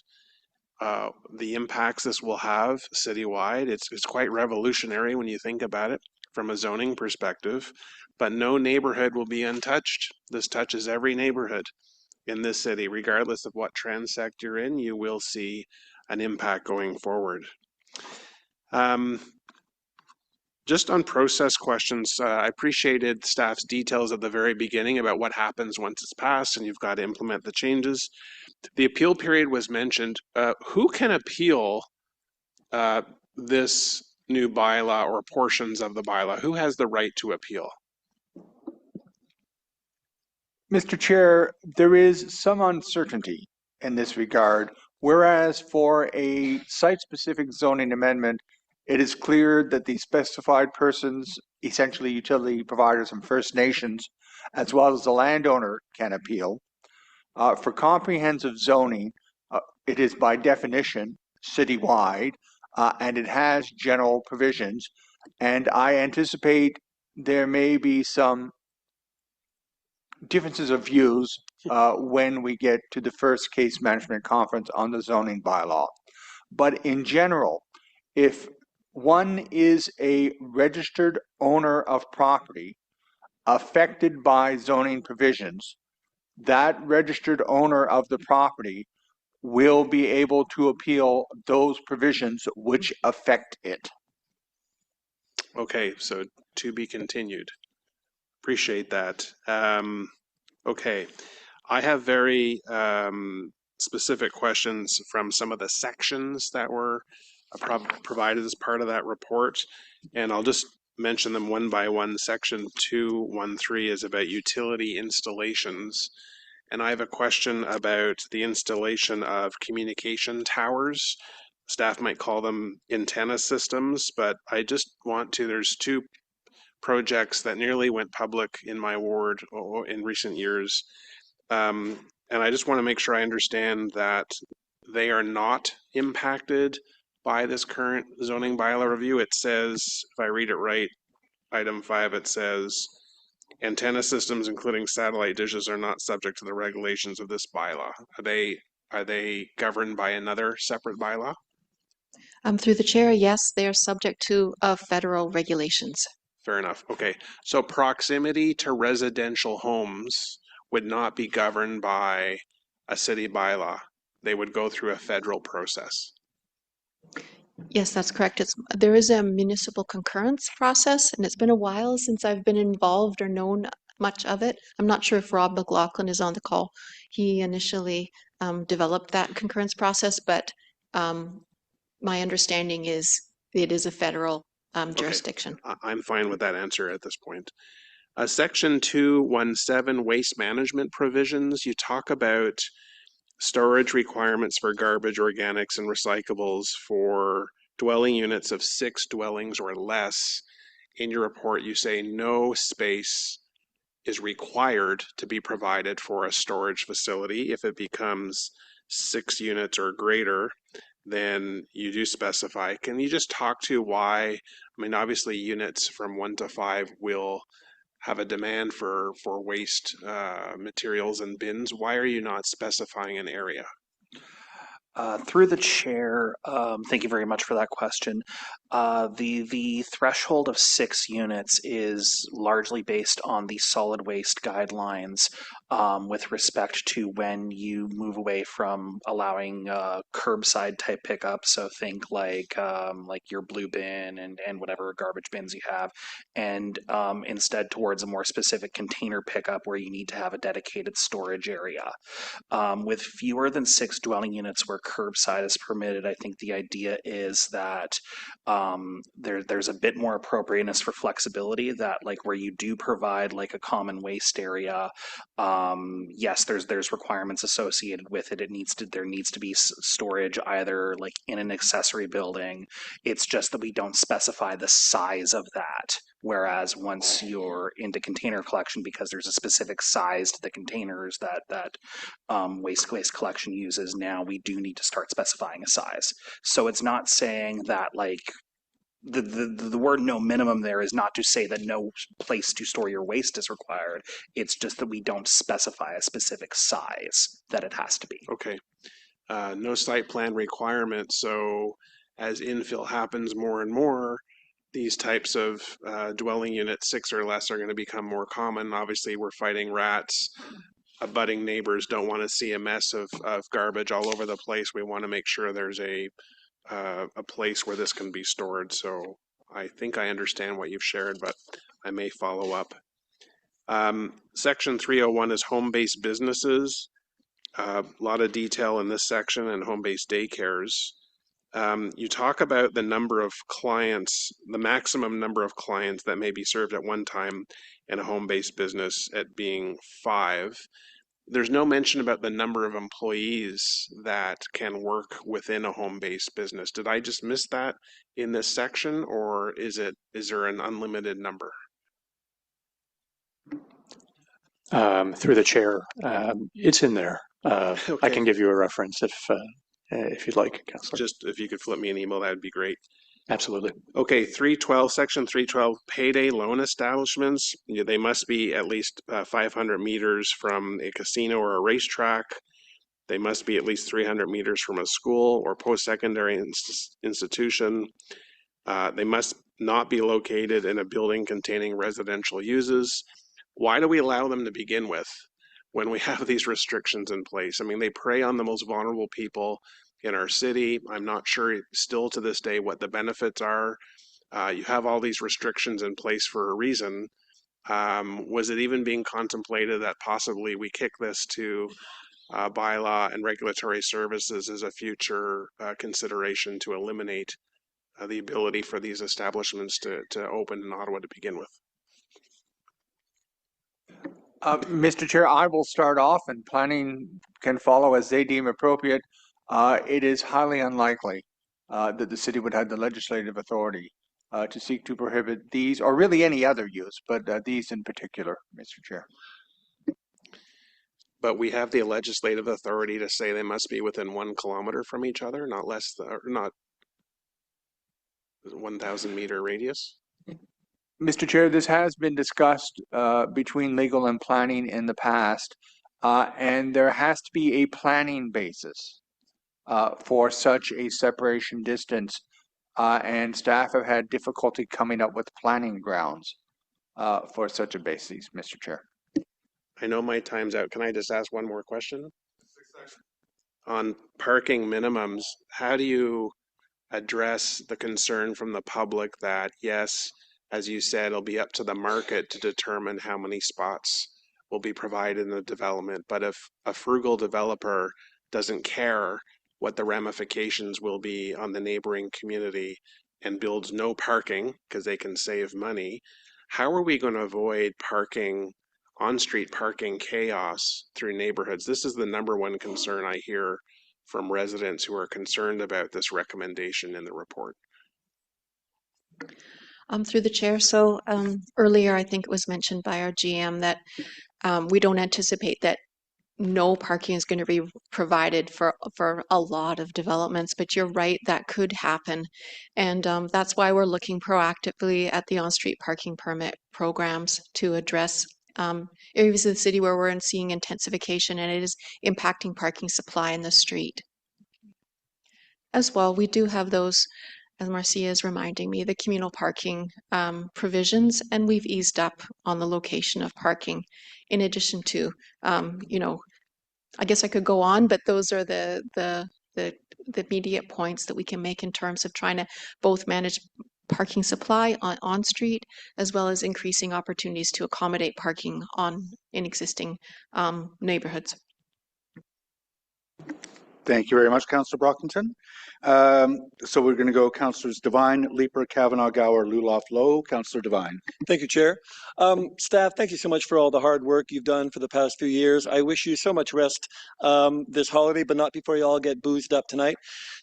So I have a couple general questions, either to satisfy my own concerns or my residents' concerns, but then a couple of specific items, hopefully that I hope to bring some actions further in January at Council. Carol, I think this one might be for you.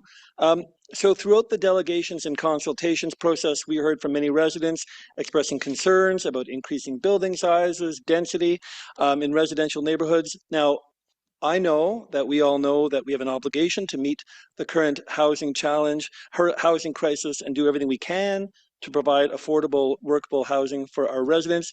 Can staff please comment, because I'm going to just bring this back to my residents. Can you comment on how you imagine that these currently proposed changes are going to unfold on a neighborhood level? Should my residents, if this passes, expect to foresee massive change overnight, or do you envision that the change that will be coming, that we're contemplating here, will be coming incrementally?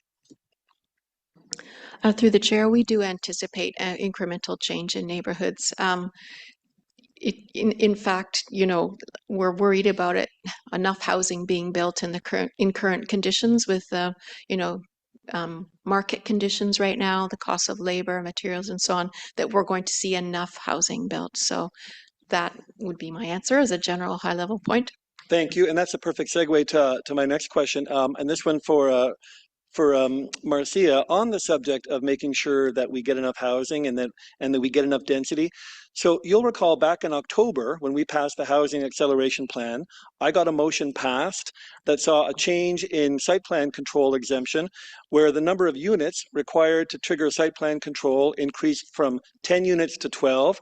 I did this so that we could allow for N3 zoning to have a 3-story building with 4 units per floor, since it's much more cost effective for small builders to develop a 12-unit 3-story house than, let's say, a 10-unit 3-story building.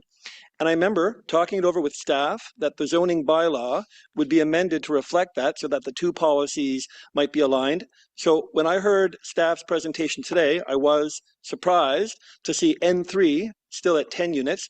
I'm not sure if that was an oversight, but considering our housing goals and the initiatives within our housing acceleration plan, may I assume that staff would also be looking to see those two policies aligned? So through the chair, yeah, we had this conversation just as the presentation was over. I would say that our intention is to make sure that all of the recommendations we're doing as a part of the housing acceleration plan align with the zoning. The zoning project, as we've discussed a lot today, has been going for a while, so it predates some of those. The reason staff were recommending going to 10 was in reaction to some of the community feedback, but that now has been overtaken, I think, by council's decision as it relates to the 12 units that your motion brought forward. So absolutely willing to work with you to look at this before the council meeting and see if we need an amending motion. I would just also comment further to Councillor Brockington's point about infill and the pressure. I mean, we know that if we remove, because one of the other recommendations was to actually increase the exemption even more than 12 for site plan.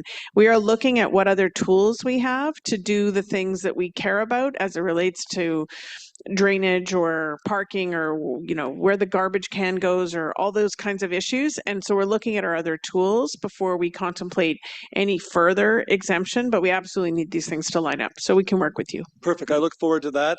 So we will connect in January and have a motion hopefully brought back by January. Next topic, and I believe Jeff Nadeau, this will be a question for you. So I just want to touch back on the issue that were raised by that delegate, Miguel Tremblay, who was representing Myers Auto Group. This is about the proposed zoning change for the Myers Auto property at 1200 Baseline, which is in my ward. So I understand that the official plan prohibits auto dealerships and related uses in the hub designation, and this location is certainly designated as a hub. I understand that the zoning bylaw therefore would not permit an auto dealership or any auto-related use in that H2 zone.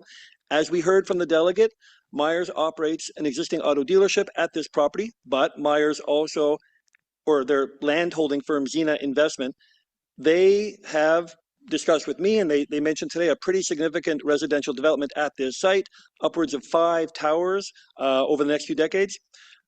From what I've been told, Myers or Zena, they might even be submitting plans this January, so I'm certainly enthused that they want to move forward on this. If there's anywhere in my ward that could be supporting this kind of residential density right alongside the Baseline BRT, this is it. The delegate talked about using a carrot instead of a stick, having the zoning bylaw be a carrot instead of a stick.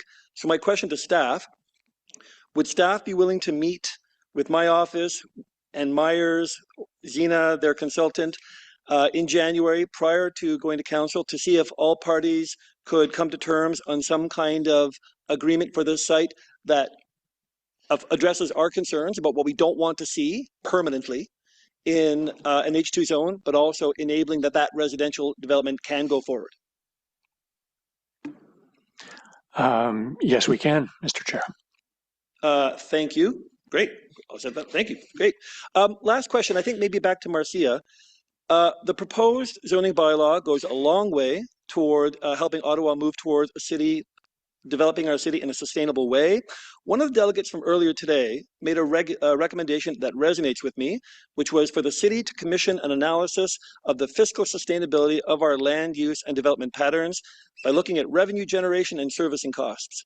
Marcia, you'll recall that this is basically what I'd been talking about with yourself, with Debbie Stewart, when we were talking about the possibility of working with Bloomberg or Urban 3. Question for staff. Will planning staff continue to coordinate with other program areas to ensure that our master plans and our financial plans match and support the intentions of this bylaw?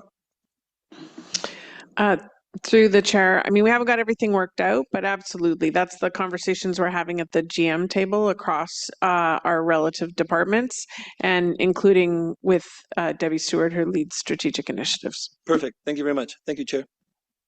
Thank you very much, Councillor Devine. We're going to go Councillor Leeper, Kavanaugh, Gower, Luloff, Lowe.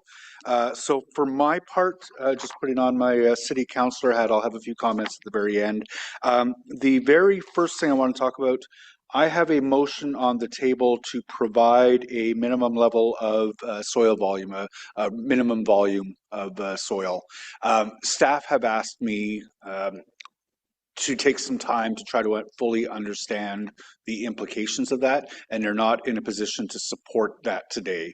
I just wonder, staff, I can withdraw this motion if you're willing to undertake direction that you undertake a study with respect to the minimum soil volume required, including but not limited to the effective implementation and enforceability of such a provision, because my understanding is you may consider that it's going to be legally difficult to enforce, and report back to council with recommendations, including future amendments to the new zoning bylaw. Would you undertake that as direction?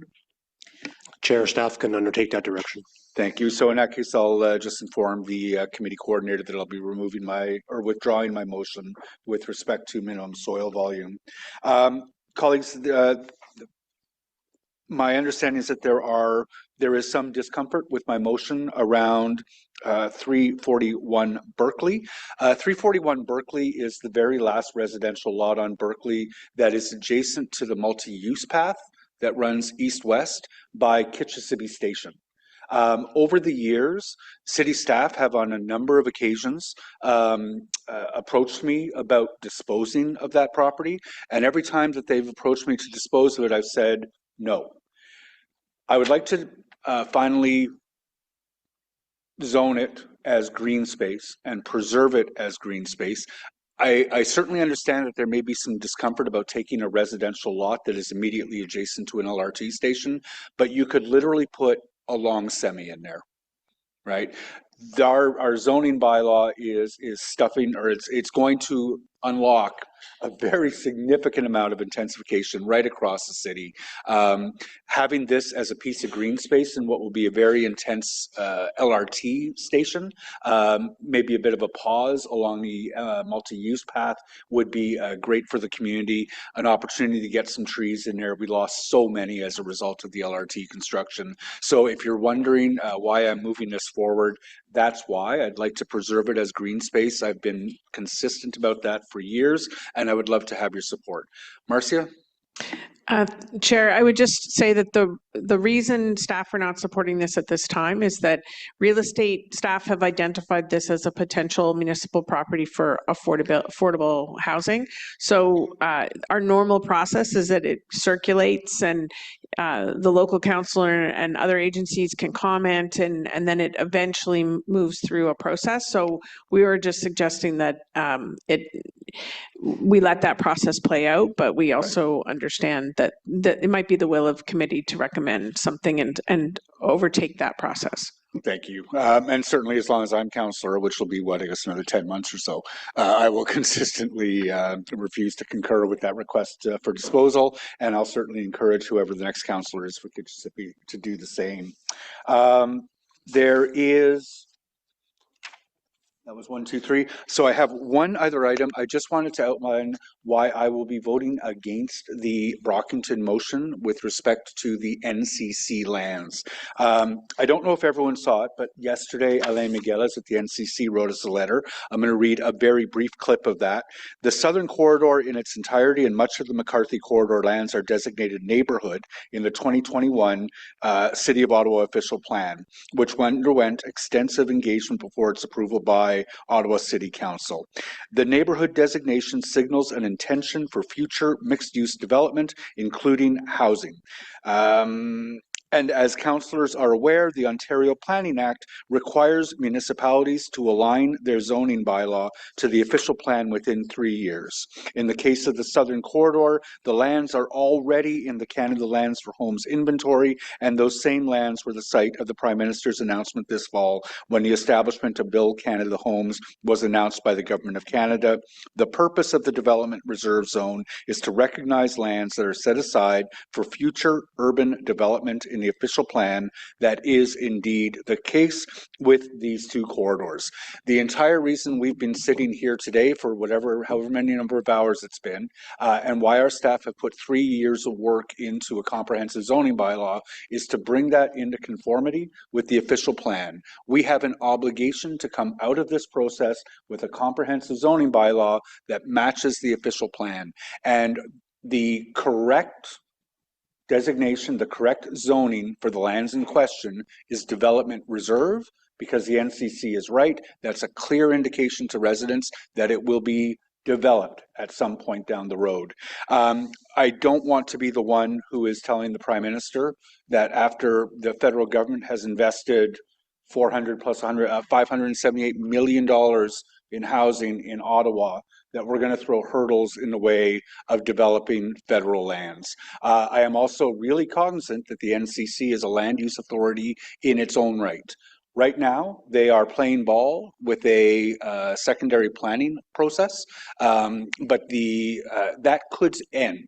If we're throwing hurdles in their way, they may determine without public process or consultation what that land is going to be zoned, because that is their authority to do.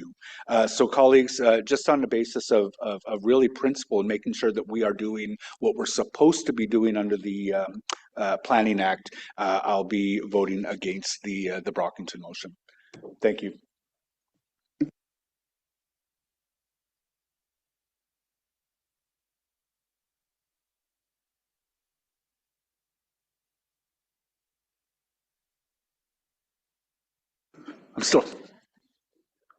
I can't say that. I'm not allowed to say that. Sorry, what was my order?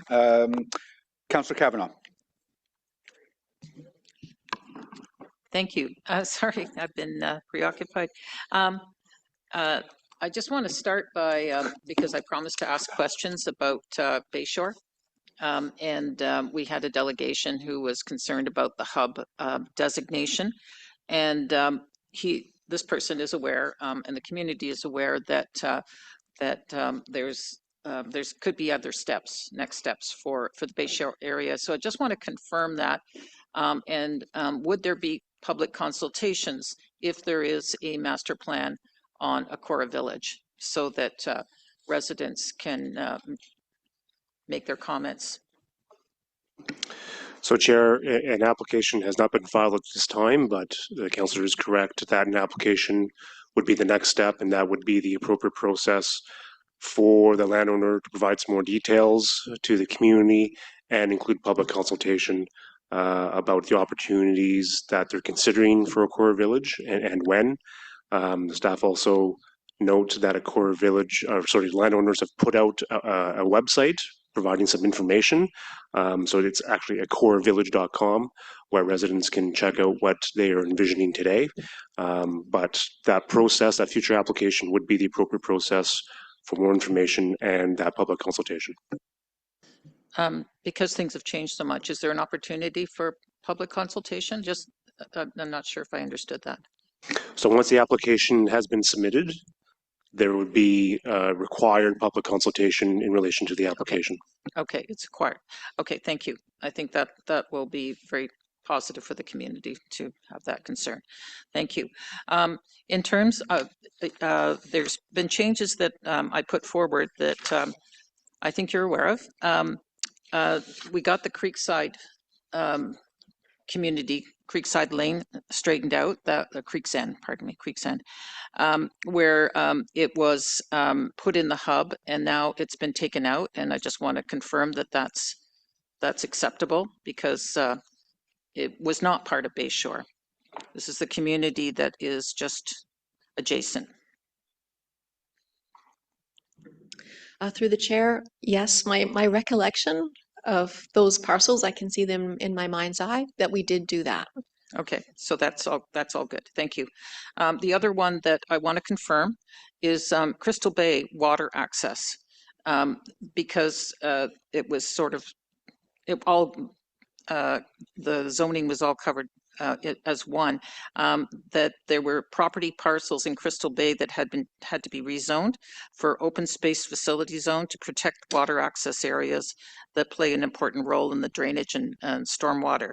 So it was 152 Grandview, the lands between 50 J Street and 167 Grandview, and the lands between 57 and 61 Grandview in the open space facility zone. Through the chair, yes, my recollection is that was also done. Okay, I'm just confirming it so they hear it out loud, that it was done, so they can feel better. They were very concerned. Thank you. I'm a little confused with the list I got. I did submit 2 motions, and was one of them no concerns and the other was a concern? Because I didn't see it on the no concern list. I just saw the no. Through the chair, from staff's perspective, both motions we would treat the same, in that we can implement them as drafted, but they are making an exception at a site-specific level that is not consistent with the way we took for the entire city. But we understand that that's a decision committee might want to make, and we could implement as written. So the fact that one is here and not the other, I think, is maybe a question for the co-chairs. Yeah, I couldn't see, I just saw one on the hold list, not the other. Yeah, Councillor Kavanaugh, I can speak to that. From the solicitation I did around the table, one motion, no one asked to hold, the other one they did. That's the only reason, but as the general manager said, it's up to committee and not staff. Okay. No, I appreciate it. We'll see how, I mean, people, I take their word. The one that was held was for Compton and Flower. And this is in the neighborhood of Wood Park. Very heavily hit right now with construction. They've gone through a lot. And it's just little corners of the ends of streets that are close to the New Orchard station, which is why they go, it's not really arbitrarily, but they're at they're near the end. They're on the north end of the street, which means they're closer to the station. However, it's going to be inconsistent and with the rest of the street, and that's why it was raised. So I'm hoping that I can get my colleagues to support that. It's relative. I mean, we're going to see intensification. People may not be aware, but there's a lot of intensification already happening in Wood Park because we had a secondary plan. And on Edgeworth, we're going to see significant mid-rises because of the proximity to the Lincoln Field station, because they're close to two stations. So there will be heavy-duty intensification in that neighborhood. So I hope I can count on people's support for that change. Thank you.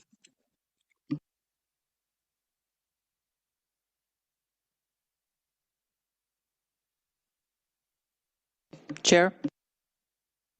I'm sorry, I missed that. You're done. Thank you very much.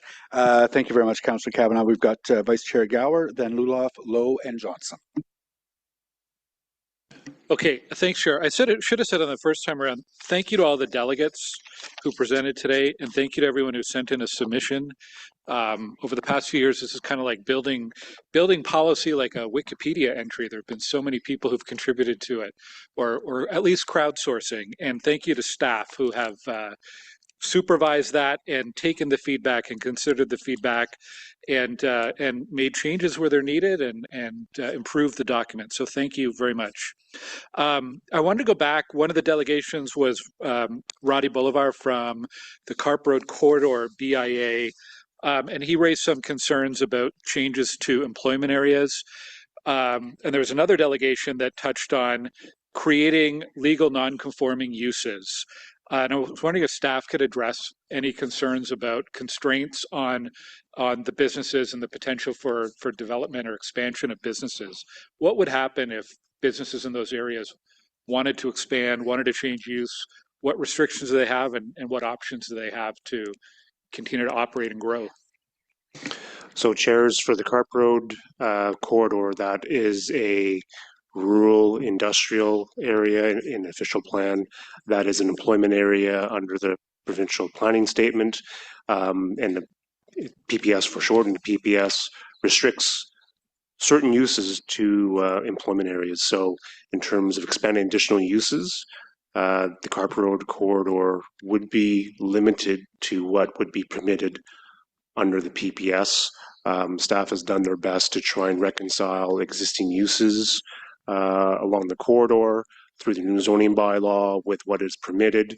One of the amendments we did in OPA 46 was actually to remove a small portion of that corridor from the rural industrial designation, just to provide the ability for existing uses to continue and expand. But there are restrictions based on the PPS for uses. Legal non-conforming uses would be restricted in terms of their ability to expand their footprints by the same principle, but at least they would be able to continue with their existing business practices. And maybe I could just add to that. You are aware, but maybe others are not, that the city is also doing an economic development study for rural areas.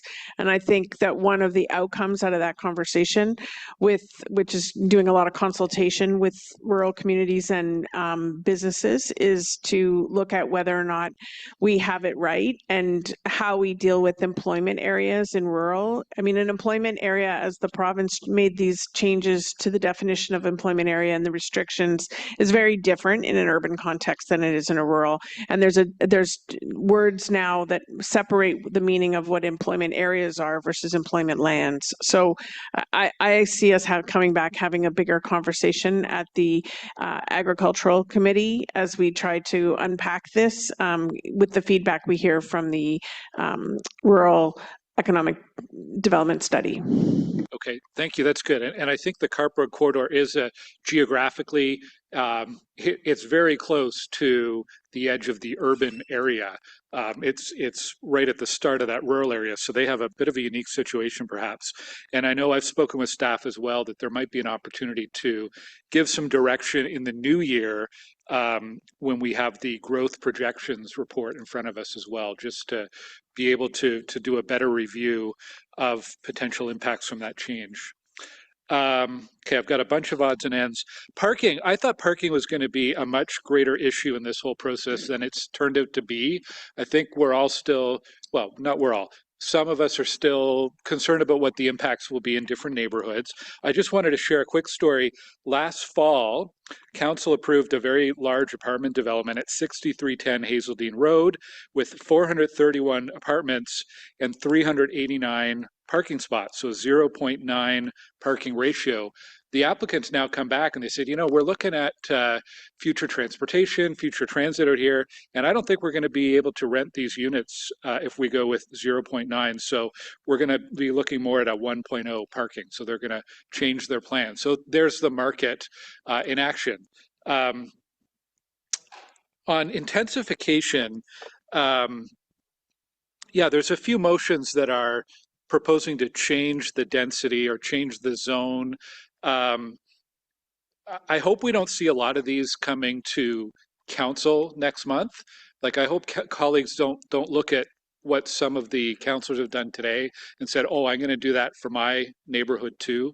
I think it's appropriate to do it now because we've got several weeks to get feedback and consultation. I wasn't totally sure about the Rothwell Heights, but I think it's been creatively done with some offsets. And depending on where that review of the heritage elements come back, it could even go back to an N2 zoning in the future, I think. So I think that's okay. And also, every ward, if you ask residents and councilors, would probably say we are taking our fair share of intensification. Maybe there's one or two wards. Even the rural wards, I think you folks would say that. So every ward is taking intensification. We're in a really different place than we were 4 years ago when we were, well, first of all, I think we were online and not in person doing the OP. And we were also concerned about whether or not we could get rid of the R1, the 1 unit per lot. And now, I mean, it's 3 as of right. That's not even a point of debate because the province has taken away, but it's not even a controversy right now. It's happening. Anyway, so we're in a really different spot. Appreciate the constructive discussions and debates over the past few months and years. And thanks to the chairs for shepherding us through this long day today. Thank you. Thank you, Councillor. Councillor Luloff. Thanks, Chair. Colleagues, I want to begin by thanking staff for the significant work that has gone into this new zoning bylaw. This has been a multi-year effort involving deep technical reviews, provincial direction, and extensive engagement with residents and community groups. This document will shape how our city grows to the next generation, and I appreciate the thoughtful approach staff have taken. And I also want to acknowledge the hundreds of residents who participated through meetings, consultations, and written submissions. Their input has made a real impact on what we see today. The purpose of this new zoning bylaw is clear. Ottawa needs more homes. We need more housing options, particularly missing middle housing, and we need planning rules that make it easier to build. I support this direction. Our new official plan sets out ambitious targets, and Orleans East Cumberland will play an important role in meeting those goals. However, I want to highlight a concern that is very real in suburban communities like mine. And that is the blanket removal of parking minimums. The planning rationale for eliminating parking minimums is strong in areas with reliable transit and close access to amenities. But in many of our communities, those conditions do not exist yet. Families still depend heavily on vehicles. Many residents commute long distances. Shift workers travel at hours when transit is not available. For many people, car ownership is not a lifestyle choice. It's a necessity, and it's a reality. I want to illustrate this with a current and very real example from my ward. There's an active application at 10th Line and Duvernay. The only entrance and exit to the site is through Duvernay, a quiet residential street lined with single-family homes. Residents have been raising concerns for months about traffic flow, turning movements, and congestion. The proposal includes 30 residential units, but only 23 parking spaces. 17 are assigned to residents, and only 6 are available for visitors. Residents know exactly what will happen. Overflow parking will spill out onto the street. Driveways will be partially blocked. Sightlines at intersections will be reduced. Access will become more difficult for school buses, delivery vehicles, and emergency services. These are lived experiences in Ward 1. Under the proposed zoning bylaw, this level of parking would be entirely permissible. My residents do not oppose infill or growth. They oppose development that is not planned realistically for the way that people live today. I also want to speak to the need for growth readiness. I support zoning changes that open the door for more homes, especially near future transit stations and along the Orleans Economic Corridor. But growth must be matched by infrastructure. You've heard other councillors say that in the past, mostly from the East End and mostly from Catherine Kitts. Road capacity, traffic management, transit service, and active transportation networks all need to keep pace with development. Residents expect that new density will come with the services needed to support it. I don't know how many times we have to say this. This brings me to a concern that affects the credibility of our planning system as a whole. The NCC is asking the city to rezone land in another part of Ottawa so that they can proceed with development. Yet in Orleans, we are welcoming thousands of new residents and significant new housing, and they continue to hold back the corridor that is urgently needed to manage current and future traffic demand. It is difficult for my residents to understand how the NCC can advance development opportunities elsewhere while refusing to release infrastructure that would help a fast-growing part of the East End function properly. If we are planning for growth as one city, then every partner needs to be a part of the solution, including the NCC. Overall, I support the modernization of our zoning framework. This work is important and necessary, and at the same time, implementation must reflect the real differences between urban, suburban, and rural areas. In Orleans, East Cumberland, the goal is simple. We welcome growth, we support density in the right places, and we expect infrastructure and services to grow with our community. I'll end by thanking staff again for their work and their continued willingness to collaborate with councillors as this bylaw moves into implementation. I look forward to ongoing dialogue as the impacts become clearer over time. Thank you. Thank you, Councillor Luloff. Councillor Lowe? Thanks, Chair. Apologies, I'm on again. I want to go back to one of the earlier questions that I believe was directed at Mr. Mark about the appeal process. So anyone who owns property in an area that's where the zoning is going to change technically has the right to appeal, right? Mr. Chair, I would clarify the comment a little bit. It doesn't matter whether or not the zoning is going to change. Okay. They have the right to appeal. And also the general provisions of the bylaw that are applicable to such property. So it's not just their designation, their zoning on the map, but also the general provisions of the bylaw that apply to that. Okay. All right. Thank you. That does help actually. I also have I think earlier I asked a question about the angular plane motion from Councillor Menard, and I believe I may have misunderstood staff's answer. I was wondering if Jeff, you'd be willing to, if there's a visual or something of what this motion would do to the angular plane, because it's not rehearsed. So left is current, right? Sorry, left is the proposal, but the one on the right is what the motion would do. Thereby, it looks like it's going to complicate. It looks like it's going to complicate architecturally, and perhaps reduce the amount of housing that we can provide, and just make things complicated overall. That is correct. So the image on the left here represents the draft as we've proposed it. I've truncated the diagram somewhat, so we're not looking at the maximum tower height or the setbacks at the front. Essentially, we're looking at an area limited to how this angular plane would impact on the left here, we're looking at a 6-story building. So, pardon me, approximately 20 meters high, and that's more or less where the angular plane intersects with the building after having crossed the depth of the rear yard. On the right, that diagram depicts essentially what we have if we use the same origin of the angular plane that's used under 2008-250, the current zoning bylaw. So if we start the angular plane at the same height, but after crossing the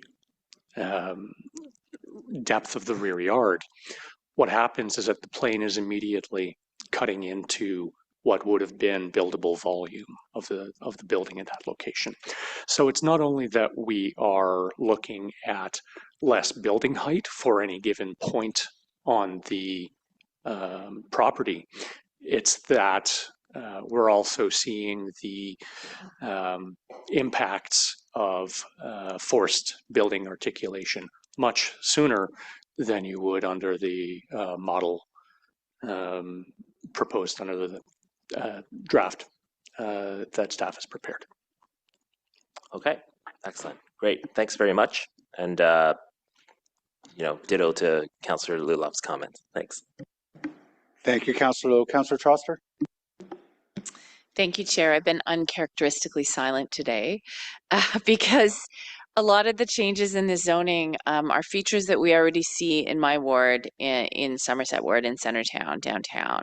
And I feel sometimes like I'm the messenger from the urban core, trying to reassure residents in other parts of the city that it's going to be okay.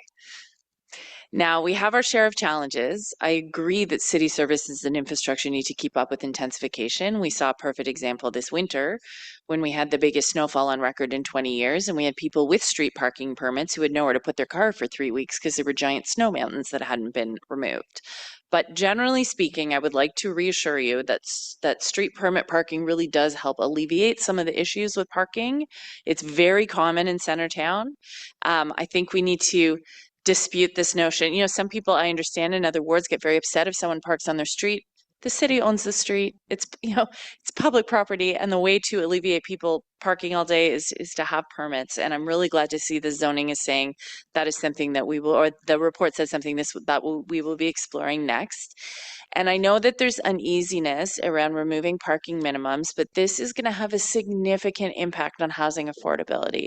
It is the gold standard that the industry is asking for. In a high-rise building, it can cost up to $150,000 to provide a parking spot. That is money that can go into housing. So I'm very supportive of abolishing parking minimums. I believe that developers and that the market can decide. And very similar to Councillor Gower, I've had developers come back to me and adjust their parking ratio based on what they're seeing in the market. I think that we can allow that to continue. And so I'm happy to see there's no more motions today to erode that, and that instead we are exploring the idea of street parking. And just to speak to Councillor Menard's motion, I'm actually not supportive. I think I'll be honest and say I think the angular plane is kind of silly. I think it leads to these extremely strange puzzle piece-like buildings. It reduces the amount of housing. And if you look at any European city, there's lots of buildings right to the curb that are very elegant and very attractive and create an excellent main street. My experience dealing with a lot of very tall buildings in Centertown is that what makes the difference is what happens at the podium level, what happens at the pedestrian level. And also, we're facing a changing climate, and we're facing a rapidly heating up climate. And a lot of the areas downtown that are actually heat islands need more shade. So this idea that there is a right to sunlight or that it's a bad thing to have a little bit more shade cast on your street, I think that's actually changing in the face of climate change. So I'm supportive of most of the other motions being put forward today. I will not be supporting Councillor Menard's motion. And I just want to thank and applaud staff. Carol, you in particular and your team have been so receptive and so thoughtful, and people really feel heard when they bring their concerns to you. And I know that this has been a passion project for all of you for the last 3 years. This has been your life's work, and today is a really big deal. It's not a seismic shift in downtown Ottawa, but it is a big shift in other parts of the city.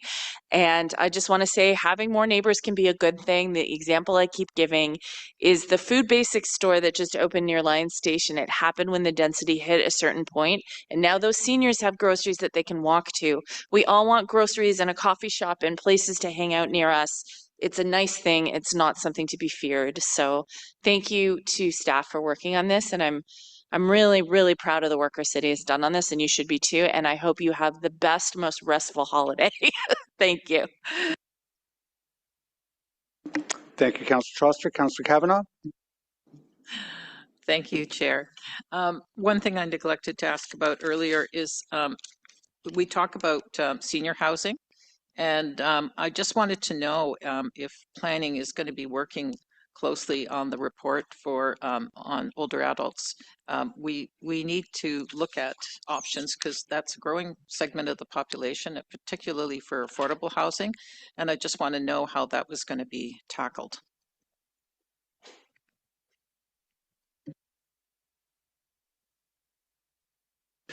So, Chair, planning has been asked to be involved in the development of the older adult plan. So, staff will be part of the development of that plan and will assist in any way possible in terms of the planning framework that we work within.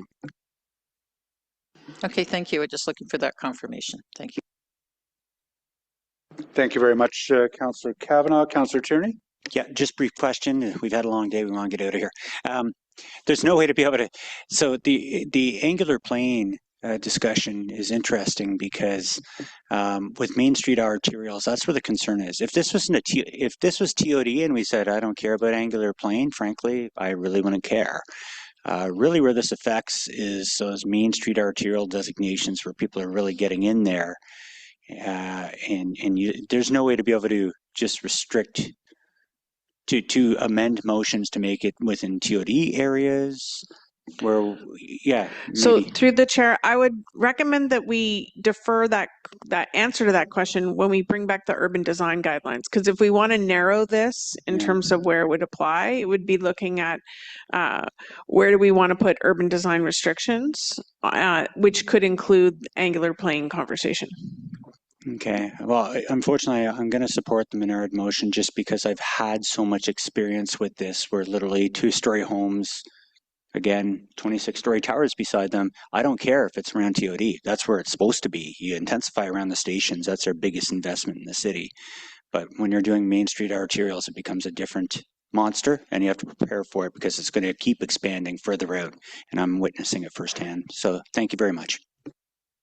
Thank you very much, Councillor Tierney. I don't have any further speakers on the list, so I'll just offer some concluding remarks this evening. Colleagues, cities grow. In Ottawa's case, we expect to grow by around 500,000 people in the next 20 to 30 years. That's like adding the population of Halifax to our city, and the questions that raises are existential. If we grow, as we mostly did in the post-war period, by growing outward, we'll replace the mistakes of past planners. Our transit networks will become stretched out. The pipes that service new communities will get longer. Roads that are expensive to repair and replace will stretch further into lands that today are forests, farmland, or wetlands. As development charges increase to build all that new infrastructure we'll need, the price of new housing will grow. Taxes will keep climbing to maintain it all in a state of good repair. Our infrastructure deficit was predictable so long as we pursued sprawl without saving enough for the day when we'd need to fix the pipes. Governments worldwide have recognized that we can't continue down the same path, and the province has told cities in Ontario to create official plans that make better use of the infrastructure that we already have and are focused on transit. Where cities haven't embraced Queen's Park's high-level directives, the government has gotten very specific and very prescriptive. The official plan that we passed in 2021 recommitted Ottawa to sustainable growth in keeping with the province's policies. Now it's the time to pass the zoning that implements that official plan. I thank our staff, led particularly by Carol Ruddy, working with Marcia Wallace, but supported by so many talented planners for their careful management of this 3-year process, which is actually lightning quick in planning terms. The new zoning bylaw will enable new residential density that will rein in sprawl. It will unlock more housing built in transit-focused, walkable neighborhoods. It will add housing choice in every neighborhood to address affordability. It will ultimately help us build a more sustainable city. It's important that we recognize that many in the community are uncomfortable with the changes proposed. There will be tall towers built where people may never have thought tall towers would be built. 1- and 2-story neighborhoods may evolve over time to 3-story neighborhoods, changing the way those look. We are taking a different approach to parking that may change how some streets function. It's a lot of change. To the many residents who are worried about that change, I would say 3 things. First, it's incumbent on us to build a better city for our kids, a city that's more truly affordable for everyone, that's less congested, and where neighborhoods are more vibrant because they have the density to support new businesses, services, and amenities. We need to be careful stewards not just of today's tax dollars, but those of the next generations without needlessly burdening them with soaring costs. Second, the greatest cynicism I've heard expressed is that we can build a city, the success of which depends on transit. I don't share that cynicism. In Kitchissippi Ward, 40% of people who live in multi-unit housing, apartments and condos, don't have a car.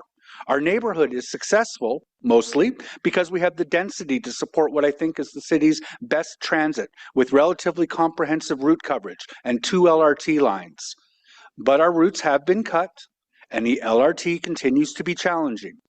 To those around this table, I will simply say that much of the mistrust we've heard over the past 3 years about intensification must be addressed by ensuring that we build transit that works.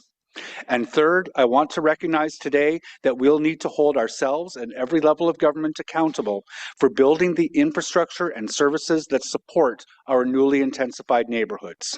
We cannot simply change the zoning and walk away. As I said when we passed the new official plan, we need pools, libraries, transit, cycling infrastructure, parks, daycare, and more to ensure complete, healthy communities. Residents, by and large, are willing to see their neighborhoods change for the sake of a more sustainable city, but they insist that we not abandon them to some of the challenges that density creates without some commensurate public investment. I'll be clear that while the federal and provincial governments push to reduce or eliminate development charges, and that that's understandable, cities must be made whole. So there's work to do. Today, though, I would encourage members to be proud of the work that we've done. If it feels bold, it's because it is. And I thank members and staff for their leadership that embraces bold. Thank you, colleagues. Councillor Brown, how are we going to, Chair Brown, how are we going to do this? Mr. Chair, based on the conversations around the table, I'm going to recommend that I read out the motions very quickly that I believe could pass on consent, and then we can go to the motions that members ask that we vote individually on.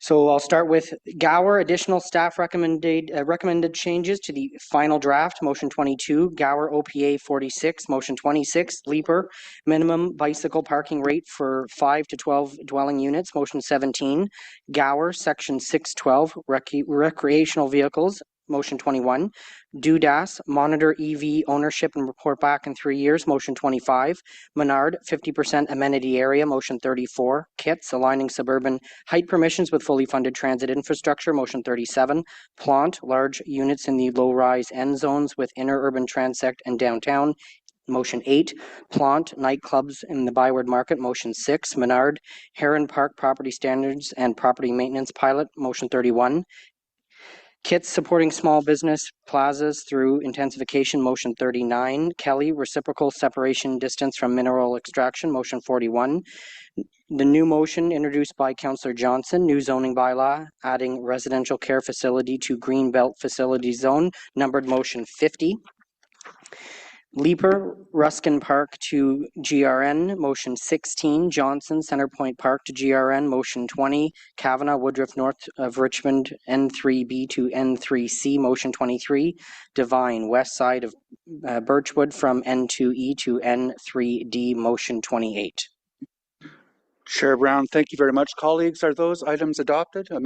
Carried? Carried. Carried. Dissent on. You just missed So what I'll one. do is I'll go around. So dissents, put a hand up. Sorry? I think he missed reading one of mine, so just checking. Or was that? Is there possibly a Kavanaugh motion that was intended to be in there that wasn't read? Okay, all right, sorry. Yeah, sorry. So these are the ones where we don't think it's there's anything. So there were some dissents. Councillor Lowe, which were you dissenting on? Yep, dissent on motion number 17, minimum bicycle parking rate. Thank you. Who else dissented? Me, Councillor Chair. Luloff? Me, Chair, same. If no parking, if we're not going to do minimums, then no minimums at all. There you go. Fair enough. Any dissents on any other items over here? No. So, okay. And has the clerk captured those dissents? They have. Thank you. Okay, so that leaves us with some motions on which, sorry, go ahead, Chair Brown. Thank you, Chair. The next motion that was asked to be held and voted on individually was Brockington, McCarthy Woods, motion 7. Oh, okay. So what I'll do is I'll take over from here.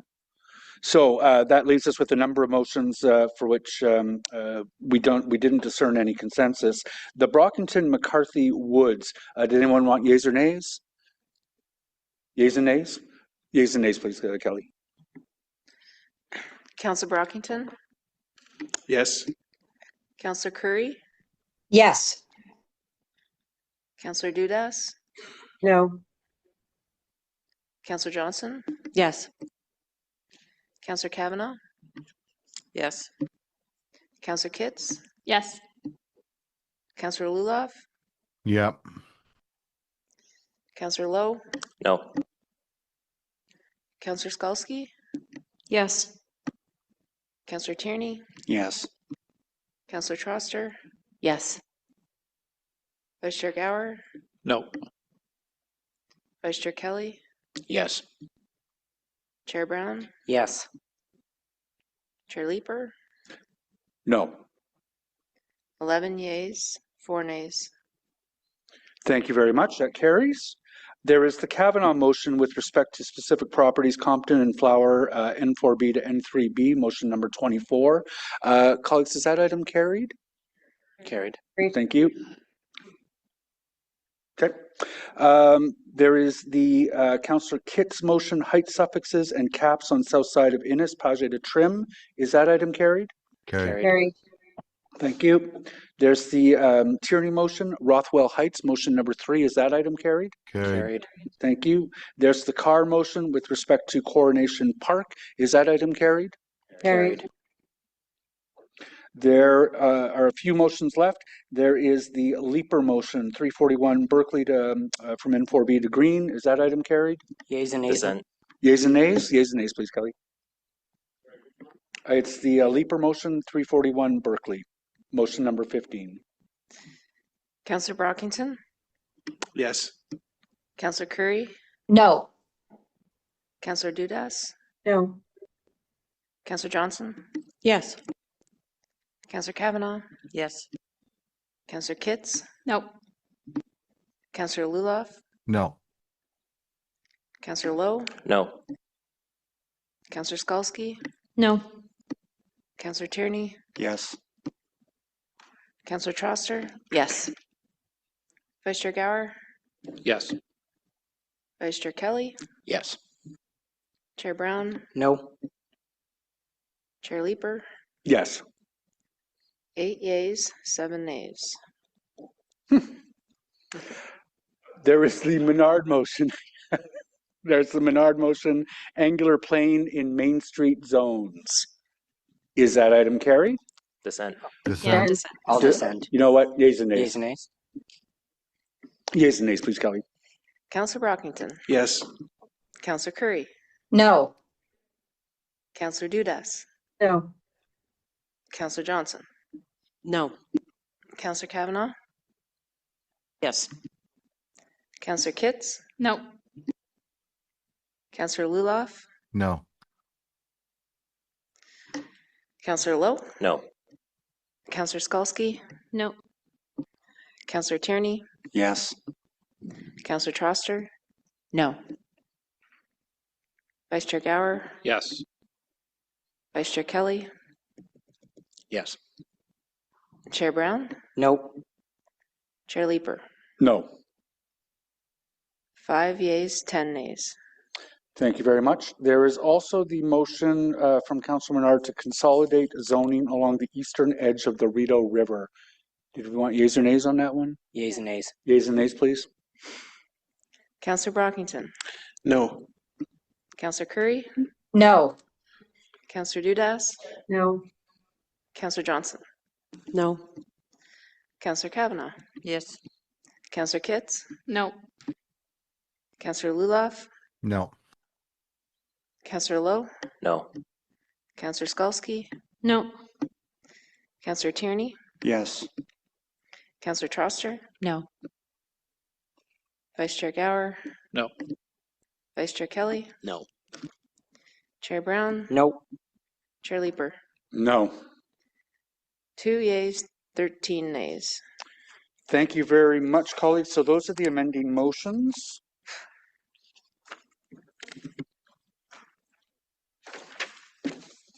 Bear with me just a moment. Okay. So those are all the amendments that we have to vote on. And then there is the main report item with its multiple recommendations. Is that carried as amended? Carried. Carried. Thank you very much, colleagues. Well done. Congratulations again, staff. I know I thanked you about 8 hours ago. But...